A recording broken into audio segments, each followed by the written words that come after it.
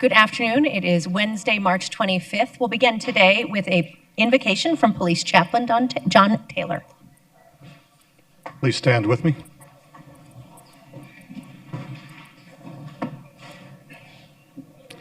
Dear wise and loving Father, thank you on behalf of all who are gathered here today. We thank you for your many blessings, and we thank you for life itself.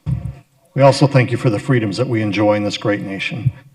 You have said that citizens should obey the governing authorities, since you have established those very authorities to promote peace and order and justice. And so I pray for our mayor, for the various levels of city officials, and in particular for this assembled council today. I'm asking that you would grant them wisdom to govern, a sense of the true needs and welfare of our people, confidence in what is good, just, and right, the ability to work together in harmony, and for personal peace in their lives and joy in their work. I pray for the agenda set before them today. Please give them assurance of what would please you and what would benefit those who live and work in and around our beloved city of Phoenix. It's in your most blessed name I pray. Amen. Amen. Thank you so much, Chaplain Taylor. Councilman Robinson, would you lead us in the pledge? Allegiance to the flag of the United States of America and to the republic for which it stands, one nation, under God, indivisible.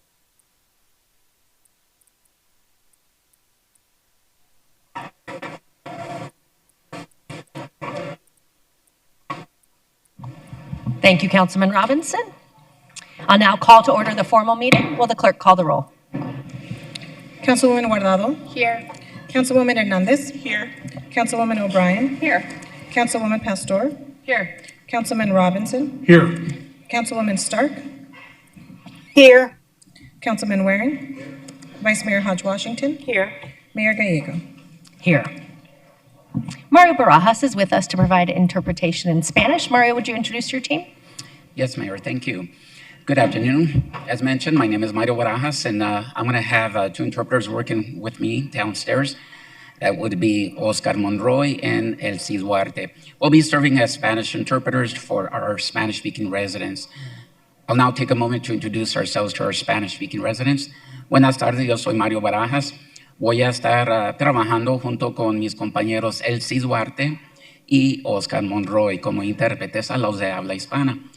Quisiéramos anunciarles brevemente de que si es que van a estar dando un comentario público, favor de hablar de una manera lenta, clara, y si acaso va a ser virtualmente, lo cual va a estar dando su comentario, evite de tener distracciones de fondo. De esta manera vamos a poder interpretarles de la mejor manera posible.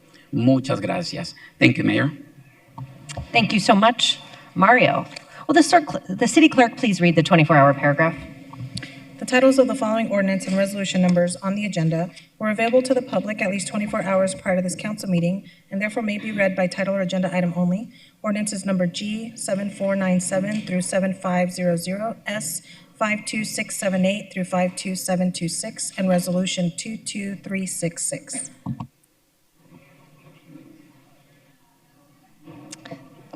Thank you so much. Will the city attorney please explain the role of public comment? Yes, thank you, Mayor. Members of the public may speak for up to 2 minutes to comment on agenda items. Comments must be related to the agenda item and the action being considered by the council. General comments that go beyond the scope of the agenda item should be made during the citizen comment session at the end of the agenda. The City Council and staff cannot discuss or comment on matters related to pending investigations, claims, or litigation. Additionally, any member of the public who appears before the council in their capacity as a lobbyist must, as required by Phoenix City Code, disclose this fact before addressing the council. The City Code states that speakers must express their comments respectfully and courteously. Use of profane language, threats, or personal attacks on members of the public, council members, or staff are not allowed. Such comments are disruptive and unrelated to the council's business. Any person who violates these rules may lose their opportunity to speak further and could be asked to leave. Thank you. Thank you so much. We'll begin with the formal meeting minutes. Item 1, Councilwoman O'Brien. I move to approve the meeting minutes from September 3rd, 2025. Second. We have a motion and a second. All those in favor say aye. Aye. Any opposed, nay? Aye. Item number 2, Councilman Waring. Mayor, I move approval of the minutes of the formal meeting of September 17th, 2025. Second. A motion and a second. All those in favor, please say aye. Aye. Any opposed, nay? Aye. Thank you so much. And want to acknowledge Councilwoman Stark, who is joining us virtually due to family health reasons. We're so thankful to have you joining us with all that you have going on and really appreciate you. She is one of our great attendance champions. And also a happy birthday to several folks in the room who are celebrating birthdays this week. We next move to boards and commissions. Do we have a motion to approve mayor and city council board and commission nominations? Motion to approve mayor and city council board and commission nominations. Second. Motion and a second. Any comments? All those in favor say aye. Aye. Any opposed? Nay? Aye. Passes unanimously. If our new commissioners could come forward, we will conduct a swearing-in ceremony. We are so thankful for your service to our city.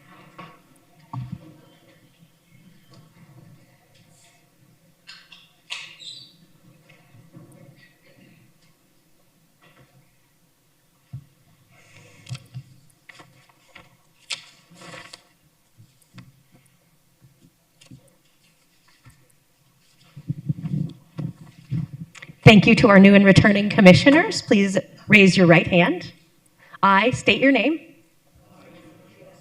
Do solemnly swear that I will support the Constitution of the United States and the Constitution and laws of the state of Arizona, that I will bear true faith and allegiance to the same and defend them against all enemies, foreign and domestic, and that I will faithfully and impartially discharge the duties of the office of, state your office, according to the best of my ability. So help me God. Congratulations on your unanimous confirmation.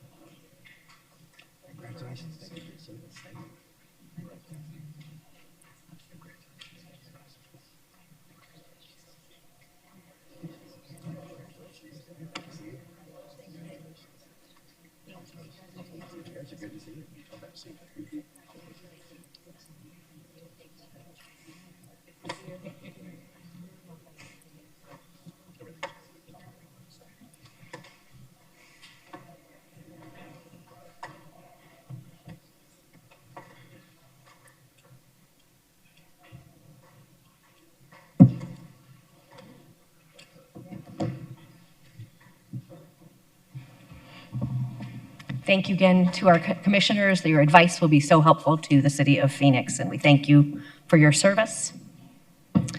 Next, we'll move to the liquor license portion of our agenda, which also includes off-track betting. We provide an advisory role to the state of Arizona on liquor licenses. Vice Mayor, do we have a motion? Yes, motion to approve items 4 through 16. Second. We have a motion and a second. Any comments? All those in favor say aye. Aye. Aye. Any opposed, nay? Passes unanimously. City Clerk, are we ready for ordinances, resolutions, new business, planning, and zoning? Yes, Mayor. Vice Mayor, do we have a motion? Motion to approve items 17 through 80, except for the following: items 25, 41, 51, 62, 72, 79, and 80. Noting that item 50 is continued to April 8, 2026. Item 72 has additional items. Item 80 has additional information. And can the clerk confirm if there are any other items that should be excluded from in-person public comment? Mayor, Vice Mayor, no other items. Thank you. Thank you. We have a motion and a second from Councilwoman O'Brien. Roll call. Morado, Yes. Hernandez, Yes. O'Brien, Second. Yes, sorry. Pastor, Yes. Robinson, Yes. Stark, Yes. Waring, Yes. Hodge Washington, Yes. Gallego. Yes. Passes 9-0. Thank you so much. We next go to item 25, which is to rename the city's March 31st, 2026 holiday and any city facilities and street signs that bear the name Cesar Chavez. We do have many members of the public here to vote. I want to begin by acknowledging that this may be a difficult item for anyone who's been impacted by sexual assault, and we are so sorry that you have to go through this. The reports of horrific abuse of girls and young women have been deeply shocking to all of us. As a community, we've long recognized Cesar Chavez's contributions to labor rights and social justice, but due to the gravity of these allegations, we now come together as a community to decide how best to move forward. We'll begin with public comment on this item with Dan, let's see. Yeah, we will start with Feliciano Salinas, followed by Jerry Van Gass.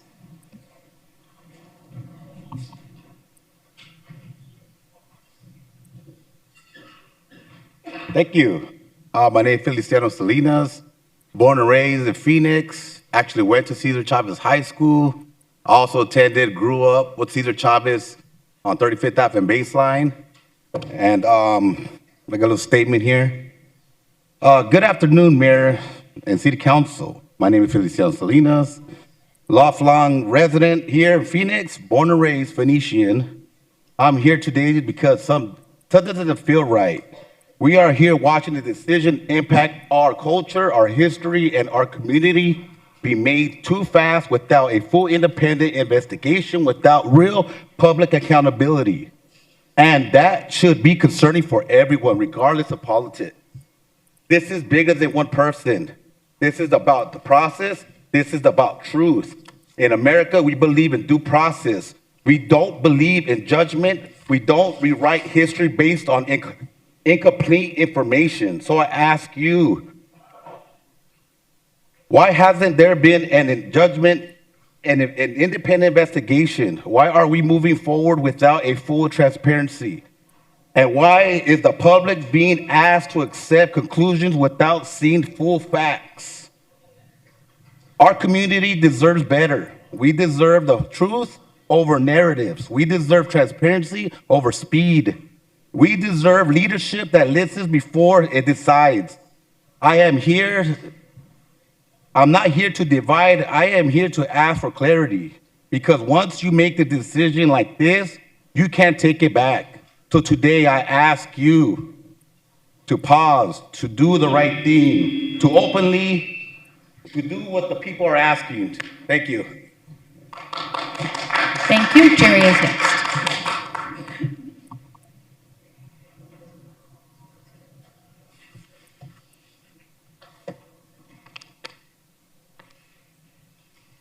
Good afternoon, Jerry Van Gass. This all seems a little surreal to me. Most people in the valley here have no idea who Jesse Owens was, and the fact that he lived his last 9 years here, most famous track and field athlete in American history, who won 4 gold medals in front of Adolf Hitler in the 1936 Olympics. He lived here, but he died down in U of A Hospital in Tucson. The body came up here to South Mountain Mortuary and then lay in state at our state capitol. Now, that is rare for an individual, real rare. And that's how much he was revered.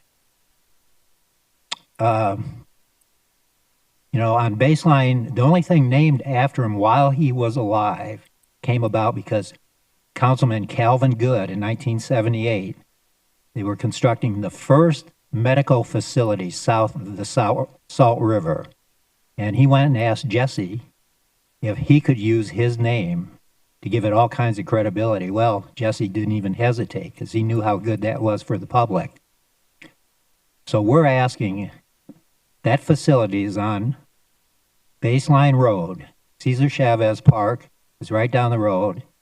If you decide to go ahead with name changes, we recommend that it be named after Jesse Owens. Thank you.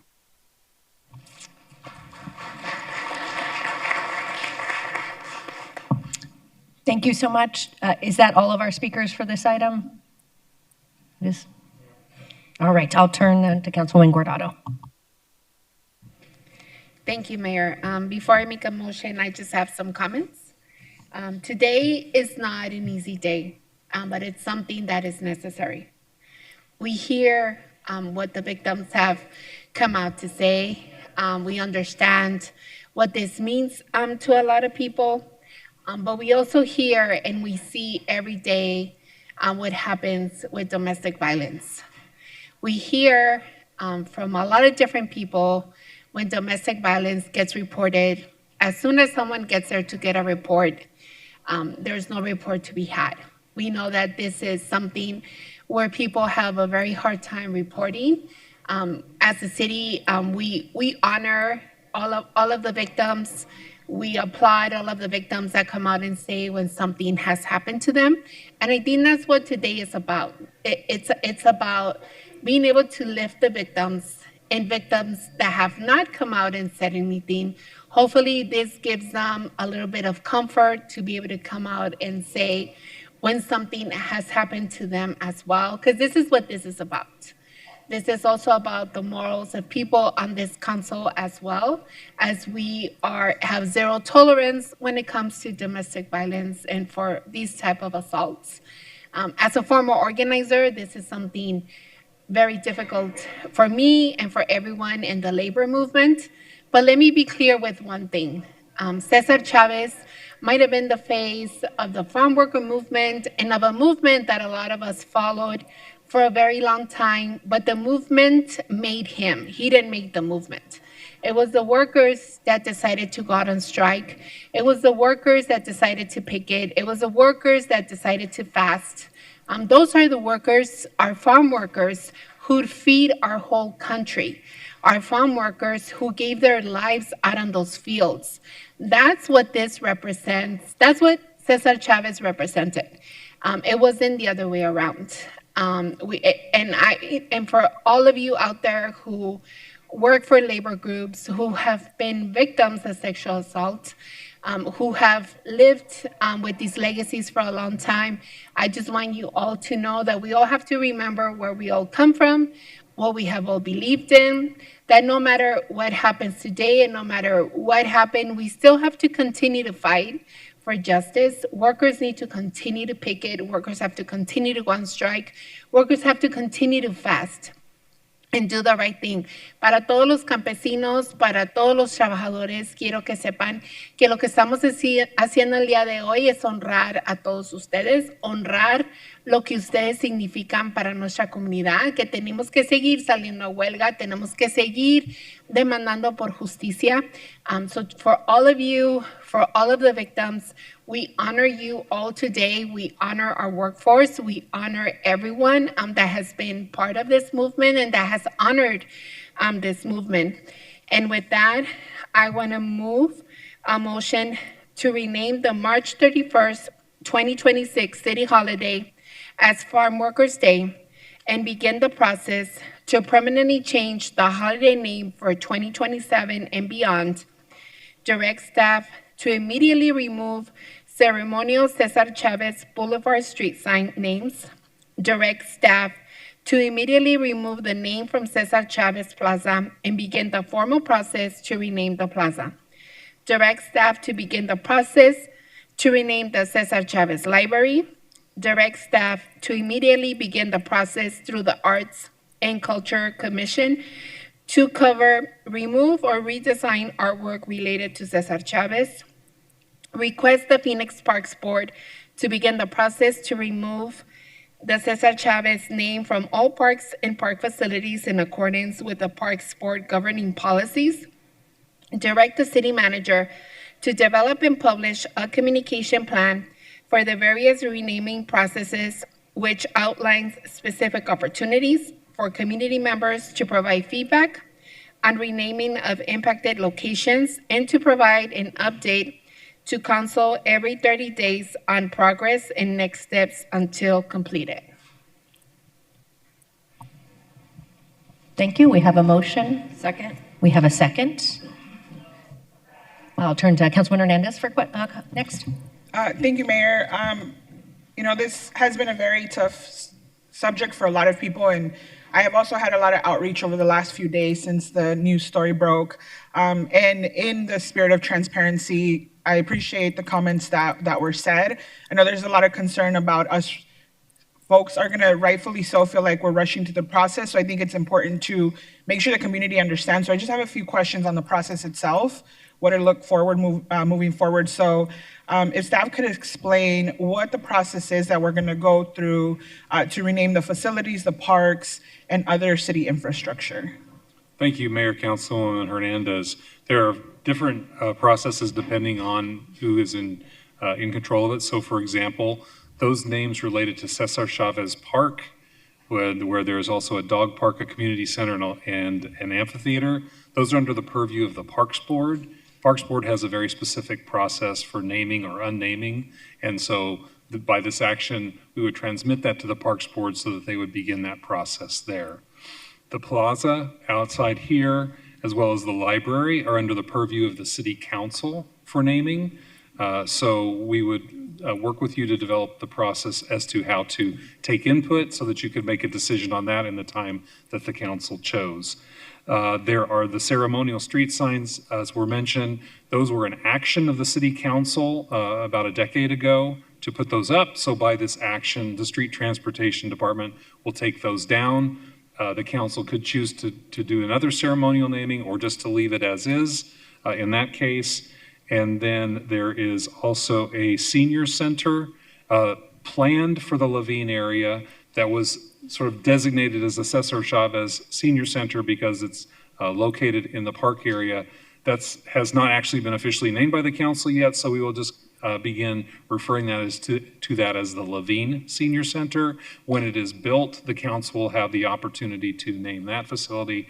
And then finally, there are 3 different art projects identified by the Office of Arts and Culture, and the Arts and Culture Commission has a very specific process that conforms with federal law about the rights of artists, where there's consultation with the artists, and so the Arts and Culture Commission will go through that process. Okay, thank you so much, Ed. I just want to make sure that the community understands that we will engage in a process to get their input in how we proceed forward, given the moment we're in.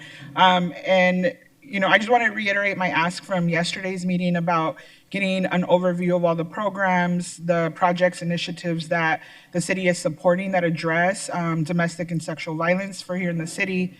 My next question is, what processes or training currently exists for Phoenix City staff?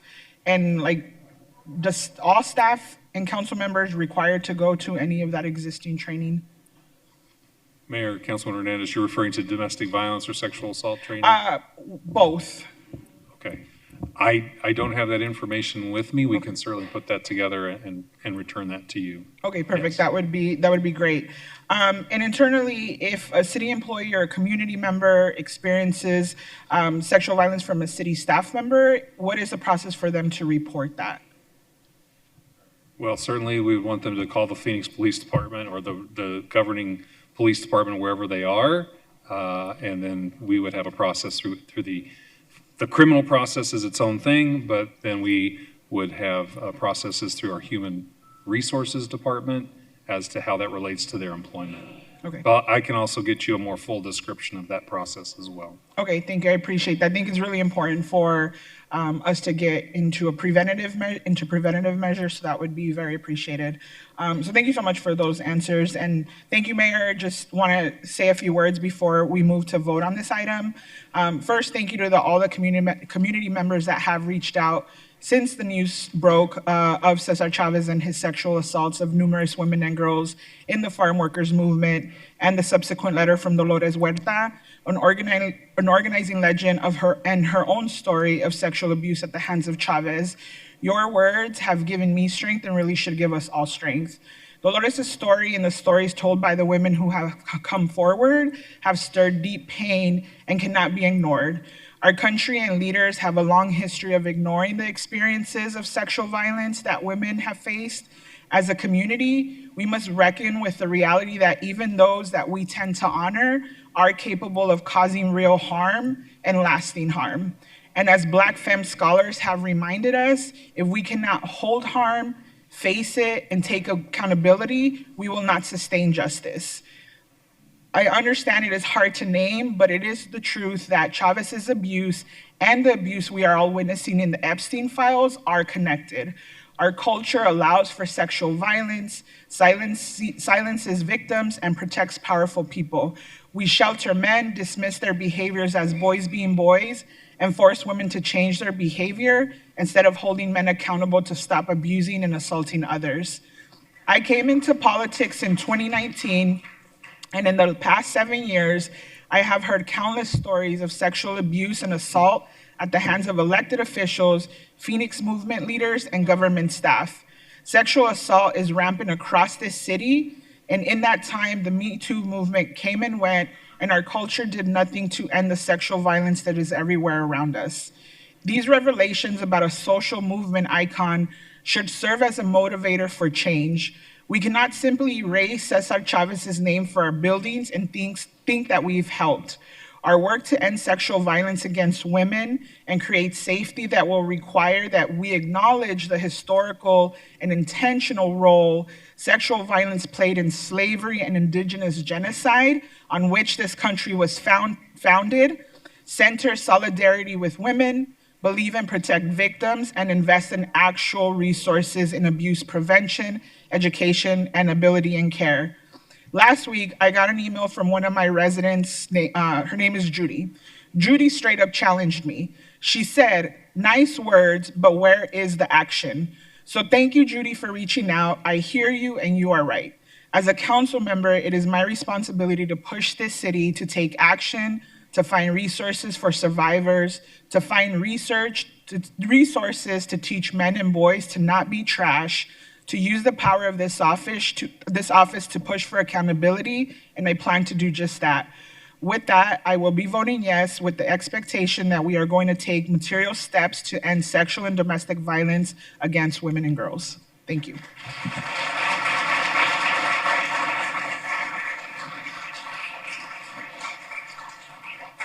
Thank you. Councilwoman Stark.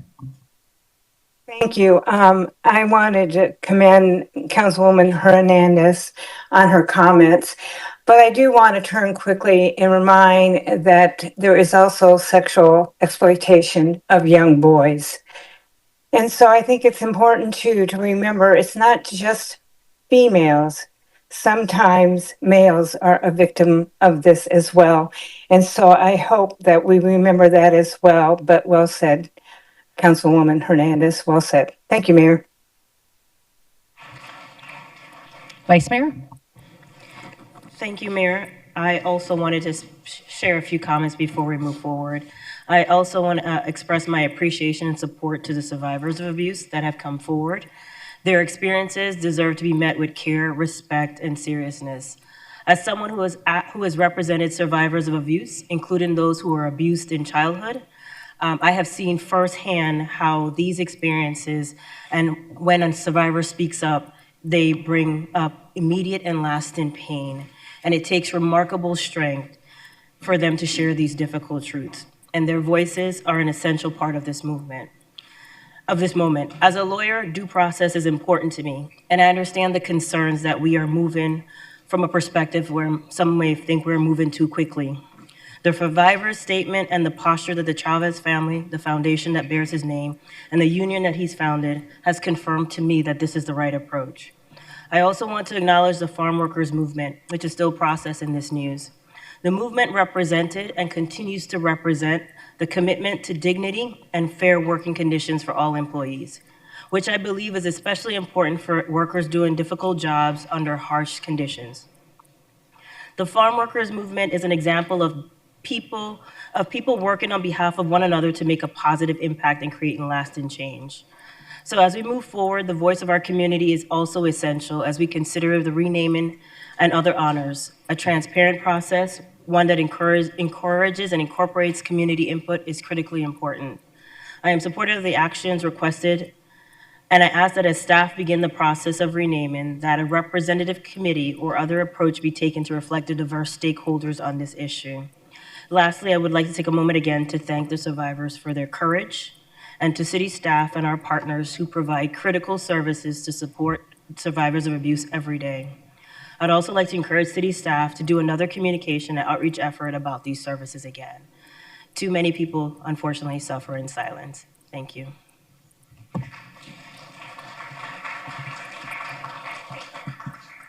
Councilwoman Pastor. Thank you, Mayor. I actually, I don't even know how to say this, but I actually was part at a certain point of the movement in my college days. And as a Metro president, I worked very closely with the farm workers and with Dolores Huerta and Cesar Chavez. So this is really near and dear to my heart. And as you know, for many in our community, Cesar Chavez was a symbol of the farm worker movement. As society, we idolize individuals who are part of a collective when we should be looking at the bigger picture. Leaders like Dolores Huerta and so many others carried the fight forward, and they continue to. Given the accounts we have heard from Dolores Huerta, Ana Munguia, and Deborah Rojas, we have a responsibility to act, and it's not okay on what happened. We must be thoughtful about who and what we formally honor in public spaces. That includes holidays, facilities, and street names. So it makes sense to rename this in the honor of the farm workers themselves as opposed to an individual person. Who we really need to recognize are the unsung heroes who do and did the work, who make the movement happen. We need to honor those who make it possible for us to bring food to our dinner table every night, who went to work while injured, who didn't have access to health care, who split a single meal between multiple people as a family, and who roomed together to make ends meet. Those workers came together during their struggle and organized. Farm workers take pride and bring dignity to their work. To this day, we must continue fighting for this movement, whether it's the farm worker movement or the greater Latino movement. This country is built on immigrants and farm workers. The movement was never about one person. The movement will live on and grow from this. The collective has to heal from the past and move forward.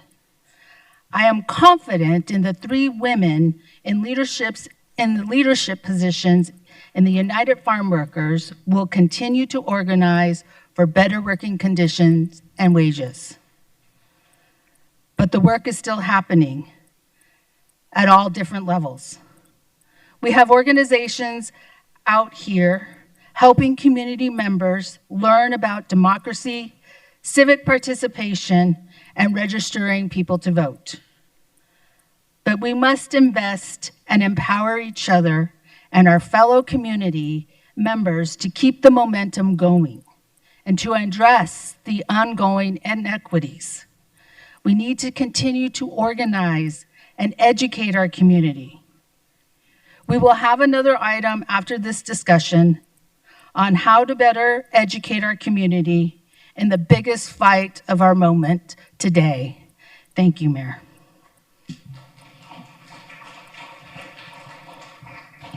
Thank you, Councilwoman, and thank you for saying their names. Any additional comments before we vote?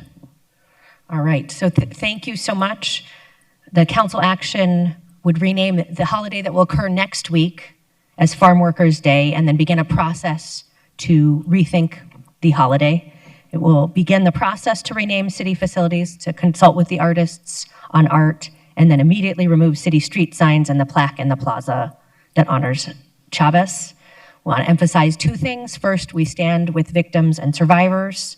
Can't imagine the courage it took for them to share their truth, and I'm deeply grateful.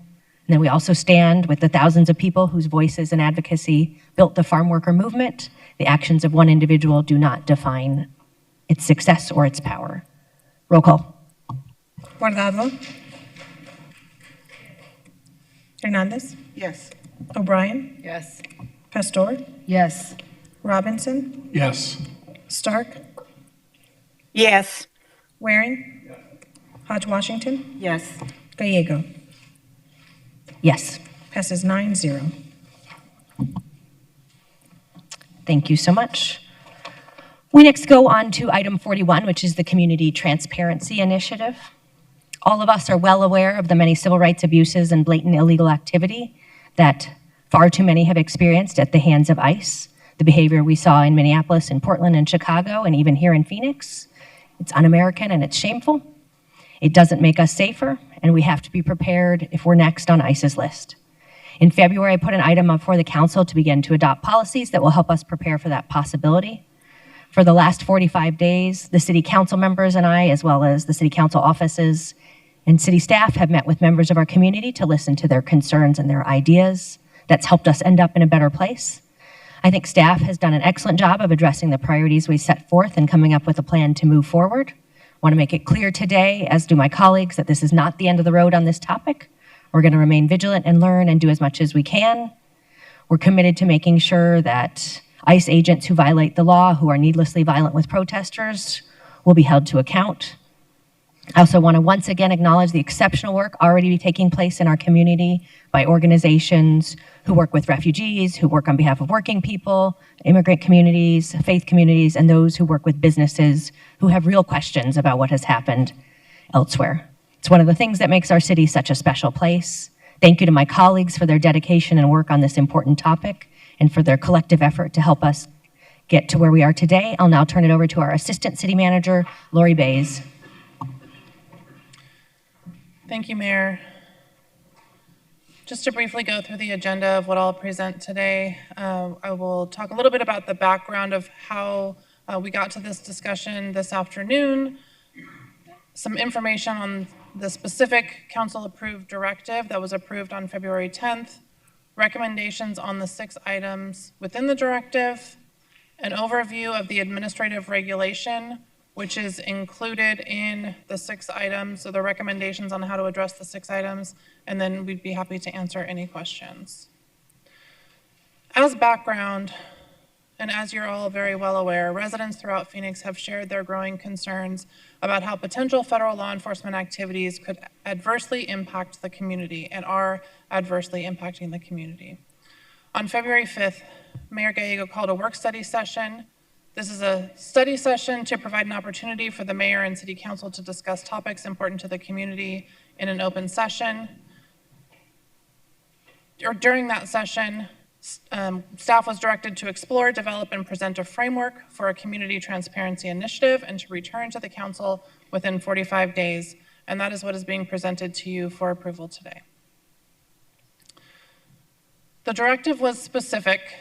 It addressed 6 different items, the first of which was to document and preserve information on federal immigration enforcement activities within Phoenix that may violate criminal statutes and/or individual civil rights with the intent to investigate crimes committed by federal agents who act outside the scope of their duties. Second, to collect data on impacts to city services as a result of federal immigration enforcement. Third, to identify potential partnerships and volunteer opportunities to facilitate the initiative. Fourth, to ensure multilingual communication channels across city services and resources. Fifth, to implement training for city employees who may encounter federal enforcement actions, including protocols related to administrative and judicial warrants. And finally, options for the council to consider relating to outside organizations staging in our parks, preserves, and other city property. So now I'll present to you the staff recommendations on those 6 items.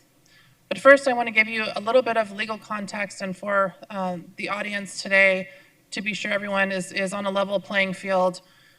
One of the things that we are working with in our legal environment is the Arizona Revised Statute 11-1051, which is an outgrowth of Senate Bill 1070, which states, no official or agency of this state or a county, city, town, or other political subdivision of this state may limit or restrict the enforcement of federal immigration laws to less than the full extent permitted by federal law.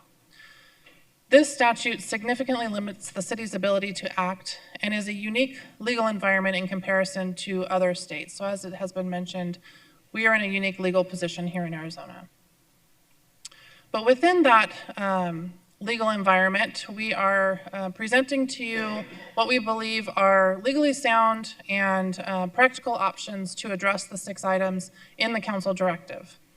So on the first item, to document and preserve information on federal immigration enforcement activities within Phoenix, the recommendation is twofold.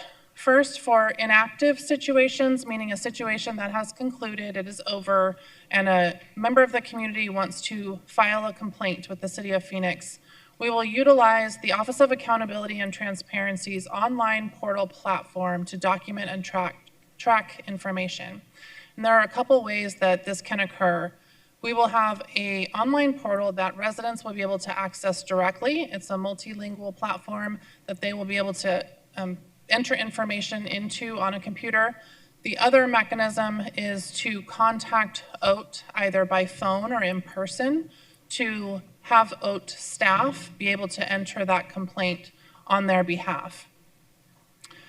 Once that complaint is entered into the portal, that will be documented for the purposes of saving that information and sharing it with relevant parties in the Attorney General's office, which I'll talk about in just a moment. But it will also be used to make a referral to the Phoenix Police Department if necessary. If there's an allegation of a criminal violation, the police department will be able to review that violation and investigate as appropriate. If enough evidence exists, there will be a referral made to an appropriate prosecutorial agency. That could be Maricopa County Attorney's Office, that could be the Attorney General's Office, or various other places. What I do want to be transparent about is that investigating these cases will be extremely difficult. We do anticipate that there will be difficulty accessing individuals to interview as part of a police investigation. It will also be challenging to get access to evidence or other materials that may be relevant. And therefore, the likelihood of prosecution is low. So I do want to be transparent about that, but we will have detectives who are prepared to investigate as thoroughly as possible. When it is a civil rights violation, our intention will be to refer that complaint to the Attorney General's office so that they may review that complaint and investigate it as they deem appropriate. Irrespective of what type of complaint it is, we do plan to both retain the information for our records, but also share that information with the Attorney General's office so that they will have access to all of the complaints that we receive. The second component to this recommendation is if there is an active or emergency situation that is actively going on, there is an opportunity for Phoenix PD to respond via our regular emergency system through 911 to investigate a report of criminal activity. 911 is also available if there is some sort of active incident going on to verify the identity of a law enforcement officer. So there are many times where there is a situation, a law enforcement situation going on, perhaps that involves Phoenix PD or perhaps that doesn't, where it's uncertain whether or not the individuals involved are law enforcement, and a member of the community can call 911 and say, this is happening, is this an actual law enforcement officer? And 911 can help to verify that for the member of the community. So that is available as well. And again, in these situations, if there is a criminal investigation, if enough evidence exists to prosecute, a referral to the appropriate agency will be made. But again, that likelihood of prosecution is low, and I want to be transparent about that. And as a reminder, all cases will be shared with the Attorney General's office.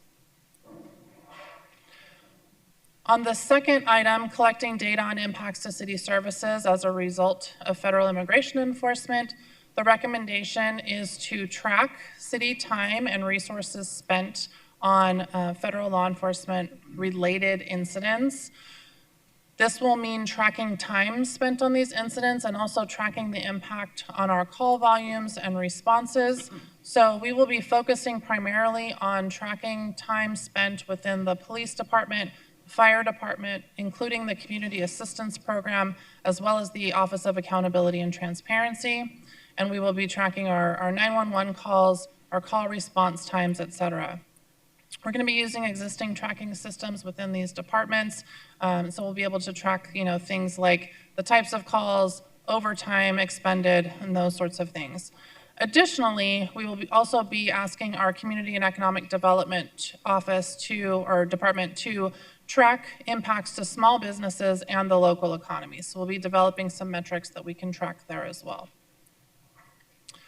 Third, on identifying potential partnerships and volunteer opportunities to facilitate the initiative, our recommendation is to develop a CTI website, which will contain information about the initiative itself. Some of the data points that I just mentioned we'll be able to post on that website, and it will also include a Know Your Rights page. This page will have information with resources available to the community about how to understand and protect their civil rights. It will also provide resources specific to various groups within the community, such as schools, employers, immigrant communities, including refugees.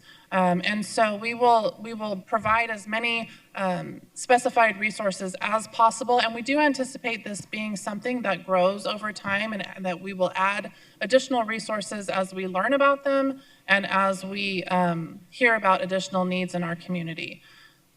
We are also in coordination with the Attorney General's office and other cities who are impacted similar to Phoenix and dealing with the same overarching state laws as Phoenix. So like, for example, the cities of Tucson and Flagstaff, as we believe it is beneficial to all of us to work together on these issues. Additionally, we will share information with our congressional representatives to ensure that they understand specifically what is happening in the city of Phoenix and to provide them data to support that information. And finally, and possibly, most importantly, as we've worked to develop these recommendations, we've worked with many community-based organizations, and we intend to continue those partnerships as we move forward to ensure that we are working together and collectively working towards a common goal. Number 4, ensuring multilingual communication channels across city services and resources. Our recommendation is to use the service that is available on our updated city website, which is an ability to, they call it a widget, I guess. I didn't really understand that word, but it is a tool that allows for the ability to translate web pages into over 120 languages. So our website now has that capability, and so our pages will be able to be translated into many, many languages. We are also going to be translating through our translation service that we contract with to translate key policy documents. So the documents, for example, the administrative regulation that I'm going to talk about in just a minute, we're going to have translated into multiple languages, and we'll be able to post that on the website. Additionally, as you're familiar, and you'll be able to see later in the meeting on the screens in the council meeting, our Wordly function is able to interpret in over 60 languages in real time hearing council meetings. So we want to make sure that we communicate to the community that that service is available as well. And as I mentioned earlier, the complaint portal that will be available through the Office of Accountability and Transparency is also multilingual. Number 5, the directive was to implement training for city employees who may encounter federal enforcement actions, including protocols related to administrative and judicial warrants. We have developed some guidelines for city staff, and one piece of feedback that we received during our stakeholder sessions was that we should train all city staff rather than employees that we believe may encounter federal law enforcement, because we just don't know where that's going to occur. And so our recommendation is that we do train all city staff using the guidelines developed. We have created a training video that will be able to go out through our learning management system, which will also allow us to track that all staff have completed that training. And in addition to that, we have created a quick reference resource card that employees can carry with them, which will have contact numbers for supervisors and the law department, so that if they do encounter an incident where they need to contact their supervisor as the training requires, they will have the appropriate information. It'll also provide them with scripts of what to say, some questions to ask, and we'll remind them of what's in the training because, we know that sometimes we take trainings and then we kind of forget exactly what the protocols are. This will allow staff to have a quick reference guide to keep with them that will remind them of what exactly to do. And then finally, the directive included a direction to staff to bring back options for the City Council to consider related to outside organization staging in our parks, preserves, and city property. After much research, our recommendation is to ask the council to direct the city manager to implement an administrative regulation regarding the use of city-owned and city-controlled property for civil law enforcement. The AR states city-owned and city-controlled property may be used only for authorized city purposes and shall not be used for any unauthorized or non-city purposes without express permission. It exempts city airports, the municipal court, and properties owned by the city but controlled by a third party not operating a program on the city's behalf. An example of that would be the arena. And it also asks staff to identify and inventory any city-owned and city-controlled property, to develop an access control plan, to identify means of controlling access to city-owned and city-controlled property, especially those serving vulnerable populations, and to develop a signage plan. The signage that will be posted is on the screen. It will indicate that this property is owned and or controlled by the City of Phoenix, used for any civil law enforcement purpose, including as a staging area, processing location, or operations base, is not permitted without prior written authorization. Leadership responsibilities outlined in the administrative regulation include approval of the signage plan, access control plan, and expenditures, authorizing additional uses of city-owned or city-controlled property, and consulting with the police chief on law enforcement requests. And finally, I wanted to talk a little bit about the stakeholder engagement that occurred as we went through the recommendations with the stakeholders that we met with, and I want to thank all of them for providing such valuable feedback.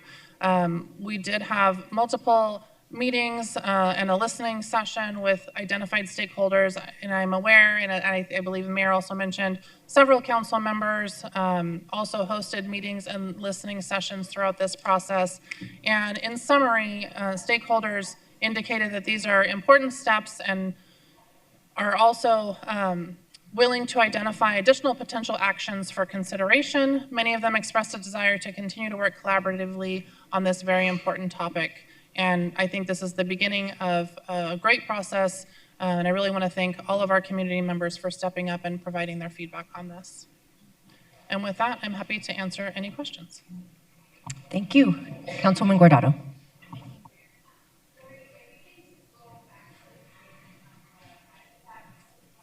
Buying questions for you. I think it was bullet point number 1.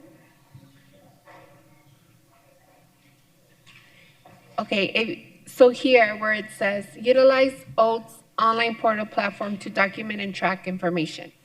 So does that mean if an if an incident with ICE happens and there's someone in the community sees that there's an issue, that there's a problem, that ICE committed some sort of violation, are they able to contact OAT to be able to make that report, or do they have to go straight to police?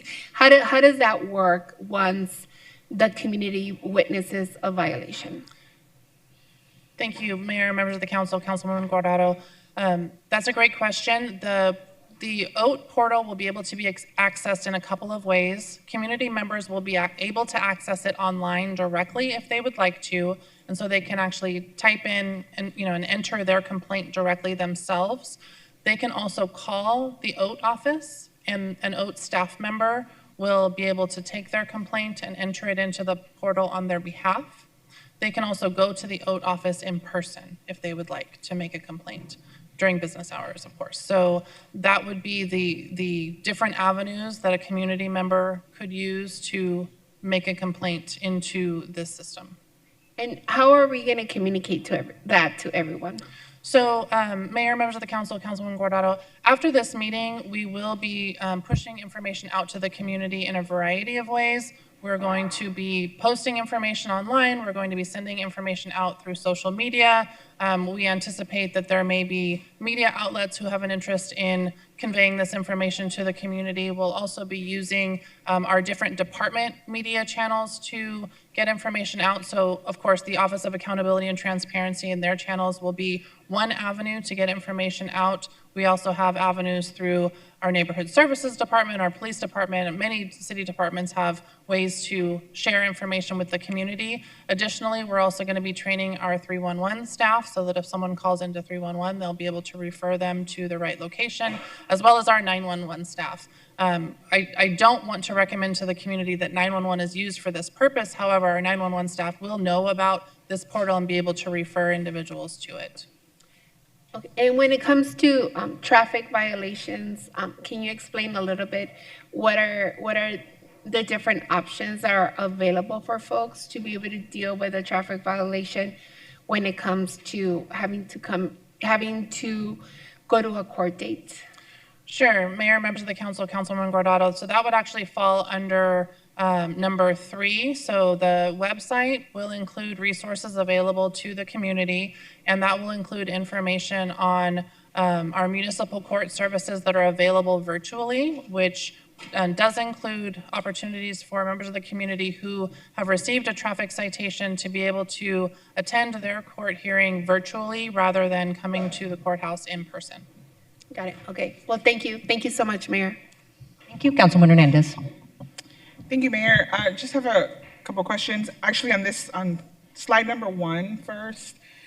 Just want to come back to really level set expectations on the investigation piece. I definitely agree, and I think a lot of us agree that it's very important that the public and community understand the likelihood of investigations. I know, we've seen other cities that have faced surges in ICE activity, specifically in Minneapolis. Is there anything you can share or anybody on staff can share on like what traction we saw around investigations there as far as cooperation from the federal agencies? Mayor, members of the council, Councilwoman Hernandez, yes, thank you for that question. We did see in Minneapolis that they experienced many difficulties in trying to investigate what was happening in their city, even things that were pretty obvious criminal violations of their state and local laws were very difficult for them to investigate. They were not given access to federal agents to interview, is my understanding, and there was also evidence that was removed from the scene that made it very difficult for their police department to investigate those incidents, which is why we would anticipate similar things happening. If there were incidents that happened in Phoenix and our police department was investigating those as a crime, we would anticipate some resistance from the entity involved or entities involved, as well as difficulty accessing evidence such as body-worn camera or vehicles or other things that may have been involved in order to conduct a thorough investigation. Okay, Does that answer your question? Yes, that answers I just want to make sure that the public really understands that we intend to investigate, collect all the data we can, and our police department investigate to the capacity they can, but that is contingent on participation and the goodwill of the federal agencies involved here. And I mean, if we saw what they did at Zips and pepper spraying protesters while they were driving on a truck on the side of the road, I don't expect full cooperation from this rogue agency. But I really just want to level set with the public that that is our intention. But the hurdle on the other side of that is the unwillingness from ICE and the DOJ to cooperate with those investigations. And then I know in the same, I think we're on the same slide. Yes, on the information sharing with the Attorney General's office, also making sure that in addition to our portal, I believe the Attorney General has made a call to the public also for a portal through her office to collect any information around civil rights violations as well. Is that correct? Mayor, members of the council, Councilwoman Hernandez, that is correct. And we are actually going to be linking to her portal as well on our resource page. And essentially what we will be doing is sharing any information that we collect to be added to the Attorney General's portal. Okay, thank you so much for that. And then my next question is, what is the timeline, or do we know the timeline yet, to complete completing the annual inventory, the signage plans and access control plans across our city departments? Mayor, members of the council, Councilman Hernandez, we are still figuring out the finer details of that, but we do anticipate that our high priority locations, which are the ones that we think are the most likely to be accessed, the most public locations, will be able to be completed in about 3 months. Okay, thank you so much. And how will these departments ensure there's consistency in signage and enforcement across the different properties? Is that going to be part of the plan that we build? Mayor, members of the council, Councilman Hernandez, the signage will be consistent. We will be letting each department know exactly what language needs to be included on the signage. We're also working closely with our street transportation department, which has the sign shop, to get the signs fabricated. So there will definitely be consistency with the language on the signs. And then we are, as I mentioned, training all city staff on protocols so that we will have consistent protocols across the city if an incident should occur and how to document that incident. Okay, thank you. And I think it's going to be really important for those locations to be aware of the translation services on our webpage that can translate to I think you said 120 languages. I know that there's a number of languages that are spoken in the city of Phoenix, so I think that's a great resource for these locations to make sure they are aware, right? Our staff is aware that that's going to be there for that specific community, so thank you for that. What should staff do if they observe unauthorized use of city property for civil enforcement? Mayor, members of the council, Councilman Hernandez, our direction to staff will be to, one, document what is occurring. We do not want staff to interfere with something that is happening. So if there is federal law enforcement activity that is unauthorized that happens on city property, we are not asking staff to interfere with that, but we are asking staff to document details about what is occurring and then to also make notification to their supervisor and make sure that that goes up the chain of command, and that that'll be each person's job to notify all the way up to the city manager's office and the city attorney's office. Okay, thank you so much, Lori. And maybe I think this is going to be a question for Ed. How quickly can the city manager or the designee approve or deny requests, these type of requests, especially in time-sensitive situations? Mayor, members of the council, Councilman Hernandez, I can answer that. Okay. So most of these requests will be law enforcement requests. So we anticipate the Phoenix Police Department being the initial contact for, and that's what's outlined in our administrative regulation, but that's also just what naturally occurs when there is a law enforcement entity in the city of Phoenix that wants to use one of our facilities. They will contact Phoenix PD either through our dispatch or through the department headquarters itself. When that contact is received, that will be routed immediately to the chief's office. There is a contact in the chief's office who is designated. It's Executive Assistant Chief Ornder, who will be the primary contact, and if he's not available, then Chief Giordano himself will receive those requests. He will immediately reach out to myself and City Manager Zerker. We will be in immediate contact to determine whether or not that request should be approved. So it'll be very quick. Okay, thank you. I just want to make sure that we are all aware of how quickly we're going to be able to move on these requests.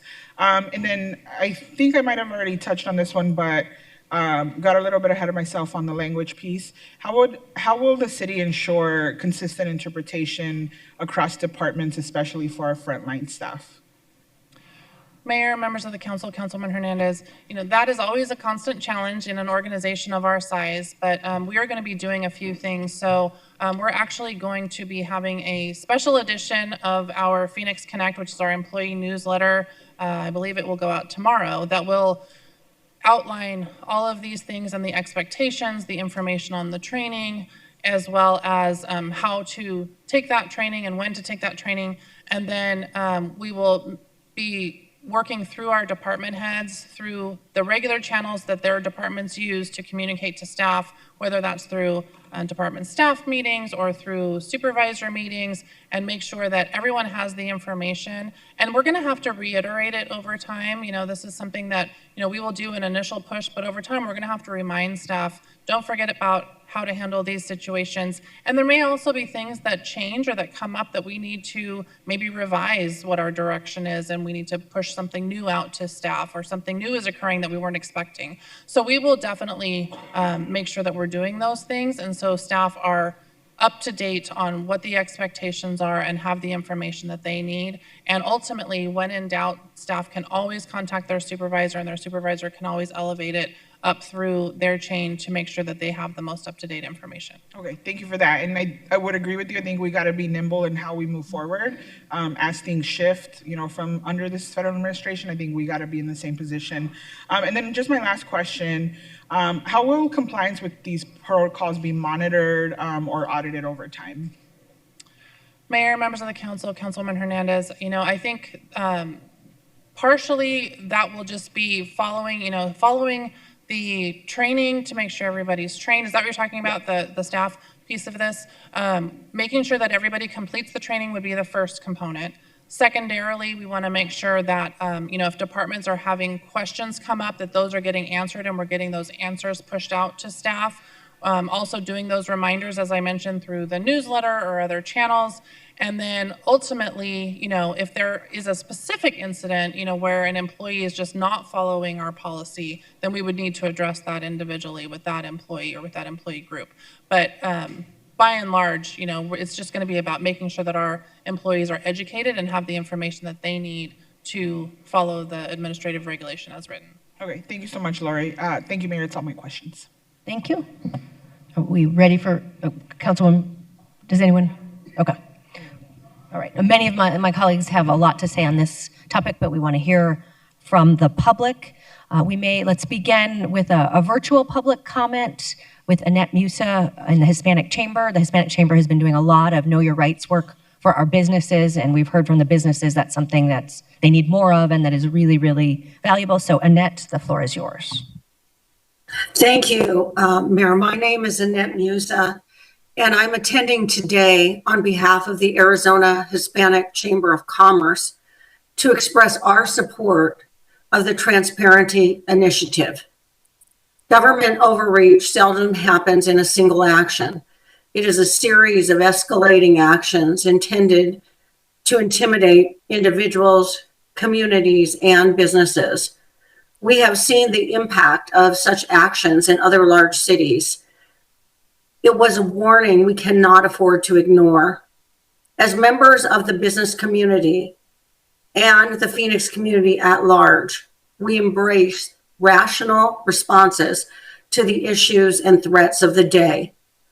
This initiative is a promising approach to addressing and mitigating escalation of actions and practices that threaten our city's well-being.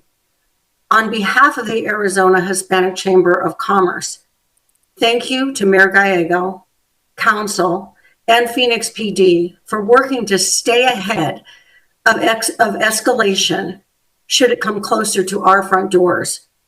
We look forward to regular reports on this work, as well as how the business community can contribute to a safe and prosperous Phoenix.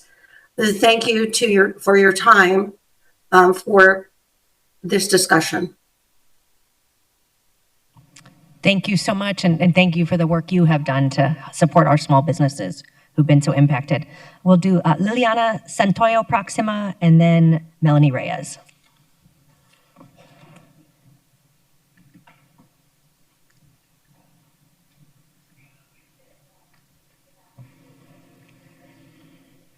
Señora Liliana Santoya, usted sigue.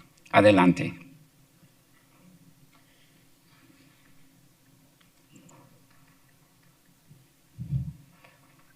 All right, we may come back to Liliana, but Melanie.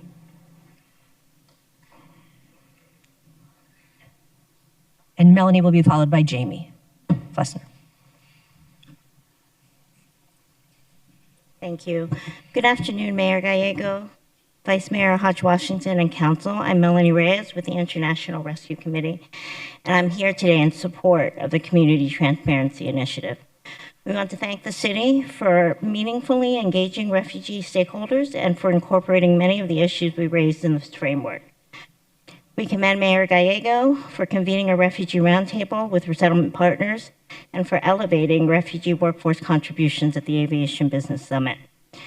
We are also grateful to Vice Mayor Hodge Washington, Council members Pastor, Hernandez, Guardado, and the City Manager's Office for your continued partnership and responsiveness. Together, your leadership has created a space for collaboration at a time when it is deeply needed. As the city continues to develop this initiative, we want to underscore the challenges refugee families are facing right now. Since 1994, organizations like the IRC have partnered across Arizona to welcome refugees, individuals who have fled life-threatening persecution and are lawfully admitted to the United States after extensive vetting. They are authorized to work immediately and over time become permanent residents and citizens, contributing significantly to our economy and our communities. But today, many refugee families are living with fear and instability due to recent unprecedented federal policy changes. We are seeing cuts to SNAP and Medicaid impacting families without green cards, including children, and increased risks of detention and deportation for those navigating their legal path to permanent status. Without targeted investment in legal services, community education, and basic needs, many families will remain at risk, forced to make high-stakes decisions between food, rent, and the legal and employment supports essential to their future. We thank the city for its continued engagement and urge the inclusion of refugees in ongoing planning and implementation. Thank you. Thank you. Jamie is next, followed by Francisca. Mayor, Vice Mayor, and Council members, thank you. My name is Jamie Flessner, and I'm with the International Rescue Committee, and I'm speaking in alignment with the other speaker from the IRC. I want to focus on what refugees are experiencing day to day and what it takes for them to actually access support and remain stable. We're seeing an increased need for basic support: food, housing assistance, employment services, healthcare, and mental health support as families navigate all these uncertainties. Employment remains key to stability, but many families need additional support connecting to jobs and working with employers who clearly understand their circumstances, their status, and their unrestricted authorization to work. For an example, an elderly client called me yesterday. She asked what she's going to do about food because she no longer qualifies for SNAP. She's also informed me that each family member in her 4-person family was charged $900 for a green card application. So she's unable to afford food, but also unable to afford the change of status application that would make her eligible again for SNAP. The family is representative of many of our families. They cannot afford to access legal services, yet their survival now depends on them doing so. Community education is critical. Right now, food and confusion are major barriers. Families don't know what policies apply to them, whether or not it's safe to ask for services, or how changes to the federal programs affect their eligibility for the programs. This means that even when families do qualify, they often do not seek the services they need for fear of the consequences of participating. Families need clear, accurate information in languages they understand about their rights, available resources, and how to safely navigate the systems. So then they are empowered to make the informed decisions for their own families. Community education cannot stop with the families. It must also reach stakeholders who serve refugees, including government agencies, faith-based organizations, and social service providers, who often lack the up-to-date guidance on rapidly evolving policies and need the support to serve the communities effectively. Unfortunately, we are seeing a declining capacity among these refugee-serving organizations at the very moment the community needs are increasing. Thank you for your time and consideration. Thank you. Francisca is next, followed by Vanessa Martinez. Good afternoon, Mayor Gallego. Thank you to all of you to give me the opportunity to talk about the people that I serve. My name is Francisca Gill. I am the Community Integration Program Manager at LSS. So I see we have helped resettle many refugees 60% of the refugees that have been coming to Phoenix has been resettled in Maricopa County, so it affects our city tremendously. We are extremely worried. We're very concerned. These are very vulnerable people that have fled persecution and conflict at their home countries, and they have been invited to resettle in the country.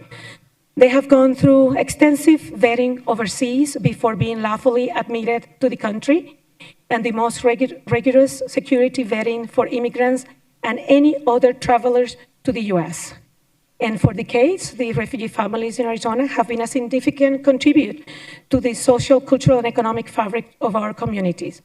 And I really want to speak from my heart. I wrote this memo to you guys, and as I was coming to talk to you, I was talking to one of our experts in the office about employment. And a group of refugees had job interviews yesterday at the airport, and they were not able to go to the airport because they were afraid. They were afraid, and we need to understand these people are working very hard to start a new life in the country. And it is so unfair that they are afraid to be in the community and continue with their lives.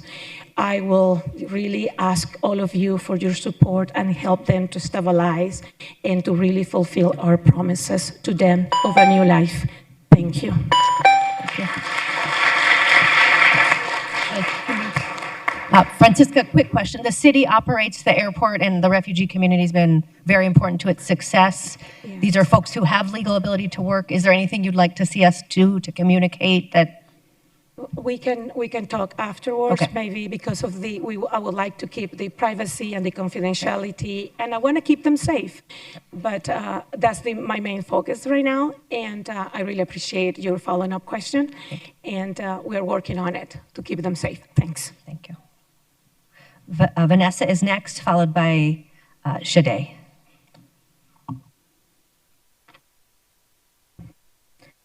Good afternoon, Council. My name is Vanessa Martinez, and I am a worker at ASU Downtown. I'm a constituent of District 4. I work as a cook, and I'm a member of Unite Here Local 11. I can say that right now we are living in scary times. I remember there was a time before as well where I saw these same fear tactics being used.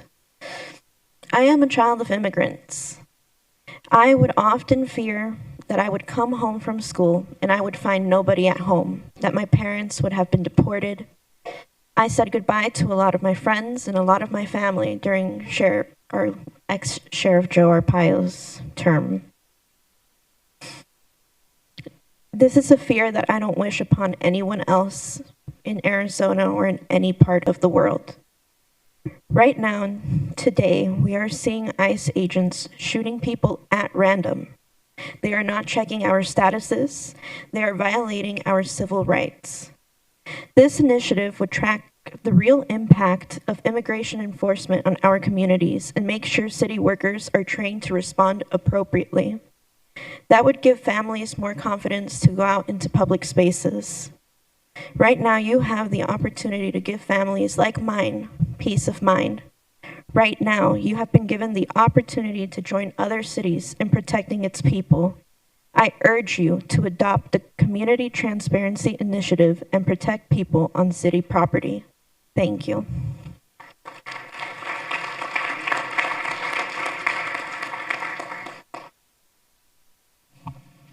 Thank you. Shade is next, followed by Maribel Carrillo.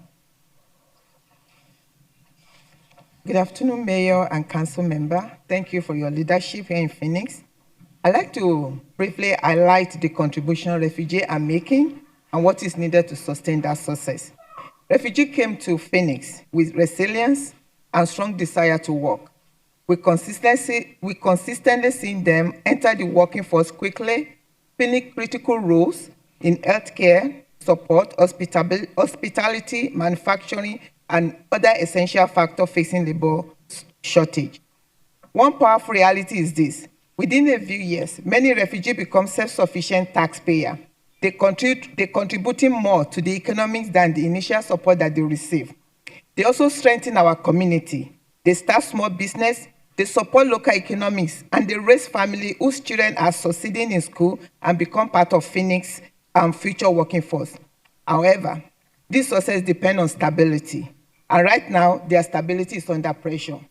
Some of them, they cannot even work right now because they're scared. They don't have SNAP benefit right now, and that creates immediate food insecurity for them. It makes it harder for families to focus on employment. They have to choose between rent or food right now. When these three areas of food, healthcare, and housing are unstable, it lowers the workforce entry for them.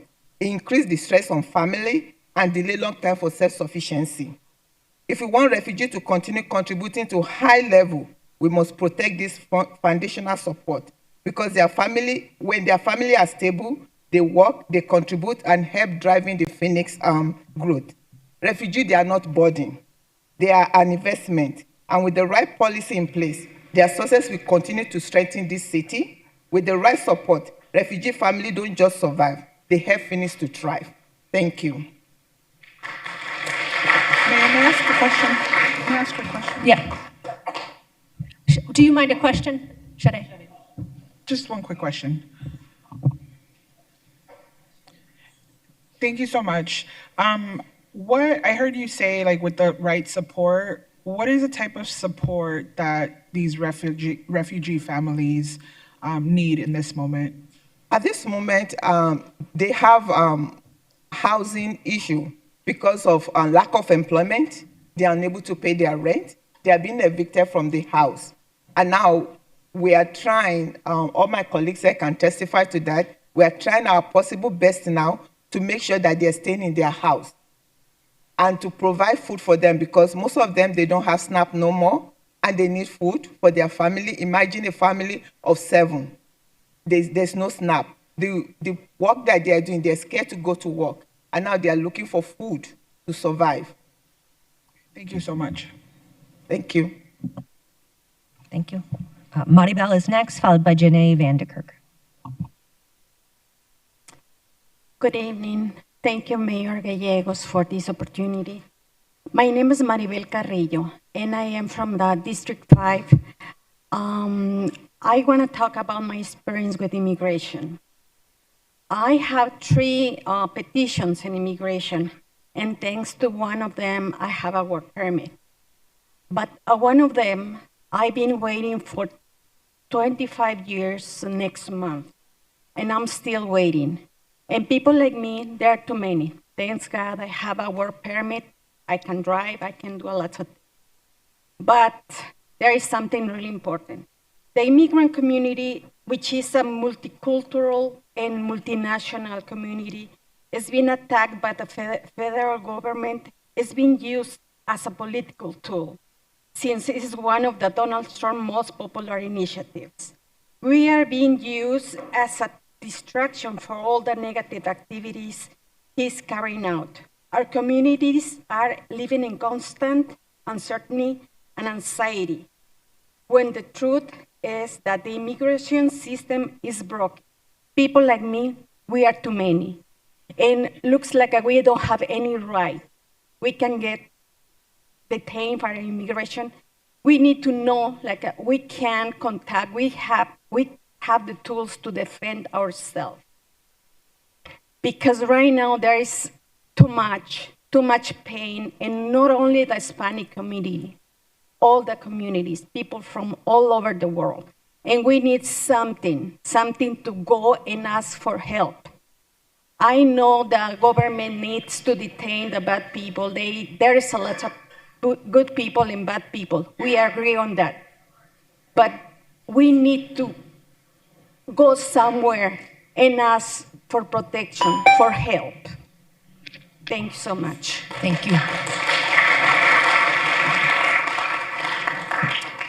Janae is next, followed by Naira.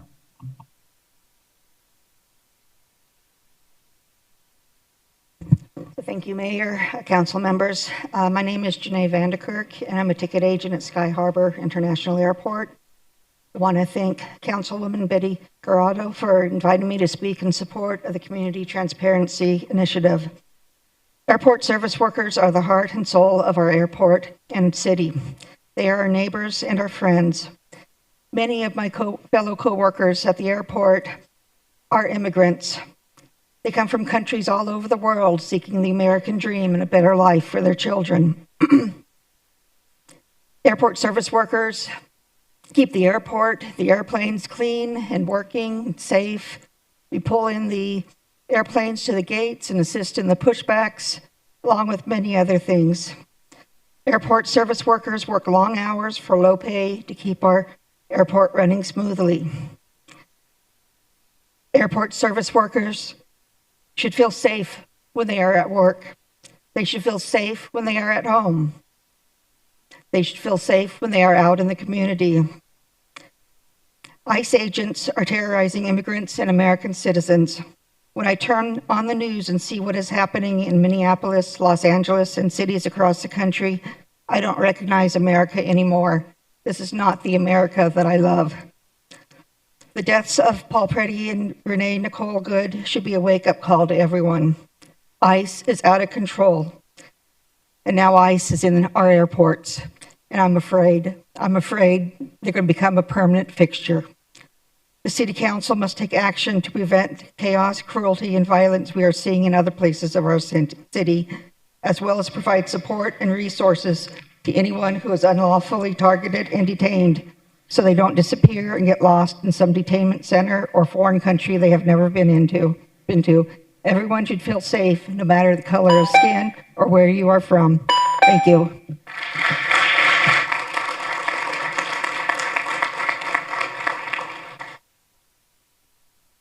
Thank you. Nera is next, followed by Susan Estby. Good afternoon, Mayor and Council members. My name is Nada, and I live in District 8, and I'm here today to express my strong support of the approval of the Community Transparency Initiative. I come before you not only as a concerned resident of Phoenix, but as a former refugee who was resettled right here in this city. My family and I did not choose to leave our home, but we were forced to flee due to persecution and our lives being threatened. When we arrived in Phoenix, the city welcomed us and allowed my family and I to rebuild our lives with dignity. In addition to being a former refugee in my professional career, I have worked for the past decade in the field of immigration policy and community organizing. Today, I'm deeply concerned about the fear and uncertainty, like many expressed, that's spreading through our refugee and immigrant communities, and I want to speak on behalf of what we are seeing. They are facing real and harmful impacts as a result of recent federal immigration actions. First, we had the suspension of the U.S. Refugee Admissions Program, which has completely halted pathways for those seeking safety.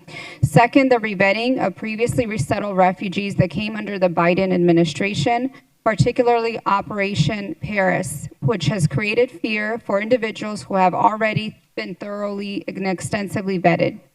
USCIS has also paused the processing of green cards for refugees, leaving many in prolonged legal limbo. Additionally, refugees who have not yet adjusted to lawful permanent resident status are now at risk of detention and deportation. These policies are not abstract. They are affecting real people. These are individuals who have already lived through war, displacement, persecution, and violence, and seen the worst of humanity. We need lawful, compassion, community-centered response. This is why we're asking you to support the Community Transparency Initiative. Phoenix has been a long, welcoming city, and I urge you to uphold that legacy. Thank you. Thank you. Susan is next, followed by Devon. Good afternoon, Mayor and City Council. I'm sorry, I do have a cold. My name is Susan Alexis, and I'm a resident of Phoenix, living in the Maryville area. I'm here today to speak out about the importance of maintaining trust between our communities and the city of Phoenix. In neighborhoods like Maryville, many families are already living with a deep fear of interacting with law enforcement and city officials, regardless of immigration status. We know that when people are afraid to request any type of service, they are far less likely to submit service requests, report failures, or use services their tax dollars support. And when this happens, public safety doesn't improve, it breaks down. That fear creates a dangerous gap. It makes entire communities more vulnerable, not less, to crime, exploitation, and victimization. When people feel they cannot seek help, those who would do harm know it and exploit this fear. So when there is even the appearance that local officials are supporting or collaborating with federal enforcement, it can push these communities further into the shadow. It doesn't just affect those directly impacted, rather it affects entire neighborhoods, regardless of immigration status. I want to acknowledge the work that Councilwoman Gallegos from District 5 and her team has done for our community. Her office and team have worked tirelessly in the area to reframe the stigma around contacting the City of Phoenix on various matters and promoting all of the resources that the community has access to. It is critical to think about how policies and perceptions shape whether people feel safe enough to ask for help. By taking a stand that the City of Phoenix is here to serve the community, it allows for shaping of perspectives to have faith in the city. I urge the council to consider how any policy or action that appears to align with federal enforcement may unintentionally undermine the very safety that we are trying to achieve. Because a city is safest not when people are afraid, but when they feel seen, protected, and able to call for help. Thank you.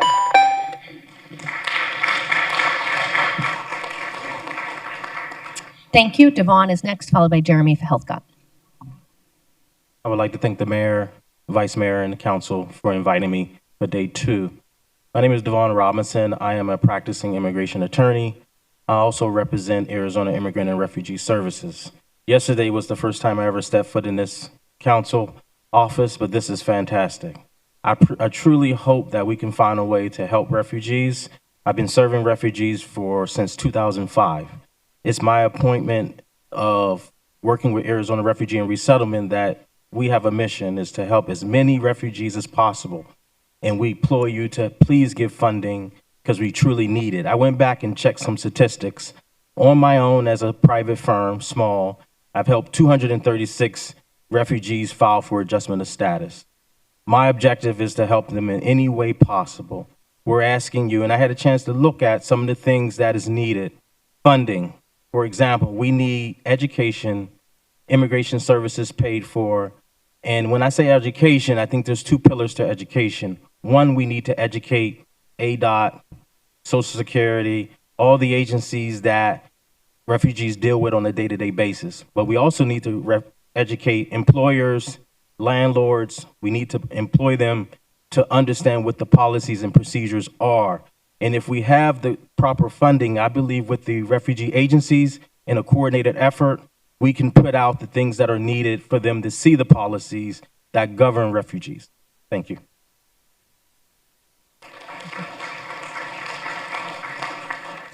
Thank you. Jeremy is next, followed by Diane Post.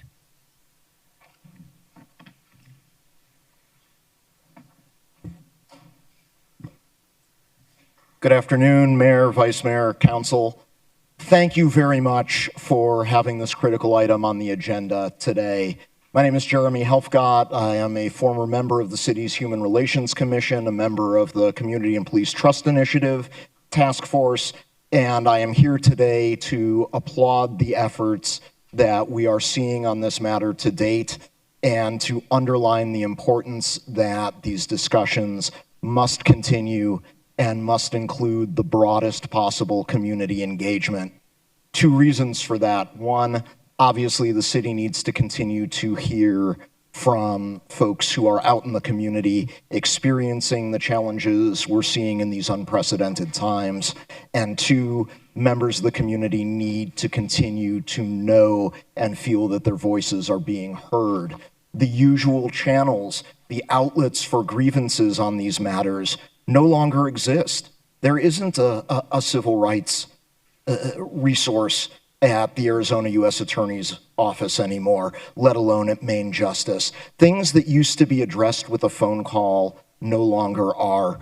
While I'm here, I do want to take a second to all of you to please ask you to join me in thanking and commending the work of city staff on this, Lori Bays and Zach Walls, Chief Giordano, Chief Orender, the executive staff at the fire department, and members of the city attorney's staff have been incredibly engaged and taking the time and putting in the effort on this.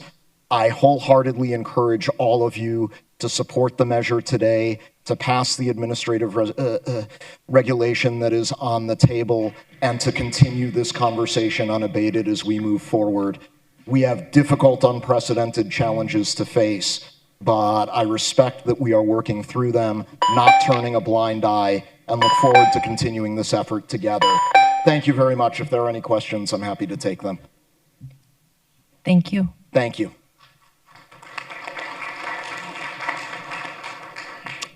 Diane is next, followed by Alex. Good afternoon, Mayor and Council. My name is Diane Post. I'm an attorney and I'm a resident for 46 years. This is a very good policy to start with, but it is not enough. One of the problems is that the chief of police can recommend to authorize it and the city manager can authorize it. Neither one of those people are elected, and there are some sectors of the community that don't trust either one of them. Another area, Section 6, says that it will approve the uses for enforcement of criminal law and not restricting enforcement of federal immigration law. That's sort of opening the barn door to let the horse out. I know that under Arizona law, you cannot restrict or obstruct the federal immigration. However, you do not have to help. This morning, there was a story on NPR about the costs of ICE deployment, and I think you should have a look at that. It talks about not only police overtime, but also responding to the anti-ICE protests, the impact on other areas of policing, including the loss of police officers who experience PTSD from all of this. And none of that includes the cost of lawsuits, because those haven't started to come in yet. But in answer to the Councilwoman Hernandez question, yesterday Minnesota sued ICE because they would not assist, or they would not work at all with them in the investigation of the Preddy and Good murders and other violence that was done by ICE. So they're not going to cooperate with you, and you're going to have to sue them. Chief O'Hara of Minneapolis said that the problem was not the immigration enforcement per se, but the unsafe and questionable methods of the ICE agents. And St. Paul Chief of Police said the line between physically intervening with ICE to keep protesters safe, but yet not intervening or not interfering with immigration, it's impossible. You can't do it. The only way is not to do it at all. There is at this time hundreds of lawsuits against the federal government. There's 15 against ICE specifically. We know that they will break the law. We know that they will do that. So this is not a legitimate law enforcement agency. These are the brown shirts of the administration, and we should not cooperate or collude with these people at all. Thank you.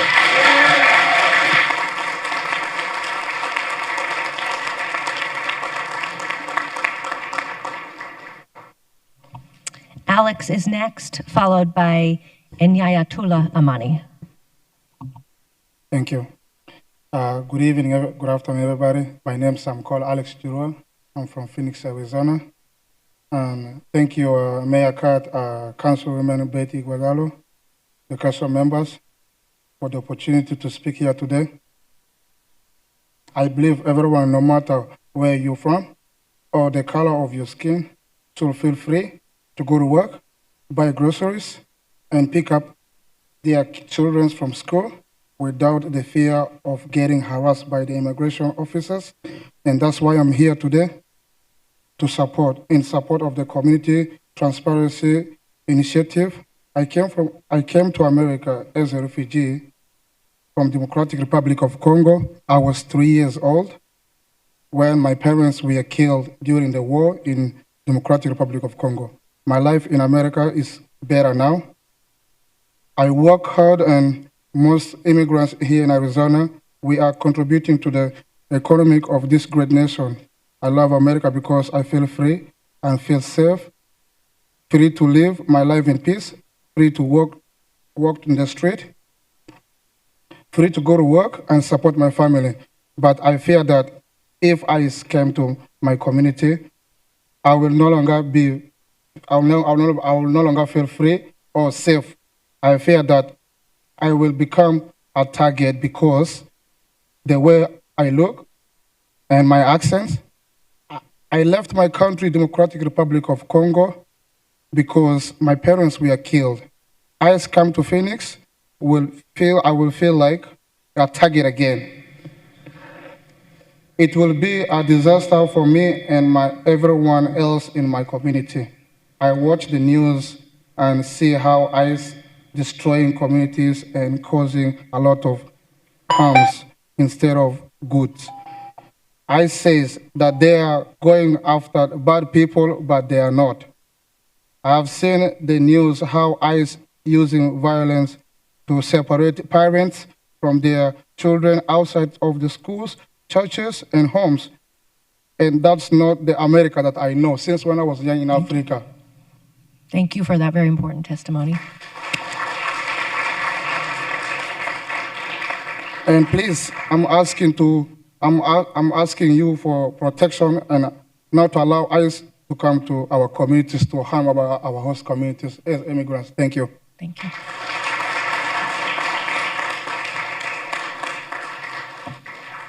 And with Enyayatola, Ezrar will come up to provide interpretation.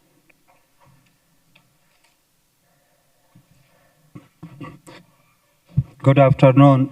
My name is Esrar Sabir. I'm an organizer for Unite Here Local 11. Behind me are hotel worker, our union represent. They also signed up to speak and have, I'm speaking on behalf of all of us. We all worked with the U.S. Armed Forces in Afghanistan for many years. We are one of many Afghans refugees that came to this country hoping to have a freedom we help fight for. Today, we worry that if we leave our house, that we will be detained and deported by ICE. We have seen what ICE has done to other communities across this country. They bring violence, death, and to the communities. They go to on Monday, our union sent a letter to all of our employers stating that the presence of ICE in our workplace create unsafe working environment. We are scared that we send back that we will be killed. For our work with the U.S. Armed Forces, we have put our life on the line for this country. So the union is doing what they can to protect its members, help people feel safe going to work. We are asking city to do their part.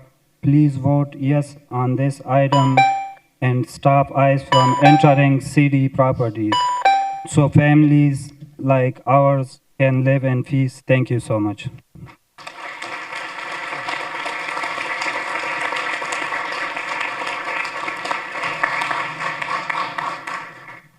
Thank you so much for your service and support for our military. I had also, did we have any other speakers in Dari? Or did you, that's okay. So that is on behalf of, I apologize for my pronunciation, Enyayatola and Habibi Hoka, Haq, and I apologize, but thank you, so that the three of them support the comments made there. Let's see, we'll go next to Jose Hernandez and then Darren Jezik. Thank you.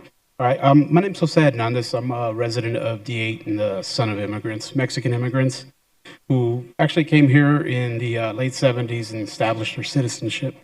So this touches close to home growing up in the 80s with INS and the fear that we lived through. First, though, I'm here in support of the initiative, but I want to thank Councilwoman Pastor Hernandez and Hodge Washington for holding a listening session and embracing community feedback. And also Councilwoman Stark for staying here during the work session to listen to the community. Now, the CTI, it's only a small step, but by adding a measure to restrict use of city property for staging ICE, it's a barrier that's going to help slow the well-documented violence dealt by DHS. It's important to highlight this violence, and we have to give context to it. Since Trump's regime took over, 4 people have been murdered by CBP and ICE. Now, there's been more shot, but those that were murdered were American citizens. And I say that specifically for those that only value human life based on citizenship status. And on top of that violence, we've seen reports of malnutrition, refusal for medical attention in detention facilities. Detention equals death now. In Trump's first term, 52 people died in detention during those 4 years. In the following 4 years under Biden, 26 died. That's still way too many. But now in the 15 months since Trump's regime took over, there have been 46 people that have died in detention, and many of these were needless deaths, including homicide.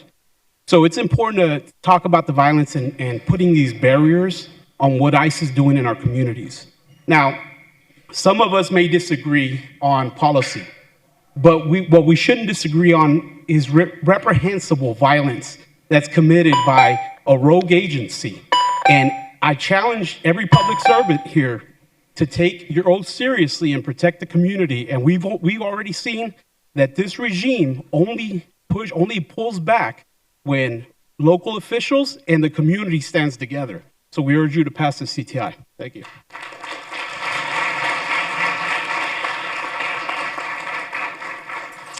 Darren is next, y Raul Cordero próxima. Hi, hope you're all doing well. There's a lady in the harbor of New York City. She stands 305 feet and 1 inch tall. She symbolizes freedom, democracy, justice, and friendship, international friendship. It stands for hope and a better life. At the base of this statue is a plaque that states, give me, keep losing it. That states, give me your tired, your poor, your huddled masses yearning to breathe free, and the wretched masses from their teeming shores. This statue is a beacon of welcome for immigrants and refugees. Our country was built on the backs of immigrants and slaves, and none of us would be here without them. To condemn them and terrorize them goes against everything our country stands for and destroys our country's foundation. To defend ICE or this administration is to stand for the destruction of our country, and we are not going to stand for it. City Council should vote to pass the CTI. We appreciate how city staff engaged the community in this process, but we know that more must be done. Thank you.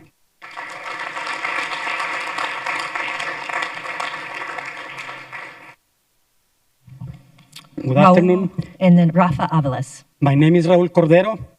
I'm a member of Unite Here, Local 11. I work at Sky Chefs. I live in District 6, and I'm here to speak about item 41.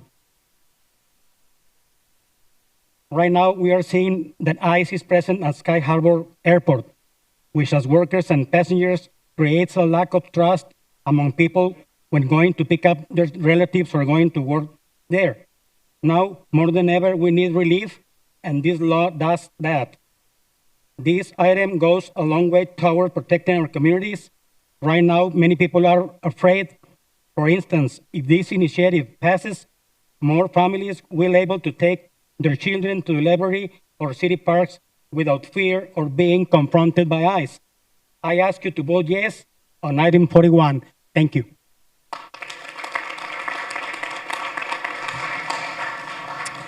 Rafael is next, and then Lupita Galvez, próxima.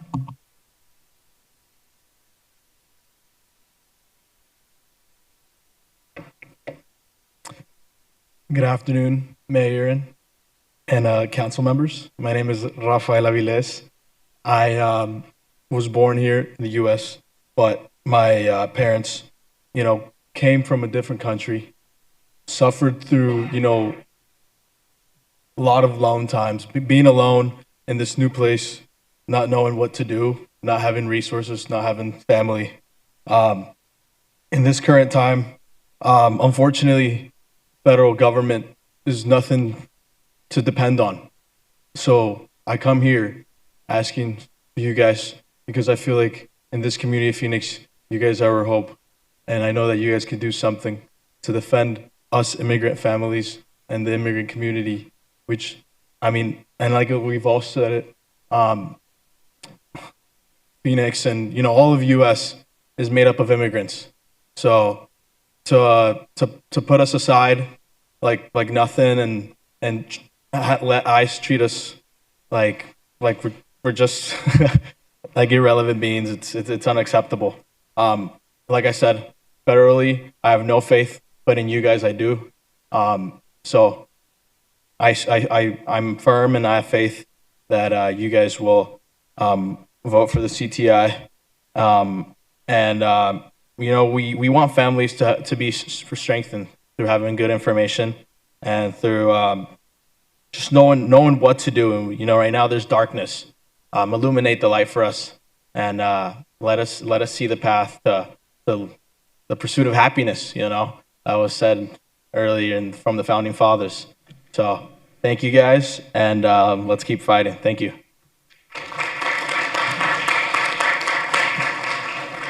Lupita is next, followed by Leonard Clark.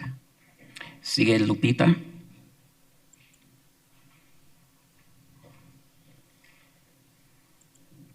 Good afternoon, everybody.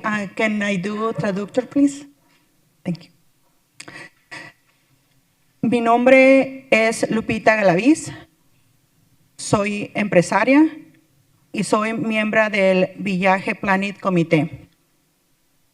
Y estoy aquí esta tarde para expresar mi desacuerdo en donde la policía de Phoenix trabaje en conjunto con ICE.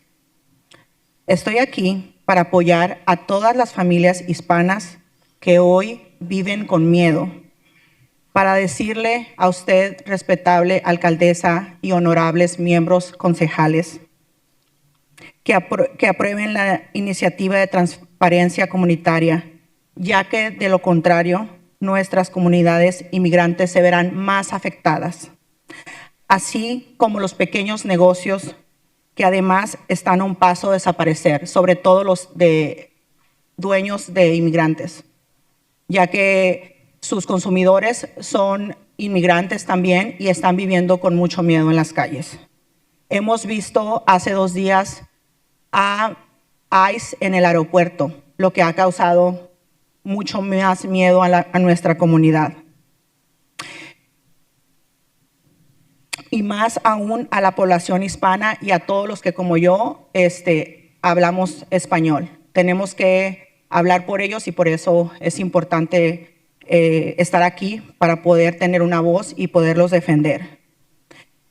Les pido por favor que esta tarde resuelvan a favor de todos aquellos inmigrantes que vinieron a este país con un solo sueño, de mejorar nuestras comunidades y de apoyar a todos aquellos que hoy trabajan y no nada más yo vine aquí hace 24 años, no nada más de los que venimos, de los que están a punto, que están llegando y están creciendo. Por favor, apóyenos. Gracias.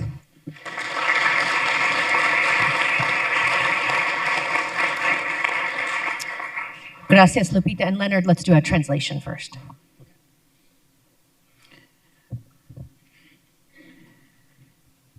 My name is Lupita Galaviz. I'm a businesswoman, and I'm a member of Village Planet Committee. I'm here this afternoon to express my disagreement where Phoenix police work in conjunction with ICE. I'm here to support all Hispanic families who live in fear today. To tell you, respectful mayor and honorable council members, that you approve the community transparency initiative, because otherwise our immigrant communities will be further affected, as well as small businesses that are already on the verge of disappearing, especially those owned by immigrants, since their customers are also immigrants and are living in great fear on the streets.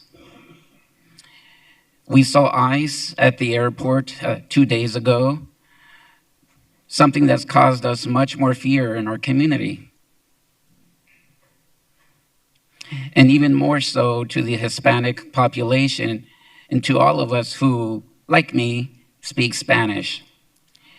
We have to speak for them, and that's why it's important to be here, to have a voice, and to be able to defend them.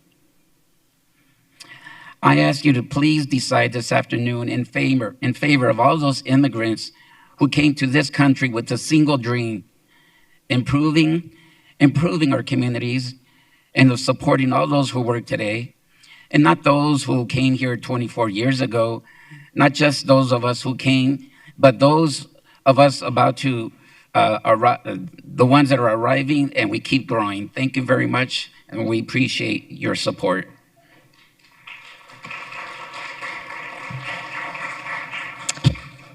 Thank you. Leonard is next, followed by Michelle Kane. Thank you, Mayor and council members. I don't live in Phoenix right now. I was born right down the street of Phoenix, but as an Iraq veteran, I want to thank those gentlemen who were just here that assisted my fellow soldiers in helping save lives. Unfortunately, now we're having to do this because we have certain individuals who believe in the Constitution of Nietzsche and not the Constitution of the United States. So at first, I put neutral on this because I thought this is not going far enough. But many of my brothers and sisters who stand up for human rights, beautiful people, they're saying, look, at least they can't stage in the parking lots. But I want this to go a lot farther because the people we are dealing with are people that do not believe in the Constitution of the United States. They believe in the Constitution of Nietzsche. Not helping your fellow man, not standing up for rights, but, either kill or be killed.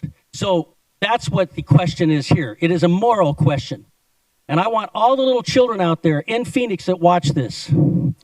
Your public officials will show whether they stand for the United States Constitution, that any little child, whether they're white, black, brown, red, whatever they are, what ethnicity, should not be ripped away from their parents against being violated with the law. So I'm all for this, but unfortunately, and this is germane, when you have the other group of people that don't follow the Constitution, people that are here legally are being kidnapped and rendered, then I don't know what to say, but I'm not going to give up on our Constitution.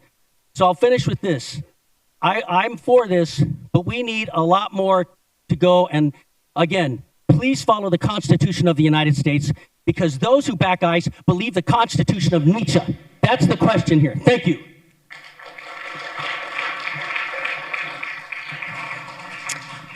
Michelle is next, followed by Dago.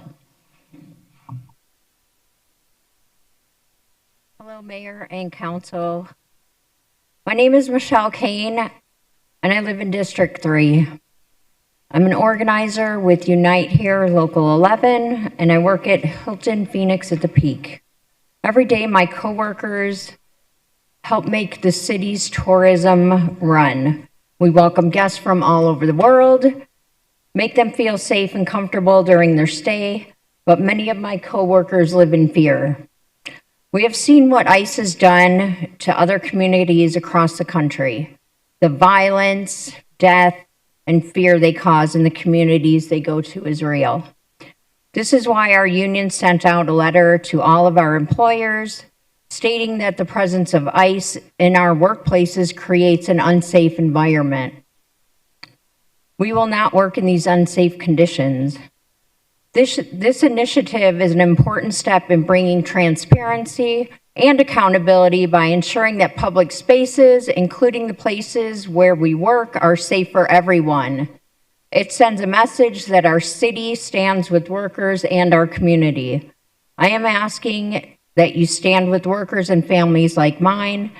Please vote yes on the Community Transparency Initiative. Thank you for your time. Dago Bailon, followed by Justin Capaz. D-A-G-O, I may have said it wrong. Okay. All right, then Justin is next, followed by Ryan Cutter. Is Justin here? C-A-P-A-Z?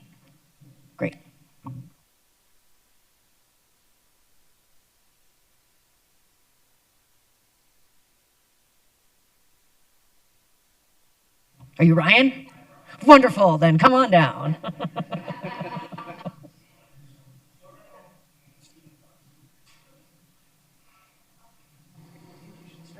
Okay. Good afternoon, Council. My name is Jessica Paz. I am a white Latino of Cuban descent. And on September 11th of 2025, I got sober. In the anniversary of the world's aftermath, I began walking through my own. I have been stepping out of a largely solitary life and finding my footing alongside my neighbors. When I was 5 years old, my parents brought me with them to a trailer in the rural South to deliver Thanksgiving groceries to a migrant family. I grew up in a Filipino Catholic church where my family was the only white one in the pews. I know what an integrated protective community looks like. But over the last 25 years, I have watched an authoritarian drift replace that community with a theater of war. Before 2001, Immigration and Naturalization Service. Then came the Patriot Act. Now we have Homeland Security, Customs Enforcement, and Removal. These are not administrative titles.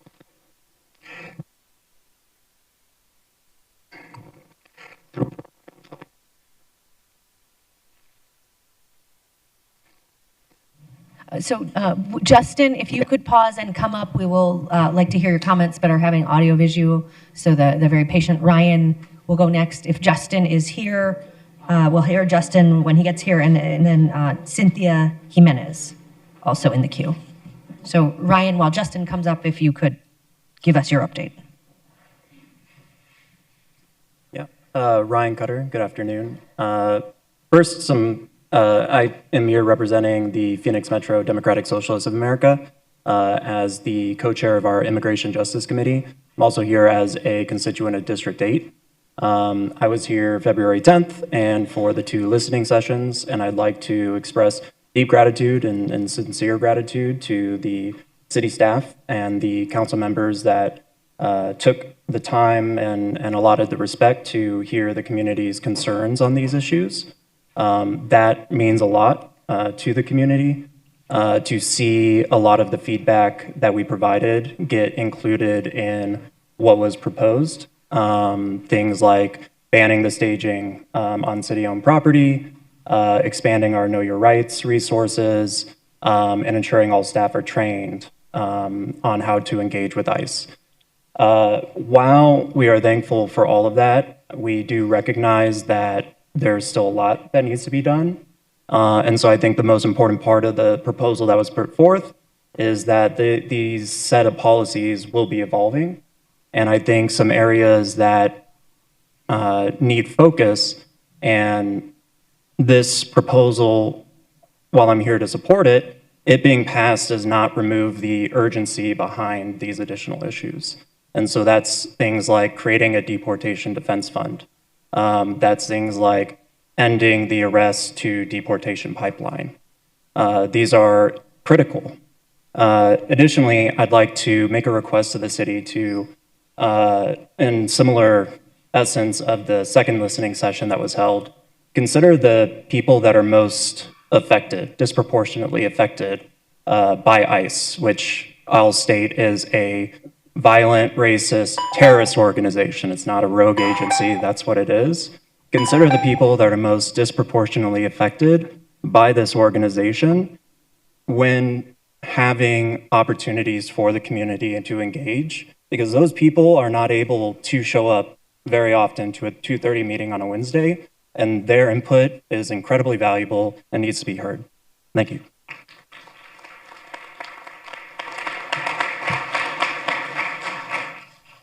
Welcome back, Justin. Hi. Good afternoon, Council. My name is Jessica Paz. I identify as a white Latino of Cuban descent. And on September 11th of 2025, I got sober. In the anniversary of the world's aftermath, I began walking through my own, stepping out of a largely solitary life to find footing alongside my neighbors. When I was 5 years old, my parents brought me with them to a trailer in the rural South to deliver Thanksgiving groceries to a migrant family. I grew up in a Filipino Catholic church where my family was the only white one in the pews. I know what an integrative, protective community looks like.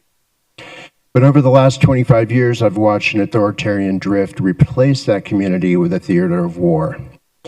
Before 2001, we had an Immigration and Naturalization Service. Then came the Patriot Act. Now we have Homeland Security, Customs Enforcement, and Removal. These are not administrative titles. They are the language of an occupying force. Through programs like 287G, that force has actively sought to deputize our local law enforcement, feeding an iron rule dragnet. The Community Transparency Initiative we are discussing today is a necessary start, but we must be clear about the role of the Phoenix Police Department. PPD already has the mandate, the power, and the jurisdiction to handle violent crime, regardless of a suspect's citizenship. We do not need them functioning as civil immigration enforcers. Advising residents, especially Black and brown residents who already face disproportionate violence, to call PPD when ICE is present is a dangerous contradiction. Finally, this city runs on a $2.1 billion budget. Dedicating $2 million to a deportation defense fund is less than 1/10% of your ledger. It is a rounding error to you. It is survival to the families being hunted in our streets. Pass the CTI, but fund the defense and sever the arrest to deportation pipeline. Thank you.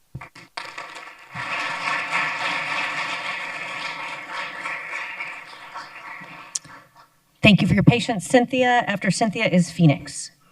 Good afternoon, Mayor and Council. My name is Cynthia Jimenez de Leon. I work for a host at the airport, Sky Harbor. I've been working there for almost 14 years. In a few days, the ICE show up at the airport. My coworkers and I were concerned because we're scared. And we don't want it to be scared at work. We are being told that the ICE is there to support operations, but many of us, like I said, brings concern and fear and uncertainty. Instead of being able to focus on work, we are worried about ICE is watching us. Whether our workplace, we also worry if our workplace is safe. I want to be able to come to work, and also my coworkers. That's why we are here in support to this initiative. So it's a step forward in changing that. For my coworkers and I urge you to pass the Community Transparency Initiative so workers can feel safe at work. Thank you.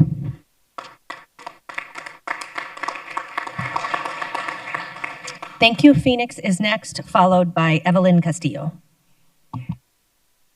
Hi, my name is Phoenix. I don't live in Phoenix, but I do teach in a Phoenix school, Title I. We have a very high immigrant population, and already I personally, first of all, I'd really like to thank the 3 council members who hosted that listening session. That was really, really impactful. I've never really gotten to get involved in this level of, local government. I really appreciated that opportunity. But I personally watched, I was like a little bit late to school. I was driving down the road and I saw like there were 7 unmarked vehicles with their lights on pulling over a yellow truck.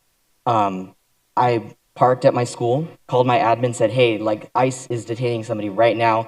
It's within sight of the school, so not on campus, but well under half a mile. Turns out that was actually one of our parents who had just gone dropping off their kid to school. Don't really know how that situation occurred as far as like if they followed him from his house, waited for him to drop off his kid, and then did that, or if, 7 cars happened to be there for a casual stop. But like I was there, I saw other kids walking to school seeing that. A parent picked me up and we like literally drove around the neighborhood looking to see if they were staging anywhere else. I really, really agree with what the previous speaker said. A deportation defense fund would be essential to helping our communities who are the most vulnerable. My district has done a really great job of figuring out how to rely on each other as a school district, but with like outside of the official school capacity. and how to communicate with each other. I would really appreciate more clarity on how schools, public schools, are affected with this initiative. And also, I really want to say that the actions that we're seeing from ICE are racist. They are not coincidental. Like, they are trained by the Israeli Defense Force. We saw a toddler be, abducted with his father and tortured in front of him to get a confession out of him. So I feel like seeing that, it should not be very hard to see why officers are being allowed to act like they are on our streets. Thank you. Thank you. Evelyn is next, followed by Sherry. Good afternoon, Mayor and Council. My name is Evelyn Castillo. I am the Phoenix Field Organizer with Organized Power in Numbers. I'm here today because our community is hurting and we need you to act with urgency and courage. Phoenix residents know the truth. ICE is a violent agency. We've seen our neighbors taken, our families separated, and our loved ones harmed, even killed in the streets or in custody. Harm to any community affects us all, but this is also personal. Growing up, I lived with a constant fear that my family would be next. No child then, now, or ever should have to live with that fear. And I appreciate all the stories that we've heard so far today. That's why people power has been so critical. Community members organized, showed up, and pushed for the Community Transparency Initiative policy. Because of that, it includes real, meaningful protections. We appreciate the city staff who have engaged with the community throughout this process. Thank you for holding a community listening session, and to the council members that showed up and listened. There are important steps here. Banning ICE from staging on city property will disrupt their operations. Expanding Know Your Rights resources to schools and businesses will help protect people themselves. Training city staff to distinguish between ICE administrative orders and judicial warrants is essential. For these reasons, City Council should pass the CTI. But let's be clear, this cannot be where we stop. Phoenix must do more. We're calling on the city to invest $2 million into a deportation defense fund so families have legal support to fight their cases. Cities like Chicago, New York, and DC have already done this, and Phoenix must not fall behind. We also need Phoenix to disrupt the arrest to deportation pipeline. When people are arrested by Phoenix PD and taken to 4th Avenue Jail, they are funneled directly into ICE custody. That is why we need a mandate for cite and release policies. And we need a firm commitment. City staff must not voluntarily comply with ICE unless legally required. Pass CTI and don't stop there. Do everything in your power to protect our people now and for generations to come. Thank you.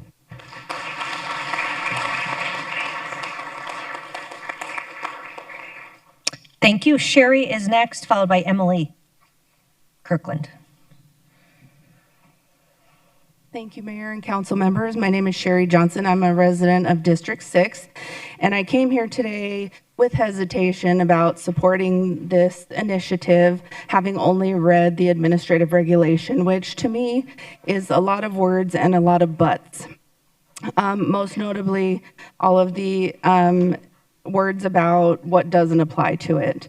And my biggest concern was that the city manager and Phoenix Police Chief are going to be the sole decision makers about who approves whether or not ICE can utilize city facilities. As Diane so eloquently pointed out, we don't have a lot of trust. So having Phoenix Police be the deciding factor as to whether or not somebody can participate in ICE activities on city property doesn't instill confidence in me. And also, the fact that there are, all of these other restrictions about why it doesn't apply. We know that Phoenix Police has recently said that they are not going to be holding the the police officers that were involved in the 2020 gang charges case accountable because they no longer work for the department. So that just tells us that you don't have to work here anymore to avoid consequences. And so I feel like having PD be the responsible parties just doesn't give me confidence in the process at all. But I was relieved to see the presentation and that there's a more comprehensive proposal at the table, not just the administrative regulation. So I'm glad to hear that this is a starting off point, not the final step. As so many other speakers have pointed out, there's a lot of important work that needs to be done. And I appreciate you guys taking the time to start here and for letting us learn about what the proposal is, and I'm in favor.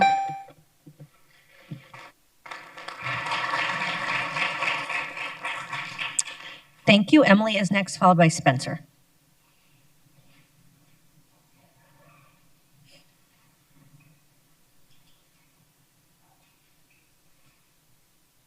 Emily Kirkland, could you wave if you're, she had to leave? Okay, thank you.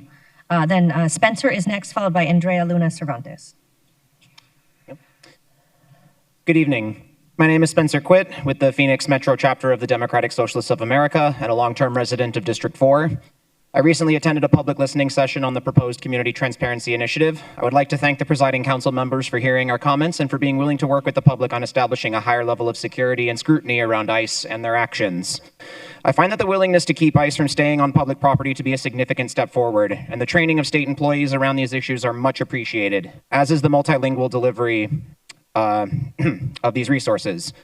My chief concern is over the asymmetric power relations between us, the public, and ICE. It takes mere moments during a detainment for the lives and stability of a family to be irreparably disrupted, and by extension, a violence done upon the community as a whole. The degree to which we can hold ICE accountable for these disruptions is not balanced by the time it takes to go through the requisite legal processes. Various speakers within the current executive administration have made regular statements, both implicit and explicit, which show an unwillingness to obey proper legal standards. And it is clear that, that pardons and biased legal defense are potential options for the current administration as a means of escaping accountability. Given this reality, the CTI is an excellent step forward, but there must be much more done. I also would advocate for a $2 million legal defense fund for those who are subject to the detainment by ICE. This is especially necessary in light of the acknowledged power imbalance recognized in this meeting today. Further, I've advanced separation and distinguishing between police locally and ICE. The greater the connection to them, the greater the culpability, and therefore the greater the weight of the moral crime that results. To cooperate with ICE is to be complicit, and the less cooperation we offer, the better. The City of Phoenix surely has legal obligations which cannot be overcome by the initiative presented today, but I appreciate the transparency in this meeting today about those barriers. But to the extent that we are able, we, as a community, should not facilitate ICE in any capacity, ideally. I support the CTI, and I appreciate continued communication around this issue. Thank you for your time.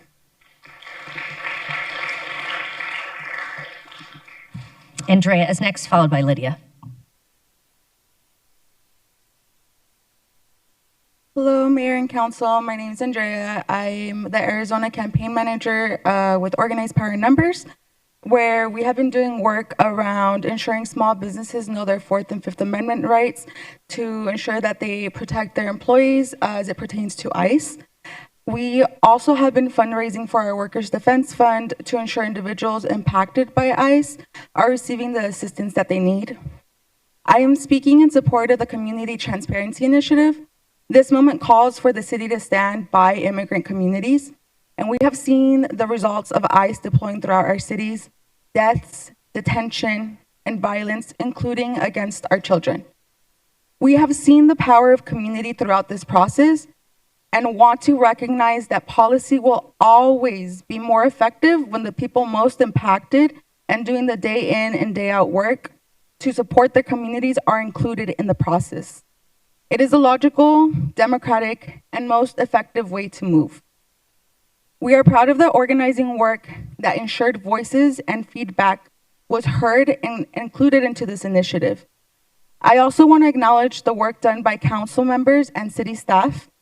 Thank you to the organizers and community that pushed for bolder solutions. And thank you to Lori Bays and Zach Wallace for continuing to open the door for the community in this matter. We believe a massive step forward and towards supporting working families is a defense fund that provides legal and wraparound support for families. We have a significant surplus in the budget this year, and the $2 million allotment would do a lot to slow down detention and deportation processes our families are experiencing. We need legal support for workers to defend themselves, as you've heard, in court and in detention, as well as resources for families being impacted by family separation. I want to name Bexar County in Texas as a county that saw this issue as a real emergency, it is in our community, and move forward with the fund. Lastly, the community is expecting a commitment today from the city that the city staff trained to encounter ICE will not only know the difference between administrative orders and judicial warrants, but that they will be directed to not voluntarily comply with ICE unless legally required. Thank you. Vice Mayor, if I may ask a question. Yes, you may. Andrea, there's a question for you from Councilman Hernandez. Thank you, Vice Mayor. Andrea, you spoke a little bit about one thing about your guys' organizing around businesses to help them understand the Fourth and Fifth Amendment rights. Sorry, the Fourth and... Yeah, no, you're right. Fourth and yes, Fifth, yeah. Sorry. There's so many rights being trampled on, we lose lists. But, and then you mentioned specifically, right, some of the families or the workers that are being impacted by family separation.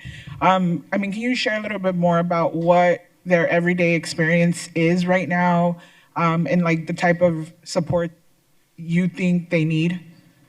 I think right now, as we've talked to small businesses across Arizona or Phoenix Valley, people have just been really in fear and not knowing what their rights are and how they can like really protect their employees. We were doing these canvases before we saw the zip braids, and people were already scared. And then after, people have continued to be really like eager to know what they can do, and some of these things just are delineating what a public and private space are. It's also ensuring that the businesses know that they don't have to, you know, necessarily provide employee paperwork at a request of an ICE officer, that they have 72 hours to wait, that they can look for legal counsel themselves. And, you know, we saw that a lot of people were scared by the zip raids. A lot of times people are feel pressured to give everything to an officer because, you know, we're told to respond to authority, and they end up giving too much and putting employees at risk. And we've seen with family members, they're struggling to meet basic needs when they lose the breadwinner of the home. They're not able to meet rent. They're not able to, you know, make car note payments. And it's really destabilizing for an individual's just day-to-day life. And that's what we've been hearing as we're talking to business members and also helping with the fund that we have. All right. Thank you so much, Andrea, and thank you, Vice Mayor. Thank you. Thank you so much. Thank you both.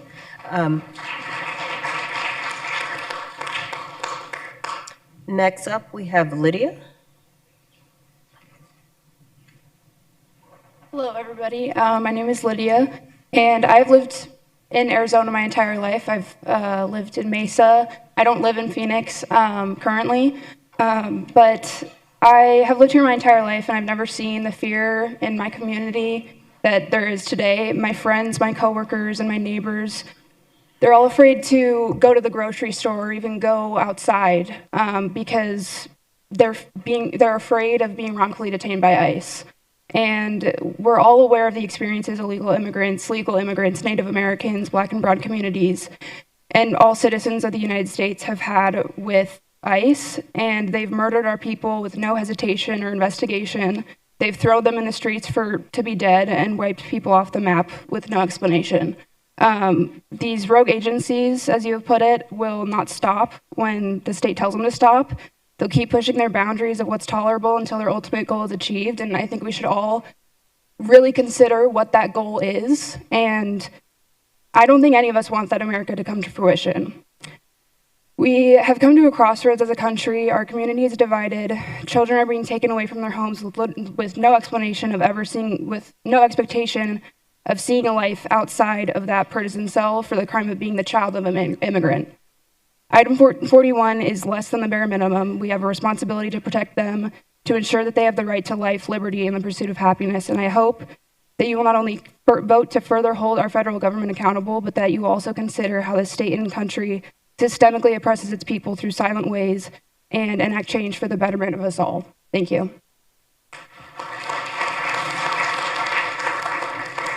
Thank you, Lydia. Next up is Joshua Molina, followed by Kat.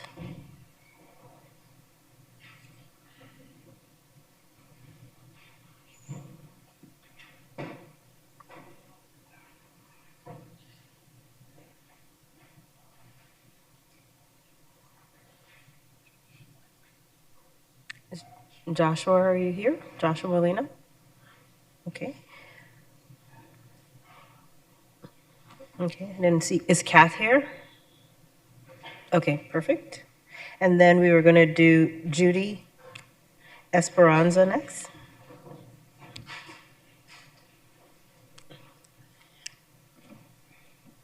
Ooh, this is kind of low.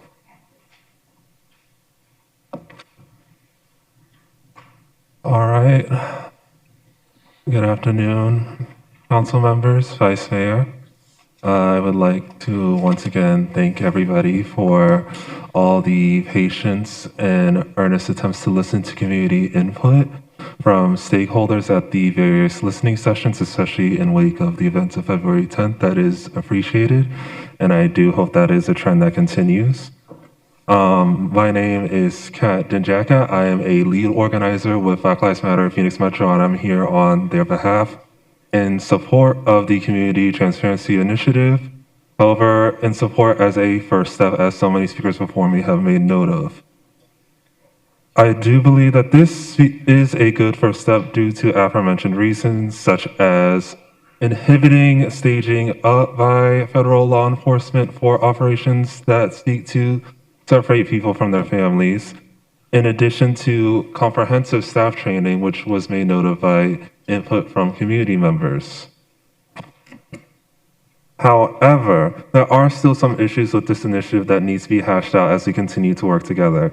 For example, the additional scope of influence given to Phoenix PD in wake of ICE's continuous abuse of civil rights needs to be made note of, especially as oftentimes it is our Black residents and Black community members that are most at risk, seeing as Phoenix PD is one of the deadliest police forces in the country, as made note of by the DOJ themselves. We also need to make note of the fact that ICE is disproportionately violent towards Black migrants in detainment centers, especially in comparison to other groups. This is all due to the fact that we had to make a reckoning with the fact that, to use Kate Gallego's words, that this institution, ICE, is not an aberration, it's not un-American, it is very American what it is all doing. And we have to reckon that in full if we are able to adequately address all the issues that ICE has caused in our communities and adequately address the violence that hurts the most marginalized of us. So I am here today in support of the CTI, but I urge the city to continue this work in order to adequately support all community members. I thank you for your time. Thank you. Reverend Judy Egney is next, followed by Esperanza Patmore.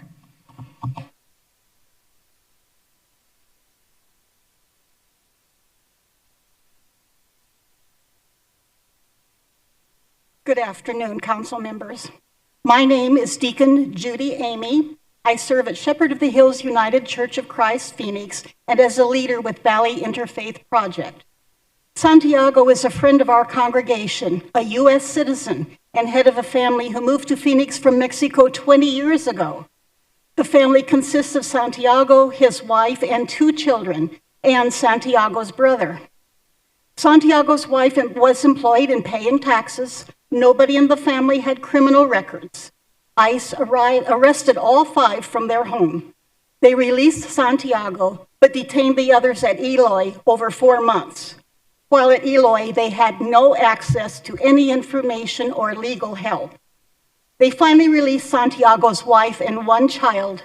The other child and Santiago's brother were deported. Their families raised over $20,000 in fines so Santiago's wife could remain in Phoenix. Santiago and his wife made several trips to Mexico attempting to get their child returned and met with both Mexican and American authorities, but nothing has changed. Santiago's brother is just gone.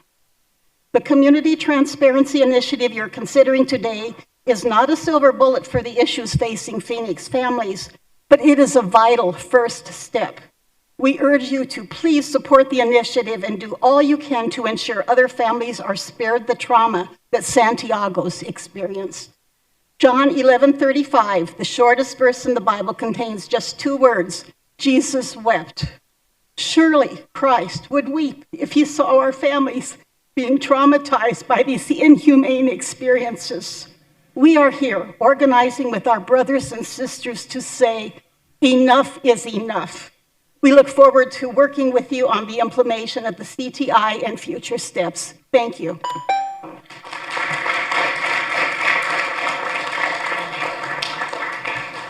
Esperanza and then Ariani. Mi nombre es Esperanza Padmore. Soy un líder VIP en la iglesia de Francisco Javier. Durante algunos meses en VIP hemos estado escuchando a nuestra iglesia, a familias, llamadas telefónicas, conversaciones uno a uno, con miedo a una detención de ICE. Hemos escuchado a madres inmigrantes viviendo con miedo de que sus esposos e hijos no regresen a casa porque sean detenidos por ICE en camino a casa o en los sitios de su trabajo. Hemos escuchado a padres con temor de perder la capacidad de pagar su alquiler y cubrir sus necesidades básicas porque empleadores sin escrúpulos han estado tomando ventaja de la situación política actual y bajando sus salarios y otros empleadores negándose a pagar a sus empleados completamente, amenazándolos que si se quejan puede reportarlos a ICE. El miedo a salir de la gente está repercutiendo en la salud mental y en la economía de nuestro estado. Estamos aquí para pedirles que aprueben la iniciativa de transparencia comunitaria propuesta. Le pedimos que se solidarice con nosotros y diga no a ICE en nuestros parques, en nuestros lugares de trabajo y en nuestros vecindarios. No en ningún espacio público donde se perjudique a la comunidad y no a la violencia de ICE. Nuestra organización apoya que los empleados del Servicio de Inmigración y Control de Aduanas, ICE, sean capacitados conforme a la ley, respetando su manual de trabajo y que no deben estar en lugares públicos en nuestra ciudad. Gracias.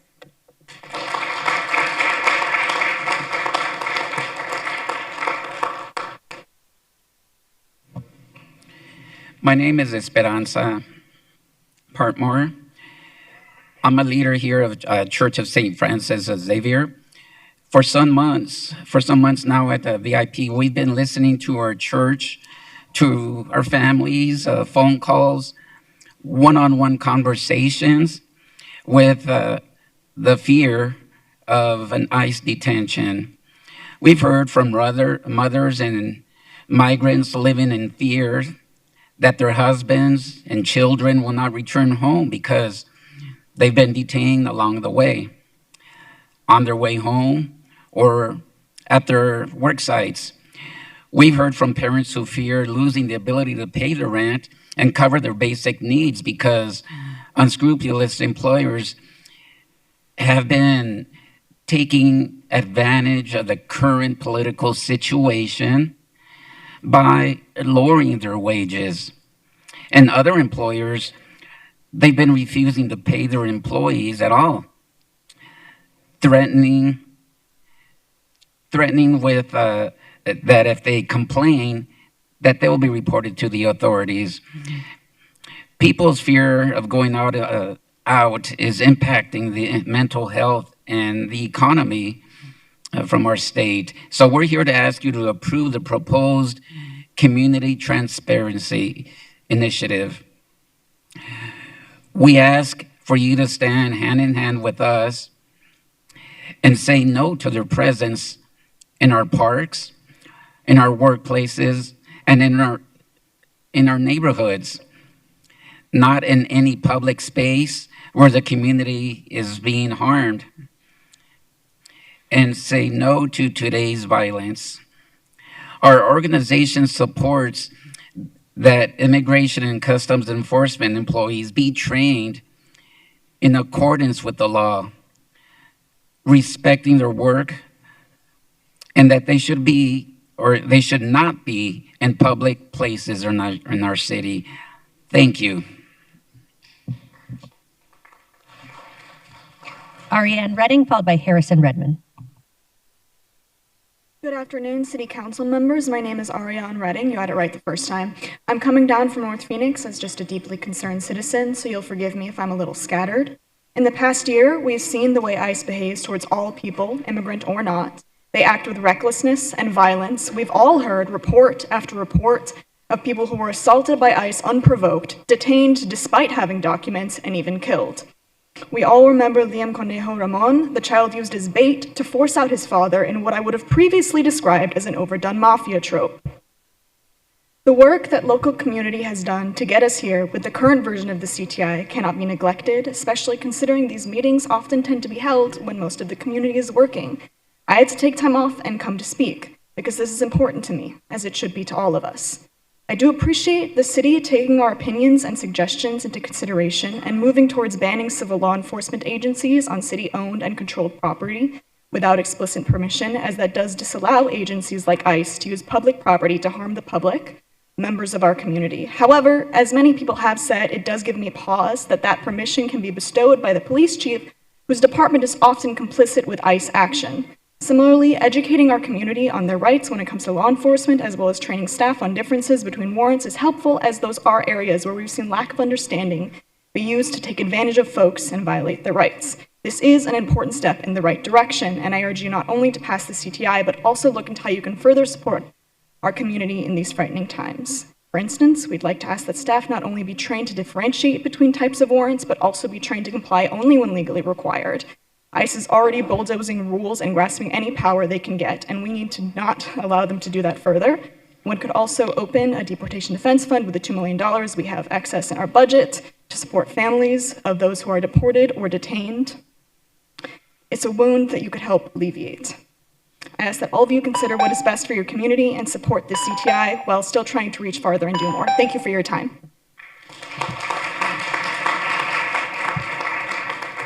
Thank you. Harrison is next, followed by Ahmad.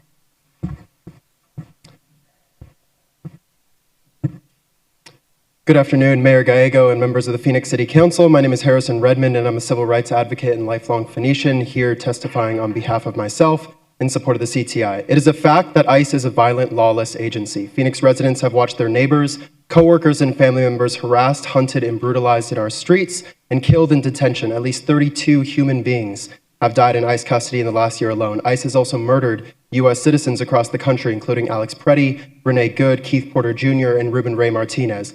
That is not a condition this city should be complicit in, and the CTI begins the work of changing that.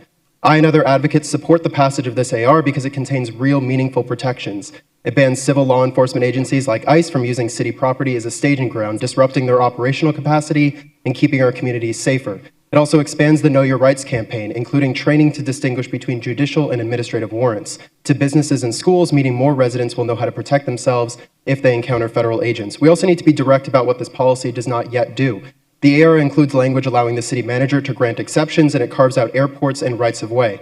With the news just this week of ICE staging at over a dozen airports across the country, including Sky Harbor, this language must be examined to ensure every person traveling through our airport feels safe and free of ICE harassment. Furthermore, the Phoenix police still play a role in funneling community members into the arrest to deportation pipeline through 4th Avenue Jail. A ban on ICE staging will mean little if Phoenix PD continues to hand people over to ICE once they're booked.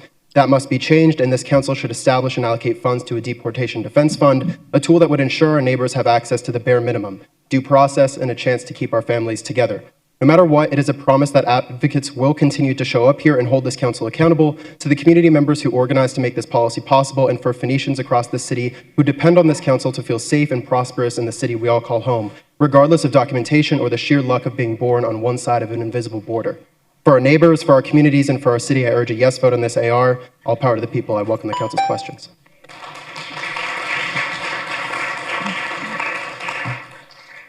Councilman Hernandez. Thank you, Mayor. Harrison, just want to ask a couple questions based on some of your comments. Immigration enforcement from staging on city property as opposed to criminal enforcement. Mayor, council member, immigration enforcement by ICE is civil in nature. It's not a criminal proceeding. So when ICE is staging on city property, it's not responding to a crime. It's conducting operations to detain and deport people, many of whom often have no criminal charges whatsoever. The city has every legal right to decide that its parks, its community centers, and other facilities will not be used as launching pads for these kinds of operations that have targeted and harmed many of our community members. This regulation also would draw a clear and legally defensible line that the city property is for city purposes, not ICE actions that harass, brutalize, and kill our community members. Okay, thank you. Just another question. In your opinion, like, what is the difference between an ICE administrative order and a judicial warrant? And why is that distinction important for us as a city to understand? Mayor Gallego, council member, judicial warrant is a warrant that is signed by a judge and authorizes law enforcement, including ICE, to enter a space or take a person into custody. It's a legally binding document. An ICE administrative order, often called an immigration warrant, however, is also called a detainer or administrative warrant, is generally generated internally by DHS itself. It's worth the paper it's written on. It can be written up on the way over. And it has no judicial review, which is why ICE likes to use them. ICE doesn't want to go to court to get a judicial warrant because more often than not, they do not have probable cause to search people's homes or their belongings or their car. And it's important to note that nearly 75% of people that are already in ICE custody now have no criminal convictions whatsoever. Administrative warrants carry no legal authority to compel anyone to cooperate. So when city employees here in Phoenix or anywhere don't know the difference, that may lead to them voluntarily handing over residence or allowing access to facilities in response to something that has no legal binding whatsoever. So training staff here in the city of Phoenix to recognize that distinction protects both residents and the city from unlawful cooperation. And knowing the difference between these two documents through Know Your Rights trainings and things like that for city employees and the public alike is a critical skill, because understanding the differences and the discrepancies between the two can mean the difference between someone going home and someone being disappeared and deported. Okay, thank you. And then just one last question. You mentioned the arrest to deportation pipeline through 4th Avenue Jail. Can you explain how that works and what the city can do about it? Sure. Mayor Gallego, Councilmember Hernandez. When Phoenix Police makes an arrest, even for a nonviolent offense that doesn't typically pose a safety risk to the community, that person is booked into 4th Avenue Jail. So once inside, they are screened by ICE. And an immigration case can be opened against them regardless of whether the underlying charge that they were brought in and booked upon is ever even prosecuted. So the most direct way the city here can disrupt this pipeline is by mandating a cite and release policy for nonviolent offenses. Cite and release means officers are issuing a citation and letting the person go rather than booking them. So this would keep low-level offenders out of jail who should be connected to community resources like housing or substance rehabilitation, and would thus reduce the scourge of mass incarceration. It would also reduce ICE's access points into our community and cost the city less money. So this is a practical intervention that complements everything that this AR already sets up. And Phoenix residents deserve evidence-based, humane, and logical solutions. This AR is a good start, but as many other advocates here today have said, and will continue to say, we urge the council to keep the door open on this because we will all be back. And I just thank you for your time. Thank you. Thank you so much, Harrison. Thank you, Mayor.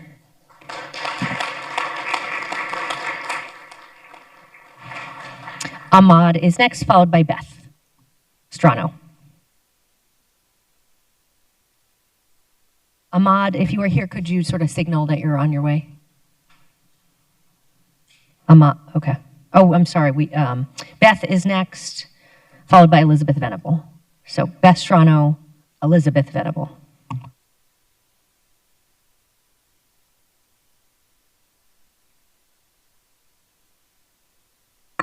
Thank you, Mayor and Council. My name is Beth Strano. I'm here representing Borderlands Resource Initiative. I want to express appreciation that the City of Phoenix is taking this seriously and taking seriously their obligation to protect the safety and the dignity of people who live here. This initiative did start out a little bit on shaky ground, but I do appreciate that the City Manager's Office and many members of Council took the necessary steps to bring in the voices of the community and to make important changes that strengthen this initiative. Many people have come today to urge you to pass the CTI, and that includes myself. But it is also really important to understand that these are just the first steps. These are the beginning of what should be a more robust, ongoing conversation between the city and targeted communities. So please do pass the CTI, but then move next to establish a deportation defense fund in the city budget to protect schools, faith spaces, and medical spaces from immigration enforcement, and acknowledging that many of the measures that are proposed today require support from Phoenix PD, at least in part, please take steps to create a more trusted community entity that could hold those roles. and implement the necessary accountability and transparency measures that should have already been developed under the 2024 DOJ investigation to protect our community from excessive force and racially targeted violence by Phoenix Police Department. Thank you.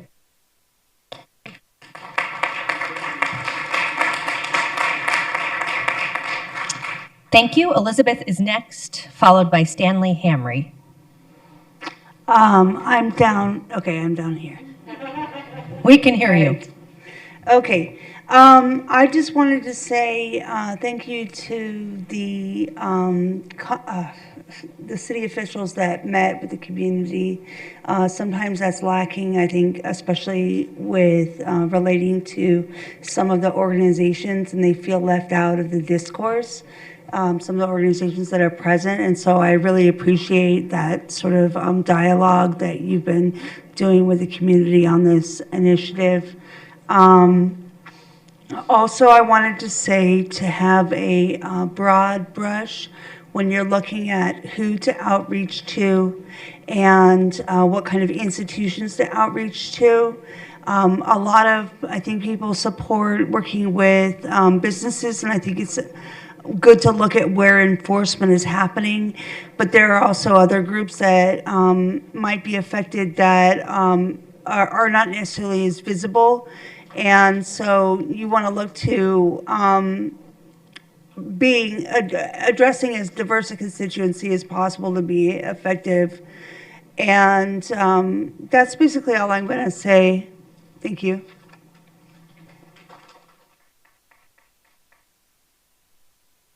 Thank you. Stanley is next, followed by Catherine. Mayor Gallego and members of the council, thank you for putting me on the list. I kind of got bumped.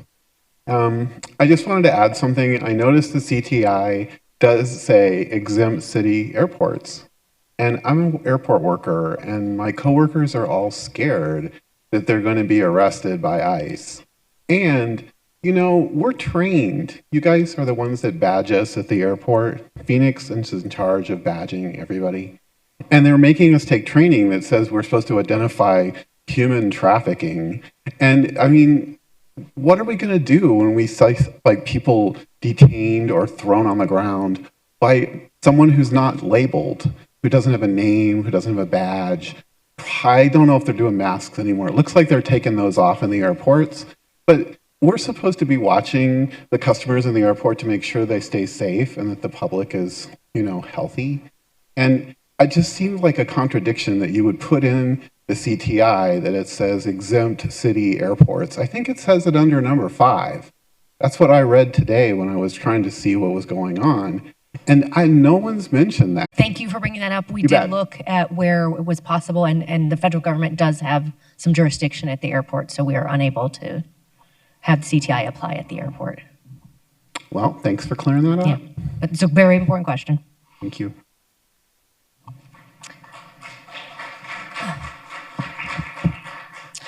Catherine is next, and then we had many people who signed up to virtual public comment, but who appeared in person. If you think you have signed up and I have not called your name, could you, and you're here in person, could you check in with our staff? And then for our virtual folks, we are coming to you soon. Thank you, Catherine. Yes, my name's Catherine Saberhagen. I'm a Phoenix resident for 40-something years. While I support the CTI, I, like many others, do not think it goes far enough. The residents of our community that will be, as ICE expands into Phoenix and begins to capture and deport people or capture and imprison people, this CTI really only covers the derriere of the city of Phoenix. It doesn't really do a whole lot for the people who will be impacted and whose lives will be forever changed. The cost to the community and to the families of people who are captured and detained illegally puts them in great jeopardy and ruins their lives and this measure really doesn't do anything for them.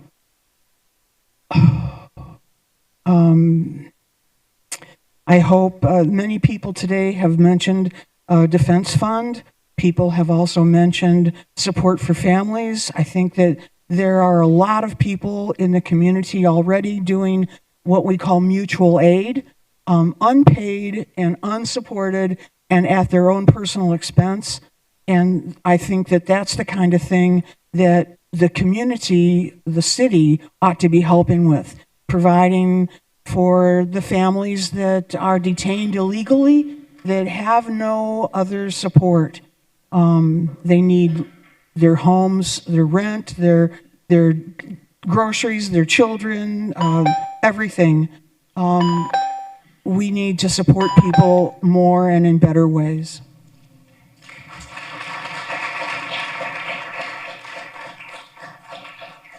All right, we have Elizabeth Gavina, Nicole Sanderson, and Renee Velez, and then I think we're going to virtual comment. Elizabeth, the floor is yours.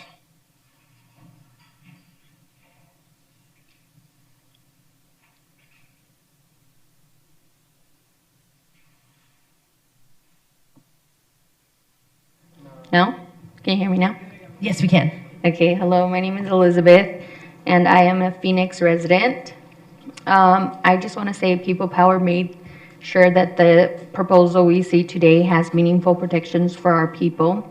We do thank city staff and council offices for engaging with community and including our input in this process.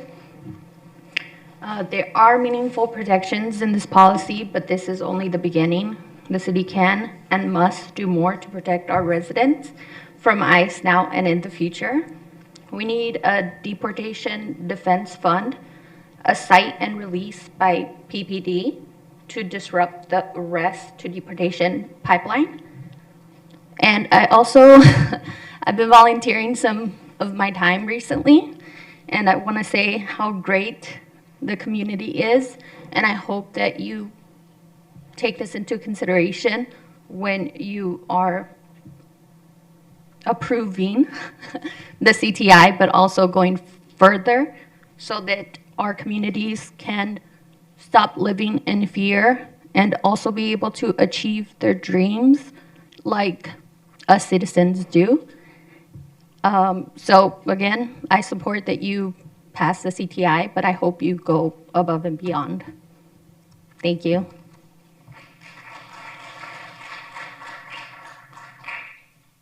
Nicole is next, followed by Renee. Hi, I'm Nicole Sanderson, a resident of District 7. I'm going to quote the statute that's cited on the agenda and that was cited in the community listening session as the reason some policies aren't being considered. It says, cities may not limit or restrict the enforcement of federal immigration laws to less than the full extent permitted by federal law.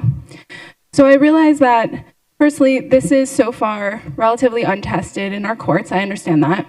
And I realize that while sort of the first part, limit and restrict, sound very scary, but read in its entirety, I want to point out it says to less than the full extent permitted by federal law.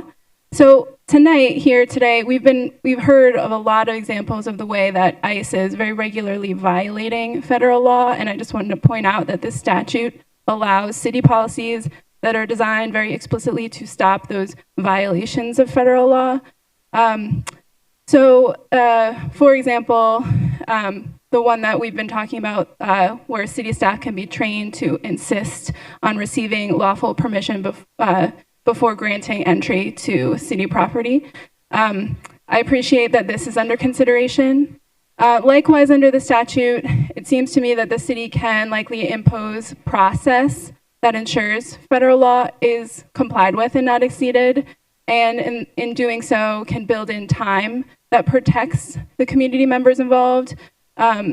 So for example, having staff at designated city locations like schools, shelters, city traffic court, route requests for access or records through established legal review procedures. Seems like that would be allowed under the statute. Putting up red tape is a skill that Phoenix does have. I would love to see that used to support the community here. And the bottom line, the statute does not prevent Phoenix from responding to violations of federal law. I see more opportunity to pursue those policies. Thank you very much.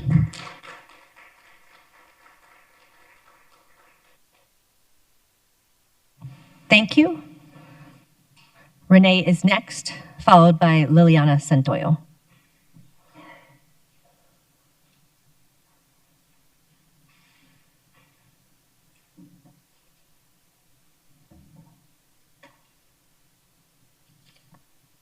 Renee Velez. All right, I'll go online to Liliana.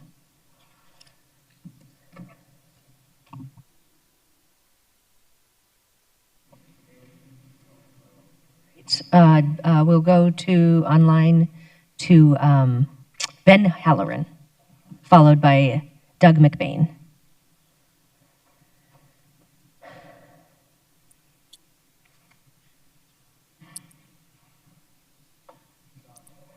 All right, Ben, can you hear us? It's your turn. Okay, thank you. I just saw the mic was unmuted. Good afternoon, Mayor Gallego and council members, and thank you for allowing me to speak. I'm a retired law enforcement officer with many years of experience working in dangerous environments, including Chicago. And I want to speak to you today from that real world perspective. I oppose the Community Transparency Initiative and the proposed administrative regulation restricting federal law enforcement officers from using city-owned or city-controlled property. Policies like this, modeled after sanctuary city approaches that actively oppose ICE, have already created unnecessarily dangerous and high-tension environments for everyone involved.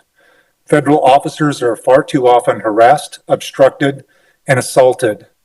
This regulation only increases the stress and danger faced by ICE officers as they carry out their lawful duties and causes dangerous disruptions to Phoenix neighborhoods by denying ICE safe areas from which to base their enforcement operations. Assist ICE, honor detainers, and allow federal officers to safely take illegal immigrants into custody and not search for them in dangerous neighborhoods and or areas of aggressive and violent protesters. Phoenix approved $1 million in taxpayer dollars for the Community Transparency Initiative, money that could have been far better spent helping people lawfully navigate the legal immigration process rather than appearing to support efforts that monitor and potentially obstruct federal operations. Federal officers are simply enforcing laws passed by Congress. I urge the council to reject this restriction and instead direct staff toward genuine cooperation and assistance that prioritizes safety, professionalism, and promotes Phoenix as the great city that it is. Thank you for your time and your continued service to the city of Phoenix. Thank you. Doug is next, followed by Maisha.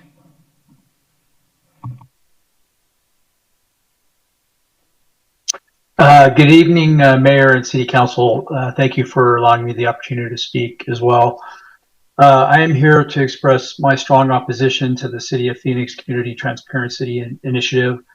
I learned about this initiative through an Ahwatukee Foothills News article reporting that the city has set aside $1 million in anticipation of legal action against federal government. From a community standpoint, I believe this represents a clear misallocation of funds. Those dollars should be directed toward priorities that benefit citizens, like strengthening law enforcement, supporting citizens who are victims of crimes committed by criminal illegal aliens, including sexual predation, and expanding access to essential social services like SNAP for underserved citizens. These are areas where city resources measurably improve safety and quality of life, not by escalating conflict and litigation. Public safety is best achieved through cooperation, not confrontation, with the Department of Homeland Security. This includes honoring lawful detainers and requests for supports to remove criminal aliens from the community. Jurisdictions that cooperate have seen better public safety outcomes with minimal disruption. Communities that refuse to cooperate, including Minnesota and Minneapolis, have experienced tragic and preventable harm due directly to decisions made by the governor and the mayor of Minneapolis, along with reduced safety. Public opinion reinforces this position. National polling shows that nearly 60% of Americans support the deportation of all illegal aliens, and about 80% support the portion of criminal aliens who have committed violent crimes, have ties to terrorist entities, or undermine the sovereignty of the United States. Government exists to serve the citizens who fund it and derives its legitimacy from that consent. Policies that place illegal aliens above citizens undermine public trust and erode the foundation of lawful governance, leading inevitably to negative outcomes for all involved. For those reasons, I urge the city leadership to refocus on proven public safety strategies, represent the interest of citizens instead of illegal aliens, and avoid unnecessary conflict with federal law enforcement carrying out their lawful duties. Thank you for the opportunity to address the council. Thank you for your comments. Maisha is next, followed by Elizabeth Aguilar. Good evening, Mayor, council members. My name is Maisha Fish. I'm a lead with Organized Power in Numbers. I'm also a resident of District 4, and I'm in support of the CTI. It was mentioned earlier, I'll repeat it, so you hear the weight of the words. Give me your tired, your poor, your huddled masses yearning to breathe free. The wretched refuse of your teeming shore. Send these, the homeless, tempest toast, to me. I lift my lamp beside the golden door. There are no exceptions written into that promise. It is a vision rooted in humanity and inclusion. That is why the current reality feels so deeply troubling. The vigilante-style tactics and constitutionally questionable actions carried out by ICE in our communities are not only frightening, they undermine the very principles those words represent. Families are living in fear and neighbors are being treated as though they do not belong, even though they are integral parts of our community. I want to sincerely thank and applaud this council for taking the steps to engage in this conversation and for listening to the community with care, respect, and urgency this moment demands. Your efforts to develop CTI policies and to strengthen protections for our diverse and interconnected communities are meaningful and necessary. However, this is only the beginning. We need to go further. These individuals are not strangers. They are our neighbors, our friends, our coworkers, our family members. They deserve to be treated with dignity and protected to the fullest extent of this city's power. In addition, we want to see the city create a clear avenue establishing a dedicated fund to support residents of all immigration statuses so that they can have access to legal assistance, housing support, and other essential resources without fears or barriers. My hope is that we continue to build toward a future where our policies reflect our values and where we can send a clear message that this city stands firmly to protect its people. Thank you for your time and your commitment to this work.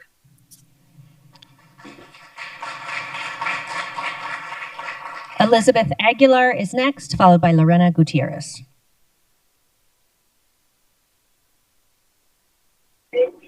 Hello, can you hear me? Yes, we can. Okay, sorry about that.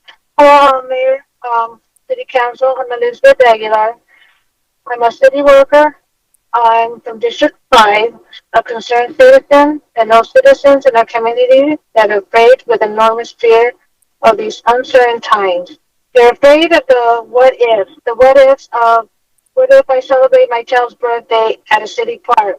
What if going into a store? What if going to a city event and be detained?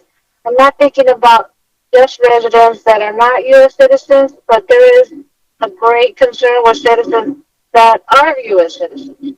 They are concerned with racially profiling and speaking their language other than English. I feel deeply that the city council, city manager have to be aware of the whereabouts of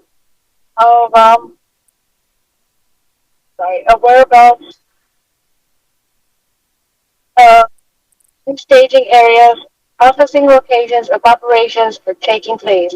Please do not let any federal agents run amok in our city without any accountability. Yes, I agree with the signage plan and access control plan that is brought forward and gets implemented. Thank you. Thank you.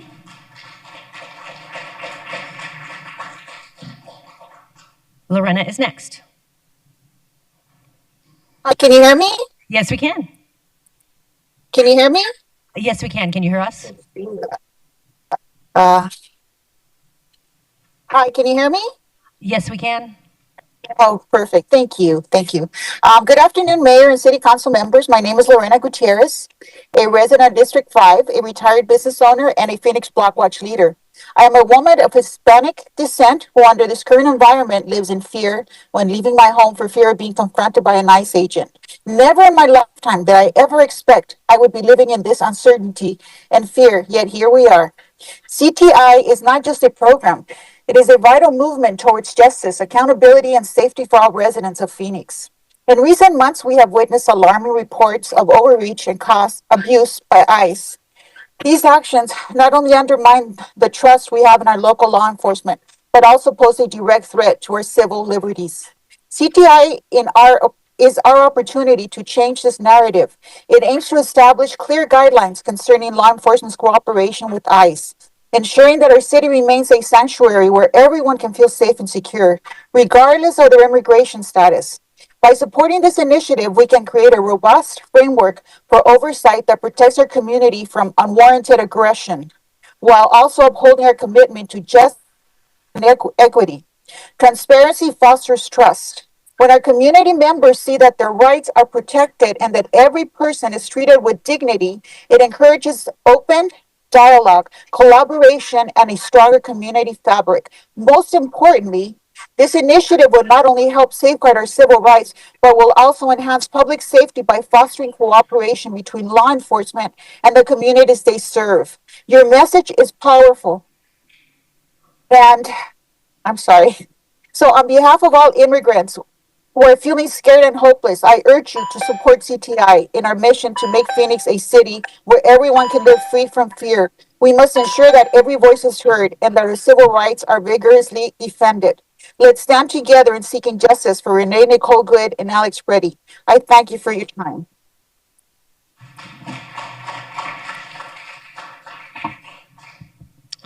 All right, I believe we have gotten everyone who wished to speak. So I'll now turn to my colleagues for Councilwoman Guardado. Thank you, Mayor. Before I move forward with the motion, I just have some comments. I wanted to start by grounding this conversation in what is happening in our neighborhoods right now. Across Phoenix, families are living with fear of reporting crime, fear of asking for help, fear of walking into a city building that is supposed to serve them. And that fear has real consequences. When people are afraid to come forward, crimes go unreported. Victims stay silent, and our entire city becomes less safe. That is why we are here today. I'm proud to have worked to help draft and develop the Community Transparency Initiative because this is about our responsibility to respond, to listen to our community and act. And it is clearly important. We see what's been happening throughout the years. We've all lived through SB 1070. We lived through Joe Arpaio. As a child, I saw my father being deported, and the scars that leaves in our children, that it leaves in our families. One deportation is one too many. We see the critical changes that ICE can have on our communities and has on our families, and the separation of our children. The fact that there are children that don't know if their parents are going to come and pick them up from school is devastating. We see the reports, we see what's happening throughout the country. I am proud to be able to serve on the city council, and as an immigrant, as a daughter of Mexicans, I am very proud to be able to make this motion. And with this, I move to approve the Community Transparency Initiative as recommended and direct city staff to expand the Know Your Rights webpage to the extent possible to include information for impacted communities on access to healthcare, facilities, social services, domestic violence, survivor services, and emergency relief resources.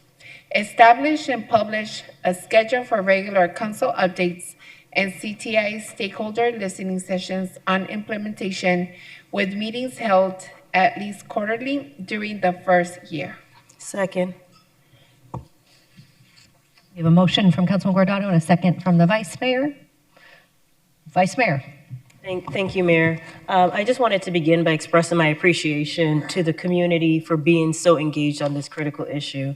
Thank you for sharing your voices. Thank you for sharing your lived experiences. Thank you for sharing your concerns. And thank you for your suggestions, both on the policies and for practical changes that we can do here. Your voice matters, and we are listening. As one individual mentioned at our community listening session, great policy can be a shield from federal overreach. And I think we are moving towards that direction. I also would like to thank the mayor for bringing this forward. I know it was met with a little, what's best to put it, but discomfort, but I think we are at a good place. And I want to thank my colleagues for their leadership and participation in this. And I also want to thank city staff for facilitating the process and the development of the recommendations presented today. Lori, I wanted to say a special thank you to you and your team. In less than 45 days under your leadership, you were able to navigate these legally nuanced precepts. Thank you to Julie, our city attorney, and the law department. We have provided an impressive foundation, incorporating feedback from our community and balancing the legality when paired with existing state and federal law. I'm going to ask Lori this question to give us a little bit more. Can you provide me some additional example of ways we incorporated our community feedback into these recommendations? Mayor, Vice Mayor, members of the council, thank you for that question. Yes, we did receive a lot of great feedback as we went through the stakeholder engagement process. And some of the things that we were able to incorporate were, one, the training aspect. As I mentioned during the presentation, we had originally started out thinking that we would train only staff that were likely to engage with federal law enforcement. And what we'd heard in the stakeholder engagement sessions was that you never know exactly when a federal agency may show up at a city location, and you don't know what type of staff they may engage with, and it may be somebody that you're not expecting, and that's the experience other cities have had. And so we took that to heart and decided that it would be beneficial to us to train all of our staff, and so that's what we've incorporated into the recommendation. Secondly, we did receive a lot of feedback actually on languages, and that we need to be more than a bilingual city, we need to be a multilingual city, and there are a lot of members of the community that speak languages other than English and Spanish, and so we've incorporated as much as possible the ability to translate materials into multiple languages. Fortunately, we have the widget on our website that allows us to translate into over 120 languages, and we're also being very thoughtful about having materials that we're having translated manually into multiple languages as well. So that's the second thing that we've incorporated. And then another thing that I can think of that we incorporated was the administrative regulation did not originally specify that it was not intended to inhibit First Amendment or other constitutional activities. And it could have been read to be interpreted as prohibiting any activity outside of the purpose that the city uses it for. And so it would have unintentionally limited First Amendment activity on public property. And that was something that we definitely didn't want to do, didn't intend to do. So we explicitly added that language to ensure that we weren't unintentionally inhibiting that activity. So those are just a few of the things that we incorporated. I'm sure that there are other things that I'm not thinking of right now, but those are some examples. Thank you so much for that. One of the things that we've heard from the feedback from the community and some of the comments and questions, there's been some concerns about what goes into the training. And I think it might be helpful for you to articulate what would be the preferred methodology for voicing a request for additional areas of training? Mayor, members of the council, Vice Mayor, I think this is definitely going to be an iterative process. I think we've set that out from the beginning. I think a lot of the comments today just reinforced the need for us to continue having this conversation. So there are definitely opportunities as we move forward to incorporate things we've heard today, perhaps, things that we will hear in the future regarding training materials or other resources for the community that would be beneficial.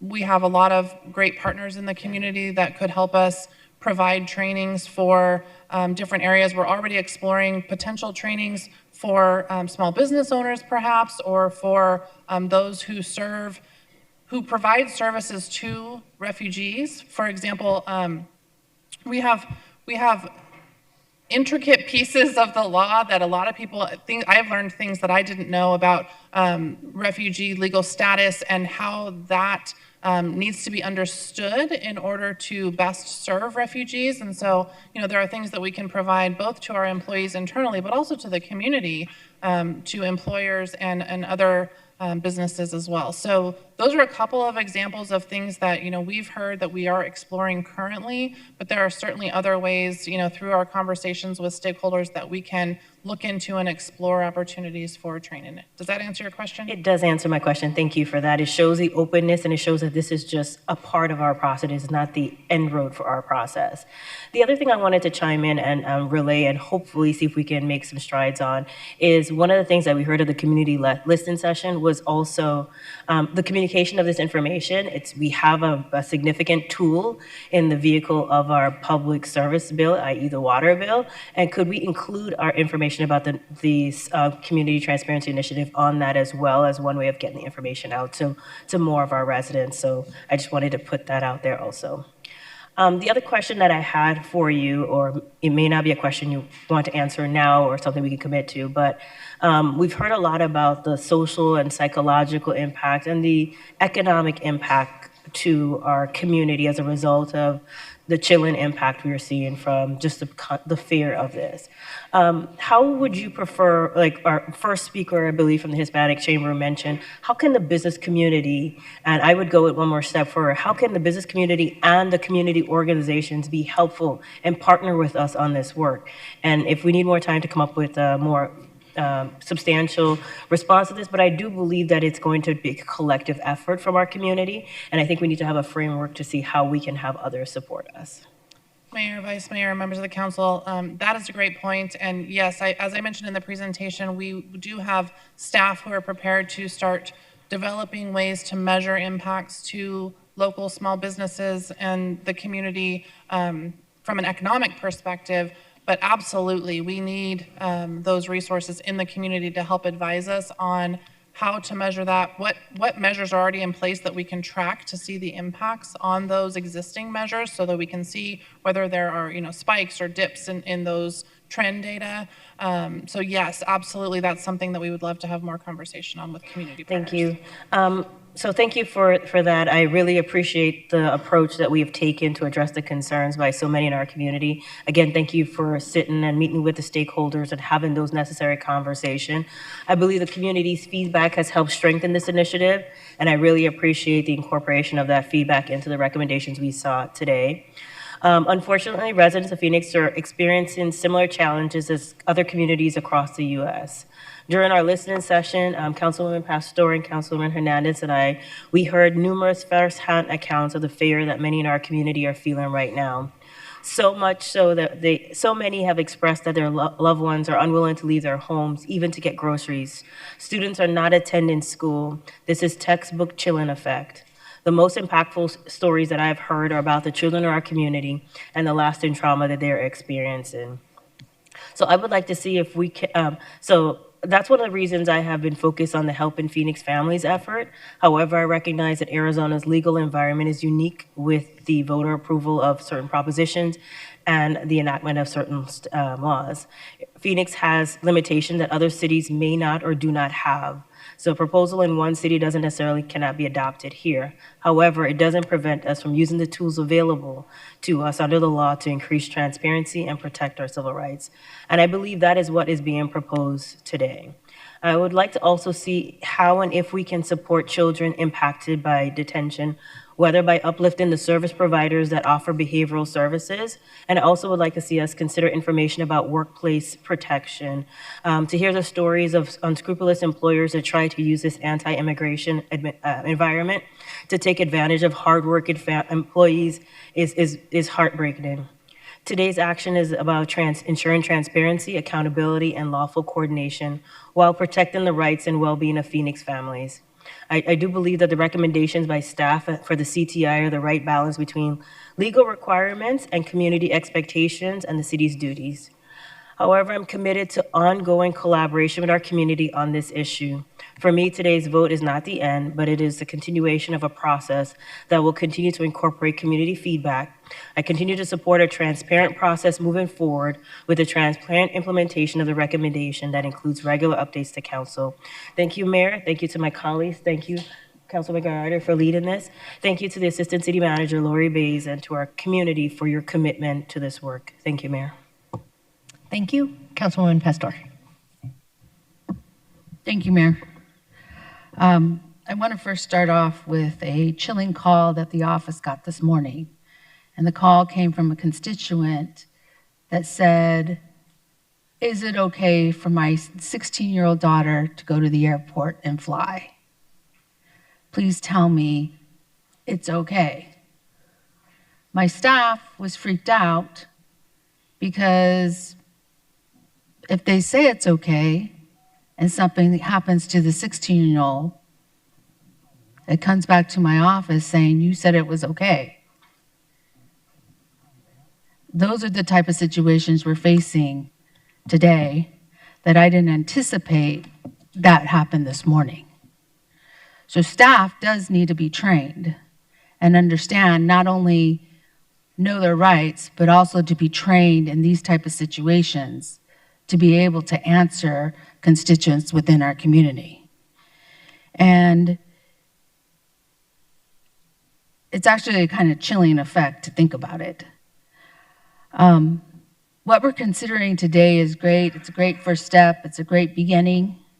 And we started off in a way, I always say there's different ways we can voice our opinion. And on that day, many voiced their opinion in a different way.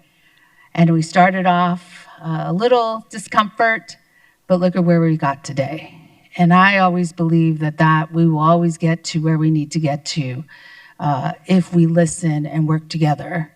And I believe this piece really came about with not just one person, but with a collective of all of us that engaged with the community at many different levels. And so I'm very proud of my colleagues in wanting and knowing the importance this is for our community. I have several questions, and one is for regarding OAT. And I think we kind of touched on it earlier, but I just want to make sure that the community knows. And it's, once again, I'm going to reiterate, how do residents contact or reach the civil portal? When will we release that information? Mayor, members of the council, Councilman Pastor, thank you for that question. We are working on developing the civil portal right now. We commit to having it completed within 60 days, hopefully sooner. It will be available on the city's website, and community members will be able to access it directly themselves, and they can enter information online if they would like to. They can also call the OAT office or email the OAT office. I didn't mention that option earlier. And then that information can be entered into the portal on their behalf, or they can actually go in person to the OAT office and speak to a staff member, and the staff member will enter the information for them. So there are multiple ways that that information can get into the portal once it's available. Okay. How quickly, once we vote on this, how quickly will this go into effect for the community? Like, so the portal, it's happening now, so. Right. The portal itself will be available in 60 days. In the meantime, members of the community can still go to OAT and they can collect that information. Okay. We just won't have the portal available. Okay, thank you. So if they have anything, they can just go to OAT and just call. Okay. I need some clarity in regarding the definition, the difference between city-owned and city-controlled property. Mayor, members of the council, Councilman Pastor, the difference is whether or not we own the property, we have title to the property, versus if it is something that we perhaps lease or otherwise, use that space. And so we just wanted to make sure that we were addressing both types of property. So I'm going to give an example, like Yucca Library, we lease that land. It's the building's ours, we run the building, but we lease the land. Yes. Okay, that's the The administrative difference. regulation would still apply for that property. Okay.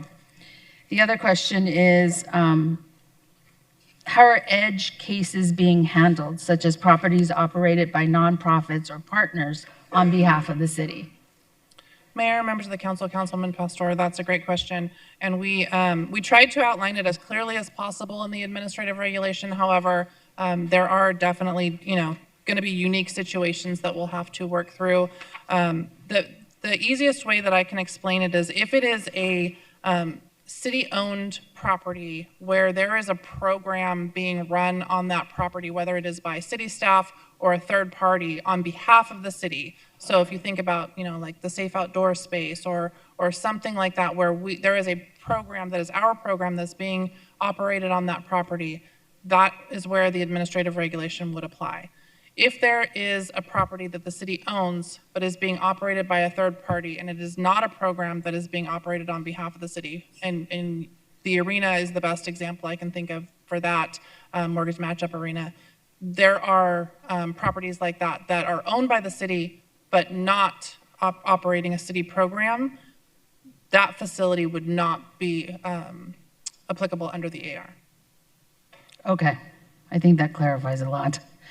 How are staff trained on exceptions such as airports, municipal courts, and properties controlled by third parties? And I believe we control some of it. Yeah, Mayor, members of the council, Councilman Pastor, we will be training staff on the elements of the administrative regulation, which will include those exceptions. And so they will understand which types of properties apply and which don't. And how frequently will this training be updated and refreshed and the policies continue to evolve? Mayor, members of the council, Councilman Pastor, it is something that we're going to have to continue to review periodically. As I mentioned earlier, we have a large organization. This is a very fluid situation, so we're going to have to be nimble and adjust our policy potentially in the future. But at this point, we don't know if, or when that need will come up. We're just going to need to continue to monitor the situation.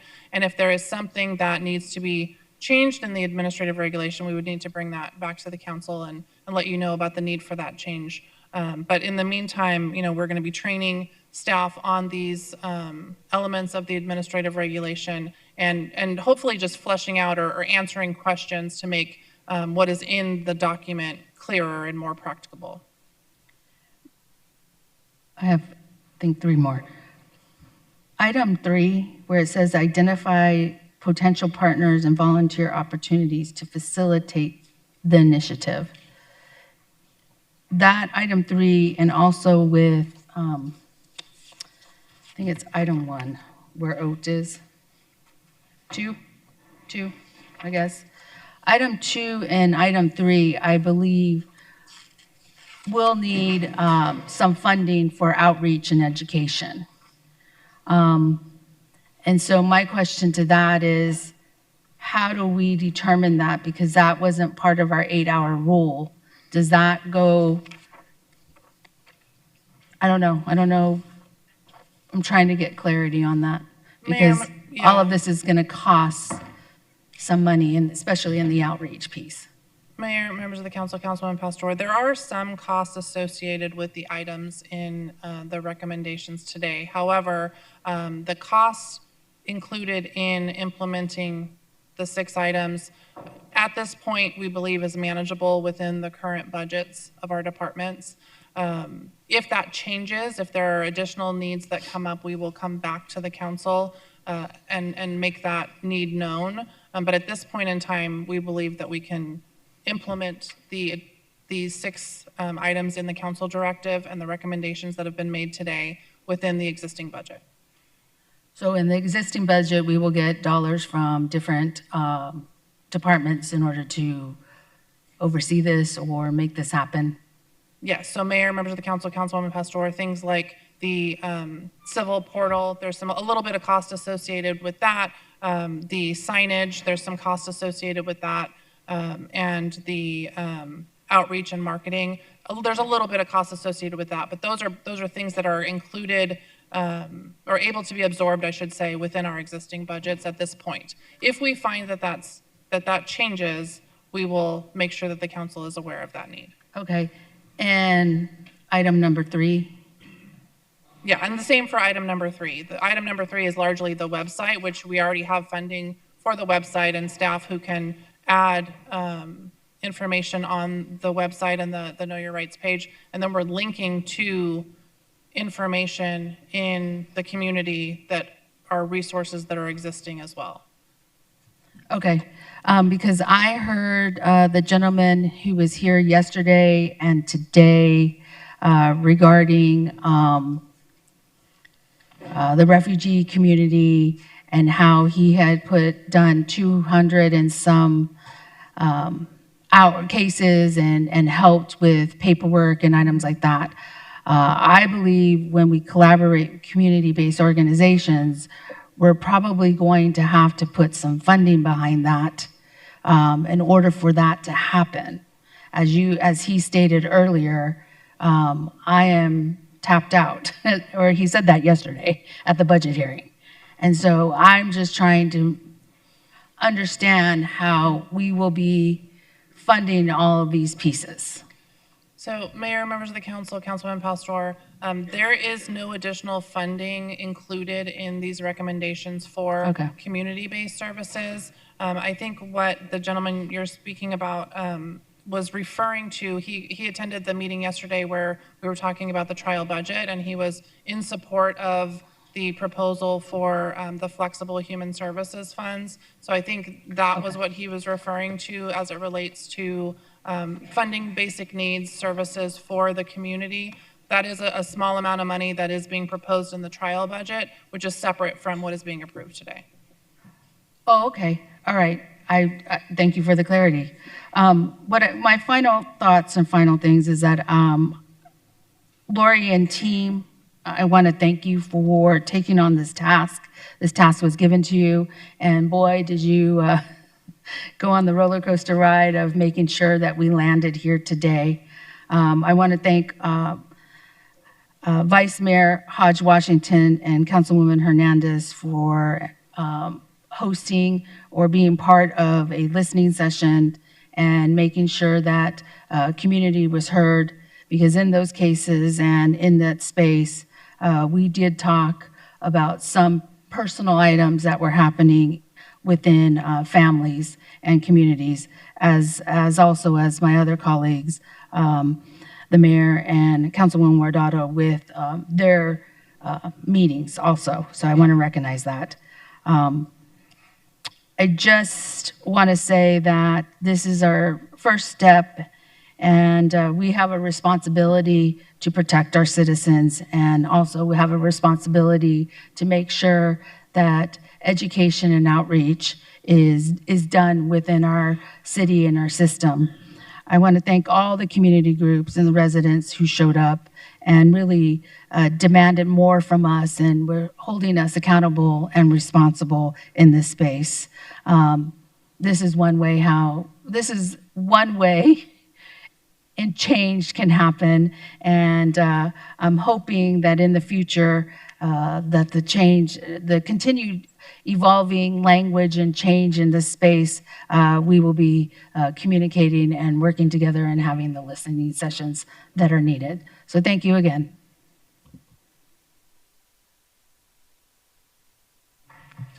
Councilwoman O'Brien. Thank you. I'd like to thank all the community members who participated and provided feedback. I especially want to thank the city manager's office. Lori, you've done a lot of work in a very short period of time, along with the staff members, and also to Julie Krieg and our law department. That was a very quick turnaround on a very large project. But I want to express my strong support for our Phoenix employees who we rely on every day to provide Phoenix resident services and keep them safe. Our frontline staff and our first responders especially have difficult jobs, and they need clear, consistent policies they can rely on in real time. I've also heard from residents across Phoenix who are worried about what they've seen in other cities, worried about their families, and in some cases, or simply unsure of what to expect. Those concerns are real and deserve to be acknowledged with respect and compassion. And at the same time, we must operate within Arizona and federal laws. Phoenix has worked hard to stay focused on public safety and public trust, and we must continue to work forward with that work.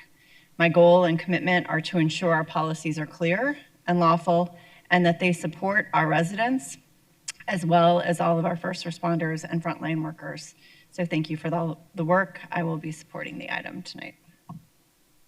Did anyone else wish to comment? Roll call. Mayor, Sorry, Councilwoman Stark, please go ahead. I apologize. First, I do want to thank all the residents that got involved in this process. It really makes a difference, and I appreciate all their comments. And I want to thank our staff, especially Lori. She really worked hard on this, given we only had 45 days to do it in. But I feel every visitor and resident should feel safe in our city.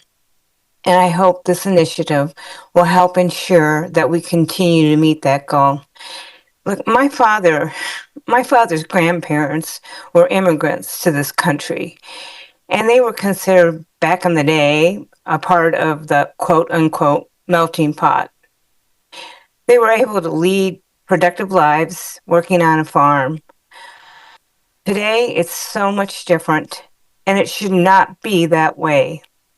We should appreciate and embrace all people. Immigrants have been a large reason for why we continue to be such a great country. And so I will be proud to vote yes on this item. Thank you, Mayor. Thank you so much, and thank you to so many of my colleagues who've shared such personal reasons they're supporting this item. Roll call. Guardado. Yes. Hernandez. Mayor, may I explain my vote? Please do. Thank you so much, Mayor. First, I want to thank our community members, especially the community members that were so vulnerable to share their personal stories with us, Ed and our entire city staff, my team, Mayor Gallego, and the council for all the time and attention we have put into meeting this moment.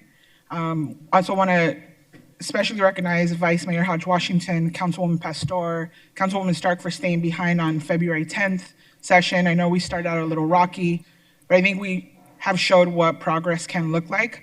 And also want to thank Councilwoman Pastor and Vice Mayor Hodge Washington for the listening session that we collaborated on.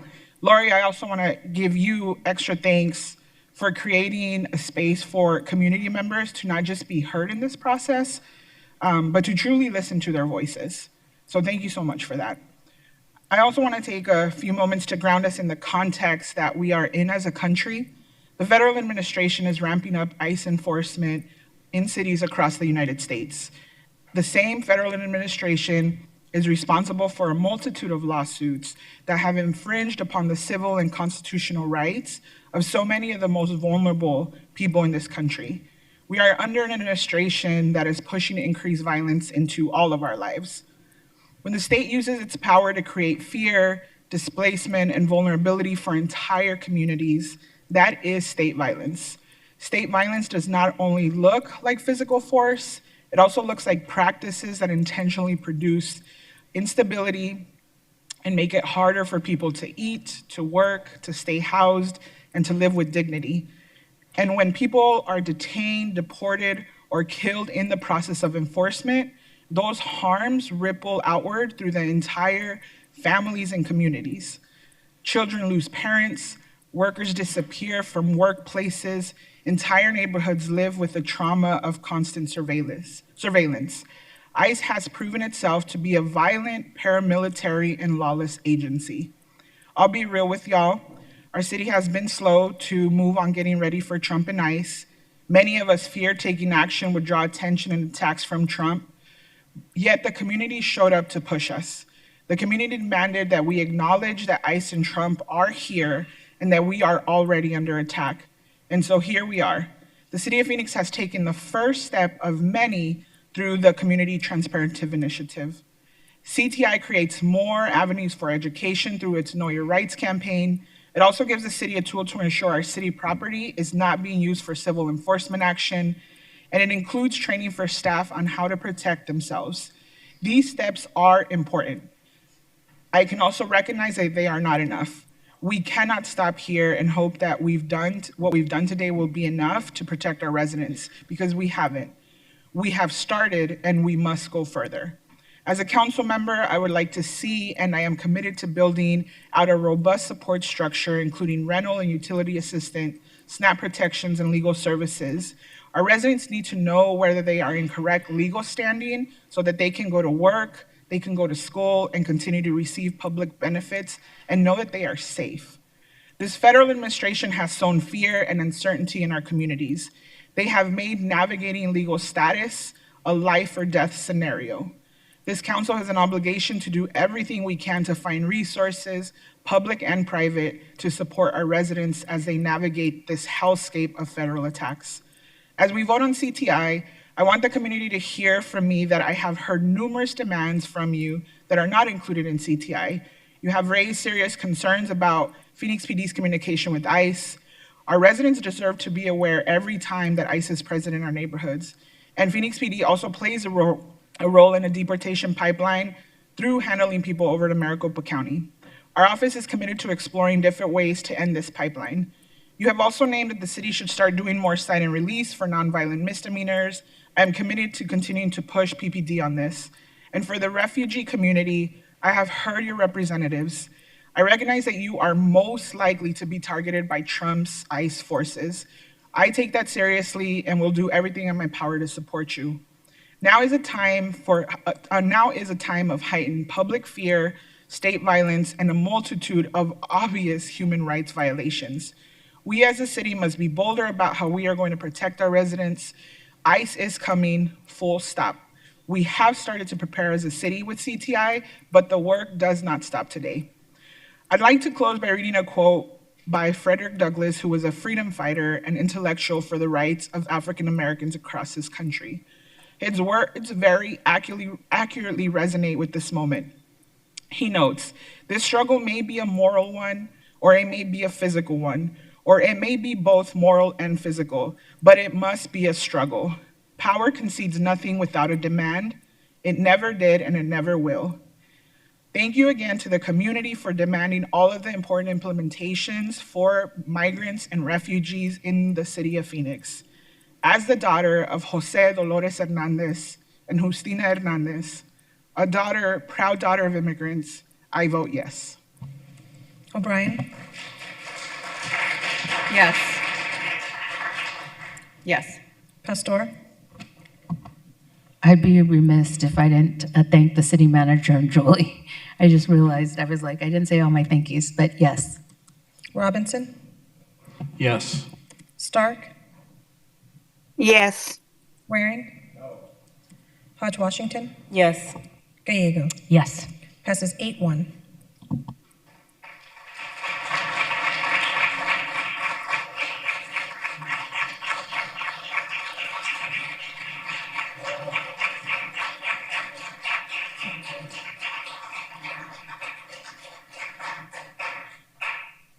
Thank you so much. Next is item 51, which is a youth workforce development services contract. Do we have a motion? This is an exciting item with Jewish Community Services and Neighborhood Ministries getting up to $9 million to help invest in our young people, including justice-involved youth and people who've struggled with employment. So really excited to support this item. And Vice Mayor. Motion to approve item 51. Second. Roll call. Guardado? Yes. Hernandez? Yes. O'Brien? Yes. Pastor? Yes. Robinson? Yes. Stark? Waring? Hodge Washington? Yes. Gallego? Yes. Passes 8-0. Item 62 is an engineering agreement for the Hohokam Drainage Project. Vice Mayor. Motion to approve item 62. Second. So this is implementation of a bond program. The people of Phoenix voted in 2024 to invest in our community to try to address infrastructure problems, including problems like flood control before they fail. This investment will take homes in District 8 and provide additional protection. It is a really exciting opportunity to make our community safer in the 20th Street area near Highline Canal. And want to thank the Flood Control District of Maricopa County for working with us to share the cost and expertise. When you vote, we're able to deliver on these projects to keep our community safer. Vice Mayor. Thank you, Mayor. I'm really proud to see this item in front of us today. This project is exactly the type of investment we envisioned when we went to voters with the GO bond. It is about this is delivering on that promise and making sure residents see real improvement in their neighborhoods. For too long, many of our communities have dealt with flooding, standing water, and infrastructure challenges during monsoon season. This project is about addressing those longstanding issues in a meaningful and lasting way. This also is about equity. These are investments in areas that have historically been underserved, and this work helps to ensure that all of our residents have safe, reliable infrastructure that support a better quality of life. I also want to highlight that this is not just about drainage. This is about protecting homes, improving streets, and building more resilient neighborhoods as we continue to grow as a city. I really appreciate staff's work in moving this forward and helping us implement the vision that voters supported. I'm proud to support this item. Thank you, Mayor. Roll call. Guardado. Yes. Hernandez. Yes. O'Brien. Yes. Pastor. Yes. Robinson. Yes. Waring. Hodge Washington. Yes. Gallego. Yes. Passes 8-0. We'll now go to the planning and zoning portion of our agenda. Item 72 is an item in District 6 involving an appeal of an abandonment of an alley at Lafayette Boulevard. It is in District 6. So after open the public hearing, we do not have anyone to comment. Close the public hearing and turn to Councilman Robinson. Thank you, Mayor. My motion to overturn the abandonment hearing officer's decision and approve per the memo from the Planning and Development Director dated March 23rd, 2026. Second. Thank you. Roll call. Guardado. Yes. Hernandez. Yes. O'Brien. Yes. Pastor. Yes. Robinson. Yes. Waring.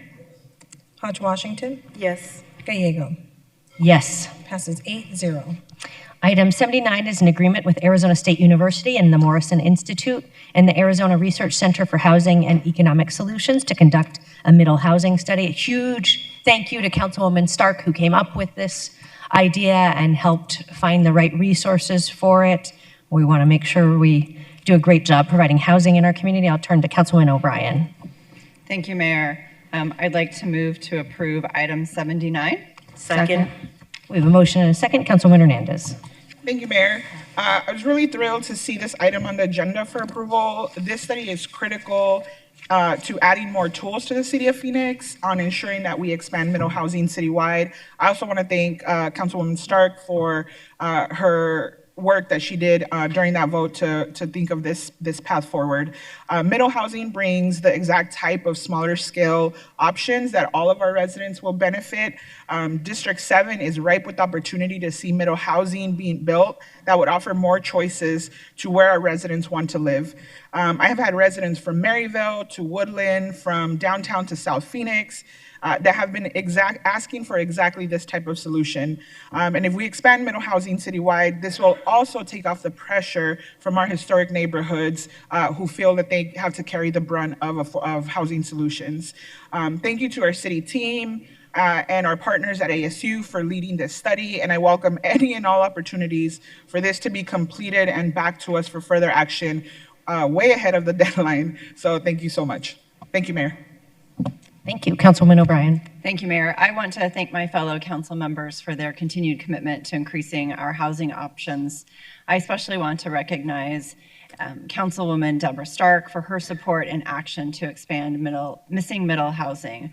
My housing solution plan has a strong focus on increasing middle housing because duplexes, triplexes, and townhomes are the kind of attainable neighborhood scale homes that help working families, seniors, and young people stay in the city they love. I'm also hopeful that the study will help us identify a more equitable distribution of growth across Phoenix so that the burden of the state's preemptive housing mandate does not continue to fall disproportionately on our historic communities. Today, by authorizing this partnership with ASU Morrison Institute, we are investing in independent, data-driven research that will help guide this council toward evidence-based housing policy for all our residents. Thank you, Mayor. Thank you so much. Roll, Vice Mayor. Thank you, Mayor. I also wanted to take an opportunity to thank Councilwoman Deborah Starks for this initiative, for kind of leading this discussion. I really am excited to see this move forward. This allows us to make data-driven decisions. I also think it's going to help us to be intentional in how we move forward. Thoughtful planning will help to ensure we are aligning development with infrastructure, housing, and the overall quality of life. It also gives us an opportunity to be forward-thinking instead of reactive. I just want to also emphasize the importance of making sure this work reflects the needs of our community. So as we continue to grow, we have to ensure that planning efforts consider the impact on existing residents and support long-term neighborhood stability. I am generally supportive of efforts like this, but I just want to ensure that we continue to be strategic, accountable, and focus on the outcomes that truly benefit our community. So thank you, Mayor. Thank you. Councilwoman Pastor. Thank you. Thank you. Thank you. This item is about making sure we make informed decisions, especially on something this important, housing. The state legislature required cities like Phoenix to allow middle housing in certain areas. The law passed in 2024 and the city came into compliance last November. The city complied with that requirement, but we also recognize that there are still real questions we need to answer. This study gives us the opportunity to better understand what's actually happening, what the barriers are, what's working in other cities, and what that means for the city of Phoenix. In District 4, this issue is especially important. Many of our historic neighborhoods were directly impacted because of the proximity to the central business district. Many historic neighborhoods in District 4 have joined forces and have built a coalition to make sure we preserve historic buildings. Residents have been clear. They want to be part of the conversation, and they want to make sure we get this right. I've said this before, middle housing does not automatically mean affordability, but it is one tool, and we need to understand how to use it responsibly. This study should help us identify where middle housing already exists, understand impacts, and explore options for expanding housing in a way that respects existing neighborhoods. We should not be making long-term policy decisions without data. This is about taking a thoughtful approach instead of one-size-fits-all solution. I support moving this forward so that we can talk and do the work the right way. Thank you. Roll call. Guardado. Yes. Hernandez. Yes. O'Brien. Yes. Pastor. I do have one clarity, and it's in the, Unfortunately, I think we're doing roll call, so I'm sorry.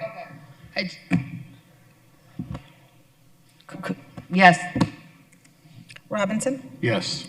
Waring. Hodge Washington. Yes. Gallego. Yes. Passes 8-0.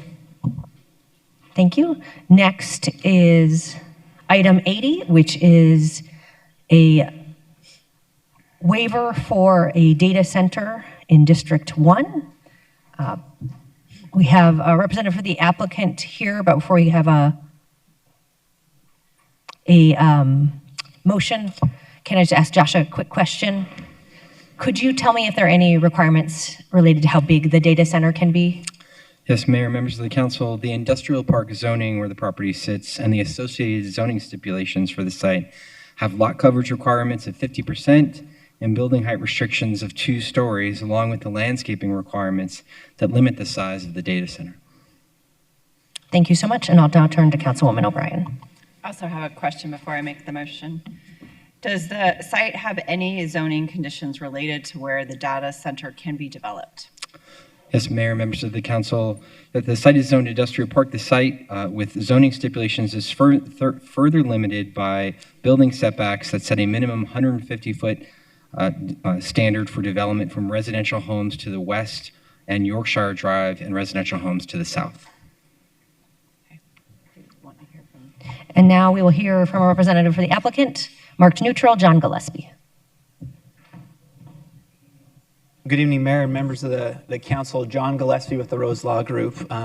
I'm very grateful to your staff, City Attorney's Office, for working with us on establishing an efficient binding waiver of enforcement. I do respectfully request today that we continue this item just for a little bit 1 or 2 weeks further is needed to further refine the language of this waiver so that it does not completely erode the property rights of the landowner here. The property owner bought this land in 2022, and the binding waiver, unfortunately, the language of it completely erodes their ability to even bring power to the site. And so a provision such as that is something that the landowner cannot accept. But we would love to have the opportunity to continue to work with your staff to make sure that language is refined and tweaked so that it respects the rights of the landowner while also carrying out the intent of the city with its data center regulations. Proposition 207 was passed unanimously very strongly in 2006 by the voters of Arizona to protect private property.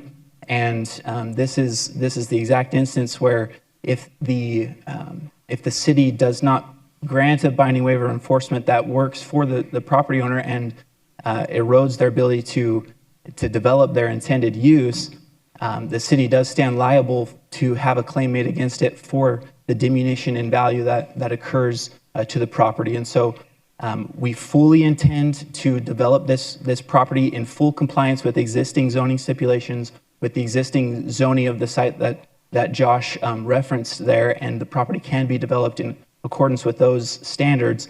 The new data center regulations, however, create a restriction that didn't exist before the property owner bought this land and before the new data center regulations were passed.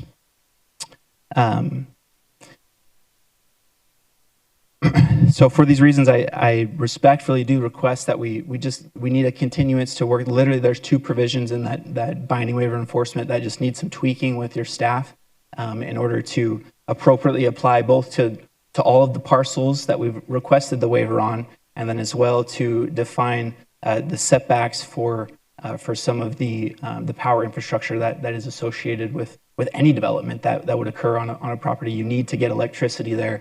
And so the way that it's presently constructed really wouldn't allow that. And so we're asking for just a little bit more time to work on those aspects of it.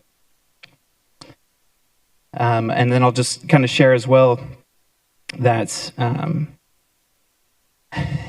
we really do appreciate this path that staff has presented with a binding waiver. And even if there are particular stipulations of it that go above and beyond what the data center regulations even actually really provided, for instance, bringing power to the site, that's not something that the data center regulations prohibited. It didn't say that you can't have power brought to the site, but the waiver does create that. And so we just need a little bit more time to refine that. And that's respectfully what our ask is.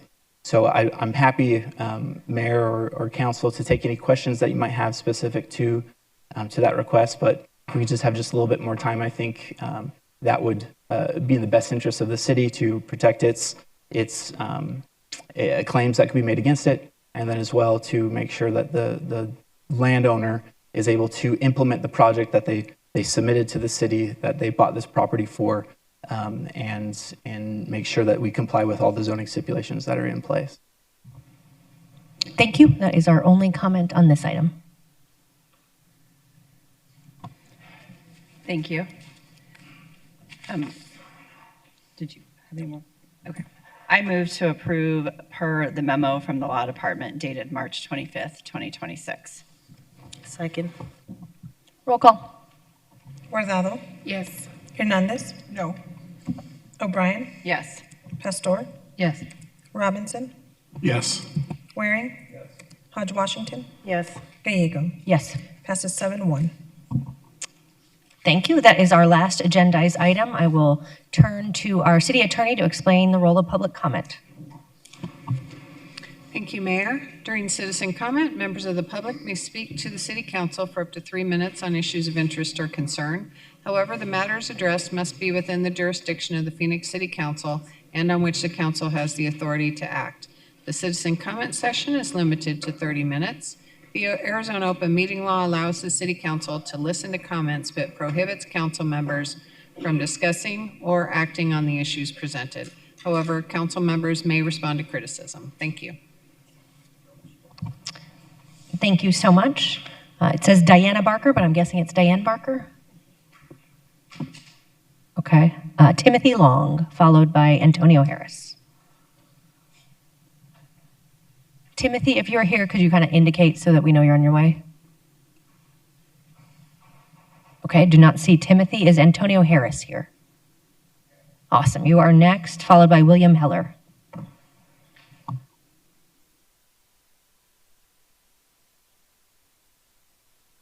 Thank you, City Council and Mayor. And with Fund for Empowerment, I was wondering if, but is there any way you can find some funding for public health? Because there's a lot of unhoused people and low-income people that struggling to pay their healthcare premiums, and also their medications and the deductibles and co-pays. A lot of people are having to ration their health care. And the low-income people, like they're homeless, a lot of them are getting kicked off of access and food stamps because they're not working a required 30 hours a week. And I know personally one guy that got sick last summer after he got kicked off, and he had to go to the hospital for a few weeks. He got charged several $1,000s. So it's inconvenient if there's not housing for homeless people, are not going to be able to work because of the inconvenience to not have anywhere to put their belongings. So I was wondering if, like within the next budget or so, you can help with people that need access and food assistance. Thank you. Thank you for that. William Heller is next, followed by Ronald House.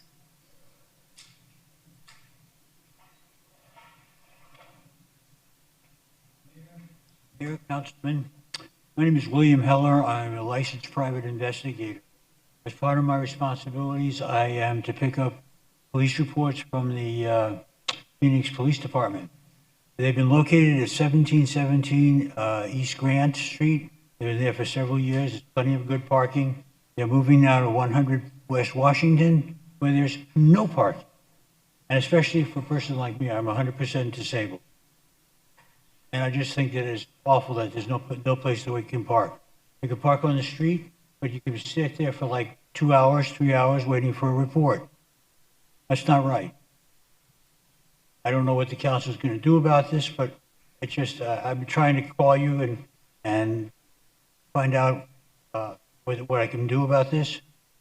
But I need to park. I go to the Phoenix Police Department at least 3 or 4 times a week. I'm usually there for at least 2 or 3 hours. Thank you. It's an important comment. I would like some feedback on this also if possible. Wonderful. And just the way it's not agendized, so we can't provide feedback today, but perhaps we can try to follow up. I would appreciate that. Thank you. Thank you. Ronald is next, followed by Sia.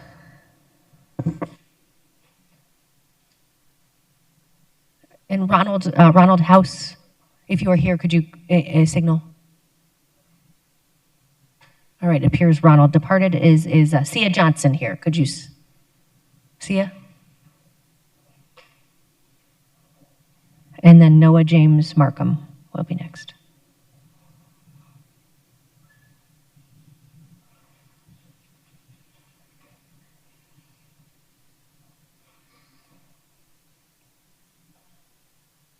Why don't you? Okay. So Ronald is not here and Sia is not here, is that right? All right. Then Noah James is next, followed by Eric Richardson. Wow, it's so nice to be back here. Aloha, Mayor, and to the rest of the City Council. My name is Noah James Markham, and I am from the great blue city of Tempe. ICE out of Phoenix, ICE out of our airports, You are never welcome here. Another thing, the light rail going to the state capitol. What a shame. Why don't you make changes so we can have the light rail by the state capitol?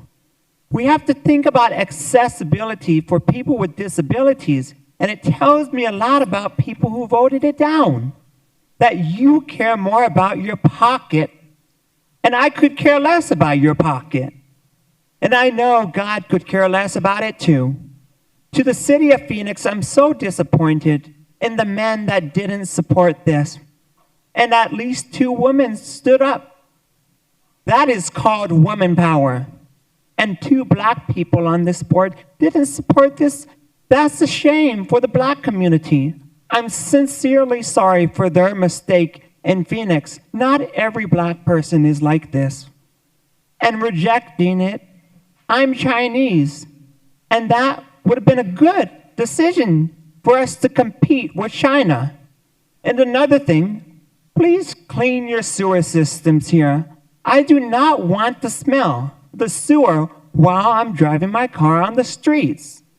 One quote that is true about the world, that people can be easy to be evil, but it's harder to be a happy and a kind human being. Mahalo and thank you for listening to me tonight. Is Eric Richardson here? All right, Eric is next, followed by Rhonda Savage.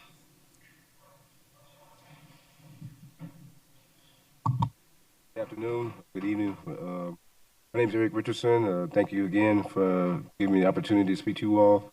I'm with the Funds for Empowerment Group, and I'm also a resident of the SOS lot facility. That last time I was here, I kind of spoke on it, quite a few of us. And I also want to thank you. I don't think it's a coincidence that our voices were heard. I didn't personally speak on it, but I know a lot of people spoke on like the sanitary issues and the restroom issues, and we did get like soap dispensaries and also paper towels. I mean, we spoke more than that though, but it just let me know that our voices were heard. I don't think it was a coincidence that stuff appeared. Basically, I really think that if we wasn't here or didn't speak on it, that we still wouldn't saw those things. So it does let me know that our voices have been heard, and that also gave me encouragement to speak again with you all, basically, because I mean we still need more improvement in everything. It's still not necessarily me personally. I have this issue, but again, with the restroom issues, as far as with the handicap and the elderly, I guess, so to say, there's only like one handicap restroom, and again, of course, we spoke on that before. I think we be more than one of that, I mean, or even closer. We've got an X-wing for the handicap and the elderly or disabled, or whatever you want to say, and might not have a restroom near there or whatever. But it also goes to say there is positive things about the SOS Lodge. I mean, I don't want to speak negatively on it. Actually, again, if I wasn't there, I'd be on the streets, and I'd rather be there than on the streets. So, I mean, I hear rumors about it possibly being closed down and everything like that, and it definitely doesn't need to be closed down. It's going to make the whole homeless situation worse. You'll have thousands more on the streets or whatever, and I thought that was the whole purpose of having the SOS lot. So, I mean, it's definitely a positive. It just needs some improvement. That's all we're asking for, just things to be improved. I mean, I go on and on about stuff that needs to be improved, but I got confidence that stuff will be heard and we will get those improvements, basically. Thank you all. Thank you so much. Rhonda is next, followed by Frank.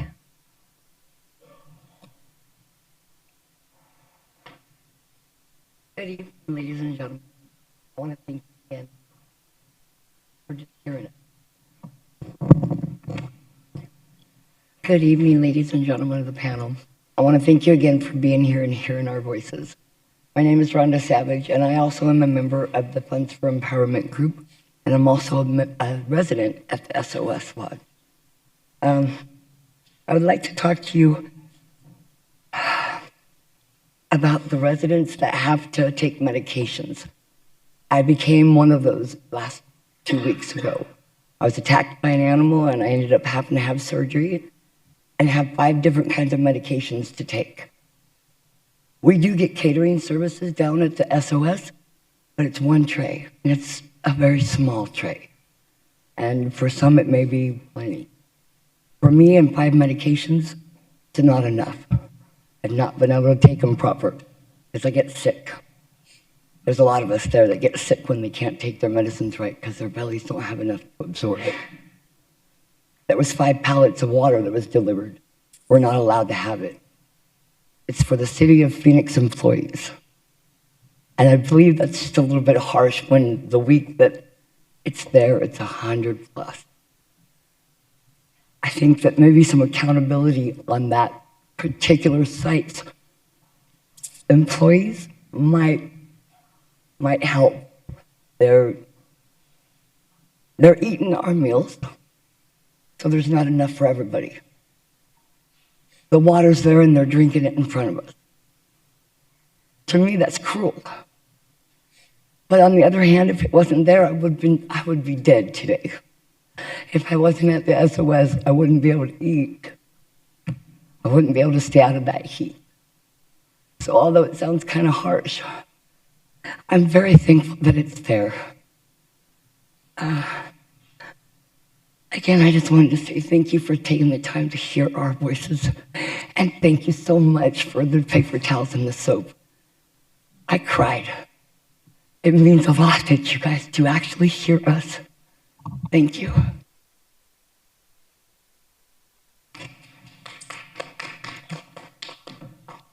Thank you, Rhonda. Frank is next, followed by Elizabeth. Frank had to depart? Okay. Elizabeth is next, followed by Robert Williams, followed by Bevan O'Neill.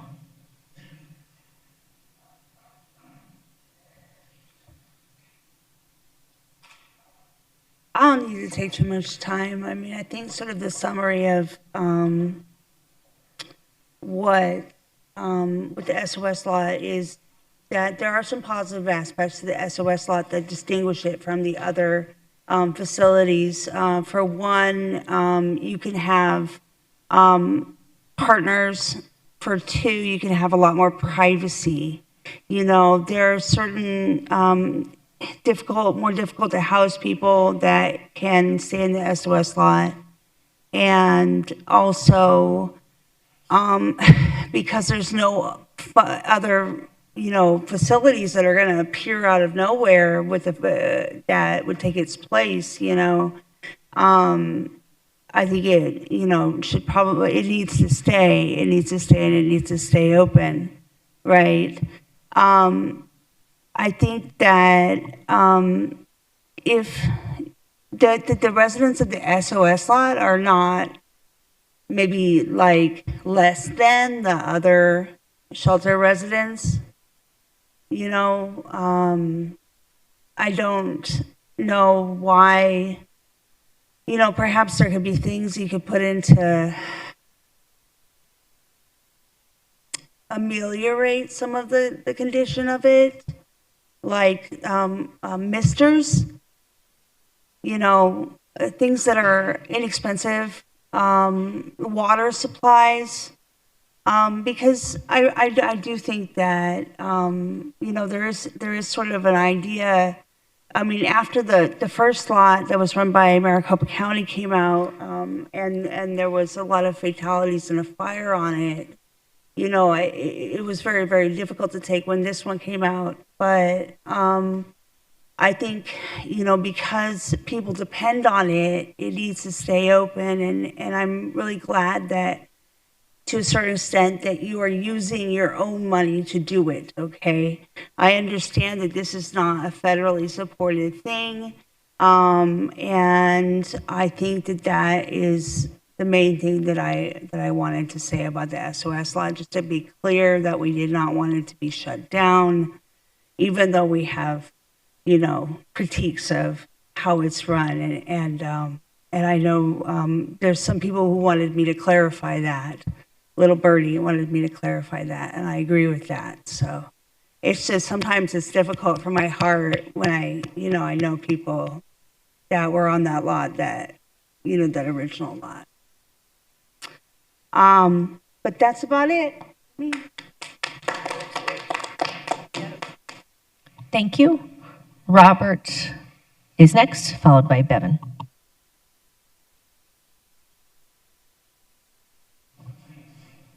Okay. Please tell me I didn't mess up Robert. No? Okay. Well, okay, then go. Thank you. I'm here specifically as a member of District 8, specifically the Garfield neighborhood. So I'm here to address Ms. Washington and your staff, asking for support in a matter. It involves crime. It involves my home. It involves my neighborhood. I was recently part of the Garfield neighborhood community group. We had a meeting last night with two police detectives, and it was determined that a large-scale drug investigation took place. 47 felonies were administered, and 3 of the addresses of the drug dealers that were selling over 600 pills each happened to live 3 houses within my house. They literally surround my home, okay? I'm a 15-year resident of the Garfield neighborhood, and I've recently invested $54,000 into my home, renovating it myself. And the city has had the audacity to sue me, or attempt to. I'm fighting it. That's why I'm here now. And I have the support of the Garfield neighborhood, and I have the support of the police. And I will be providing these letters at my court date on May 5th because I got a common blight citation. And I went through the citation. One of the reasons I got the citation is stating that my fence is larger than 40 inches. Well, I have a reason for a fence that's larger than 40 inches. It's called crime. It's called excessive crime. It's called 3 drug dealers that were caught in 46 felonies in my neighborhood. I also have, Ms. Washington, photos that I would love to submit to you and your staff, anyone who's willing, of 8 homes that surround my house with a fence at the same size as my fence, if not taller, but somehow I'm being singled out and getting a citation and having to go to court on May the 6th. Secondly, when I spent the $54,000 and increased my fence, because again, excessive crime, 46 felonies, 3 drug homes in my neighborhood, I specifically worked with the contractor to make sure the fence met any criteria by the common blight criteria. So for instance, I built the corner, because I have a corner lot, so that there's an inlay so that the right-of-way corner would be in place. Well, I still got the citation. So again, I'm hoping for your support, Ms. Washington. I can't respond to you from the dais, but I will have my team come and meet you to make sure we get the information. Thank you for taking the time to come share that with us. Thank you, Mayor. Blue Crowley, followed by Teresa Hill.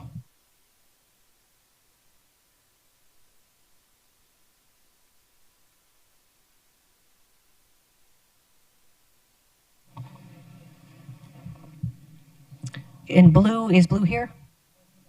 All right. Teresa Hill is next. Mayor and members of council, been a long night. I just wanted to thank you for being patient with us as we share our concerns and seeing what you're all doing out there. It's been an amazing journey for me. What I'd like to know is the City of Phoenix Sky Harbor, how they fund it, as we've seen in the tragedy in New York, that airports have fire trucks on the tarmacs without transmitters. And when Sky Harbor was interviewed, we do too have trucks out there without those pieces of safety equipment. And so I ask if the FAA issued an advisory in May of 2025, I would have thought that the whoever is managing it, and all I can do is assume because I don't know where the funds for the Phoenix Fire Department, Airport Rescue, and firefighters comes from. But I asked you to look and see, do we have contracts or stuff that can help get these on our vehicles out there? It was a tragedy. People lost lives. I'd hate to see that happen in Phoenix for our firefighters or any of our travelers. And then just one other note.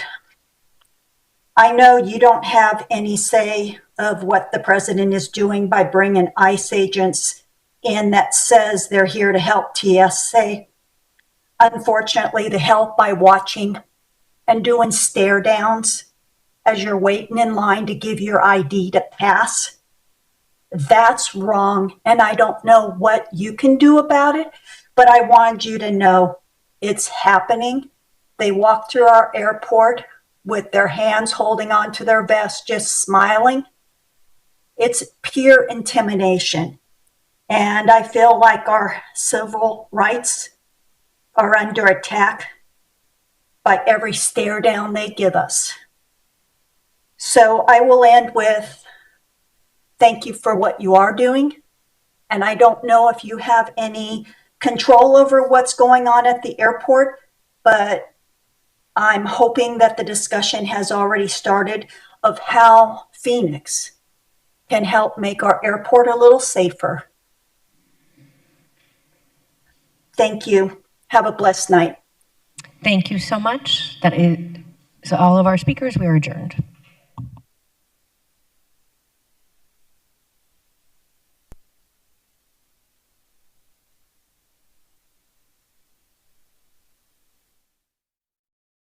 Humana couldn't do on its own, and with our partners statewide, none of us could do this on our own, but we can do it together because we're working together. And so we're thankful for these partnerships. That's really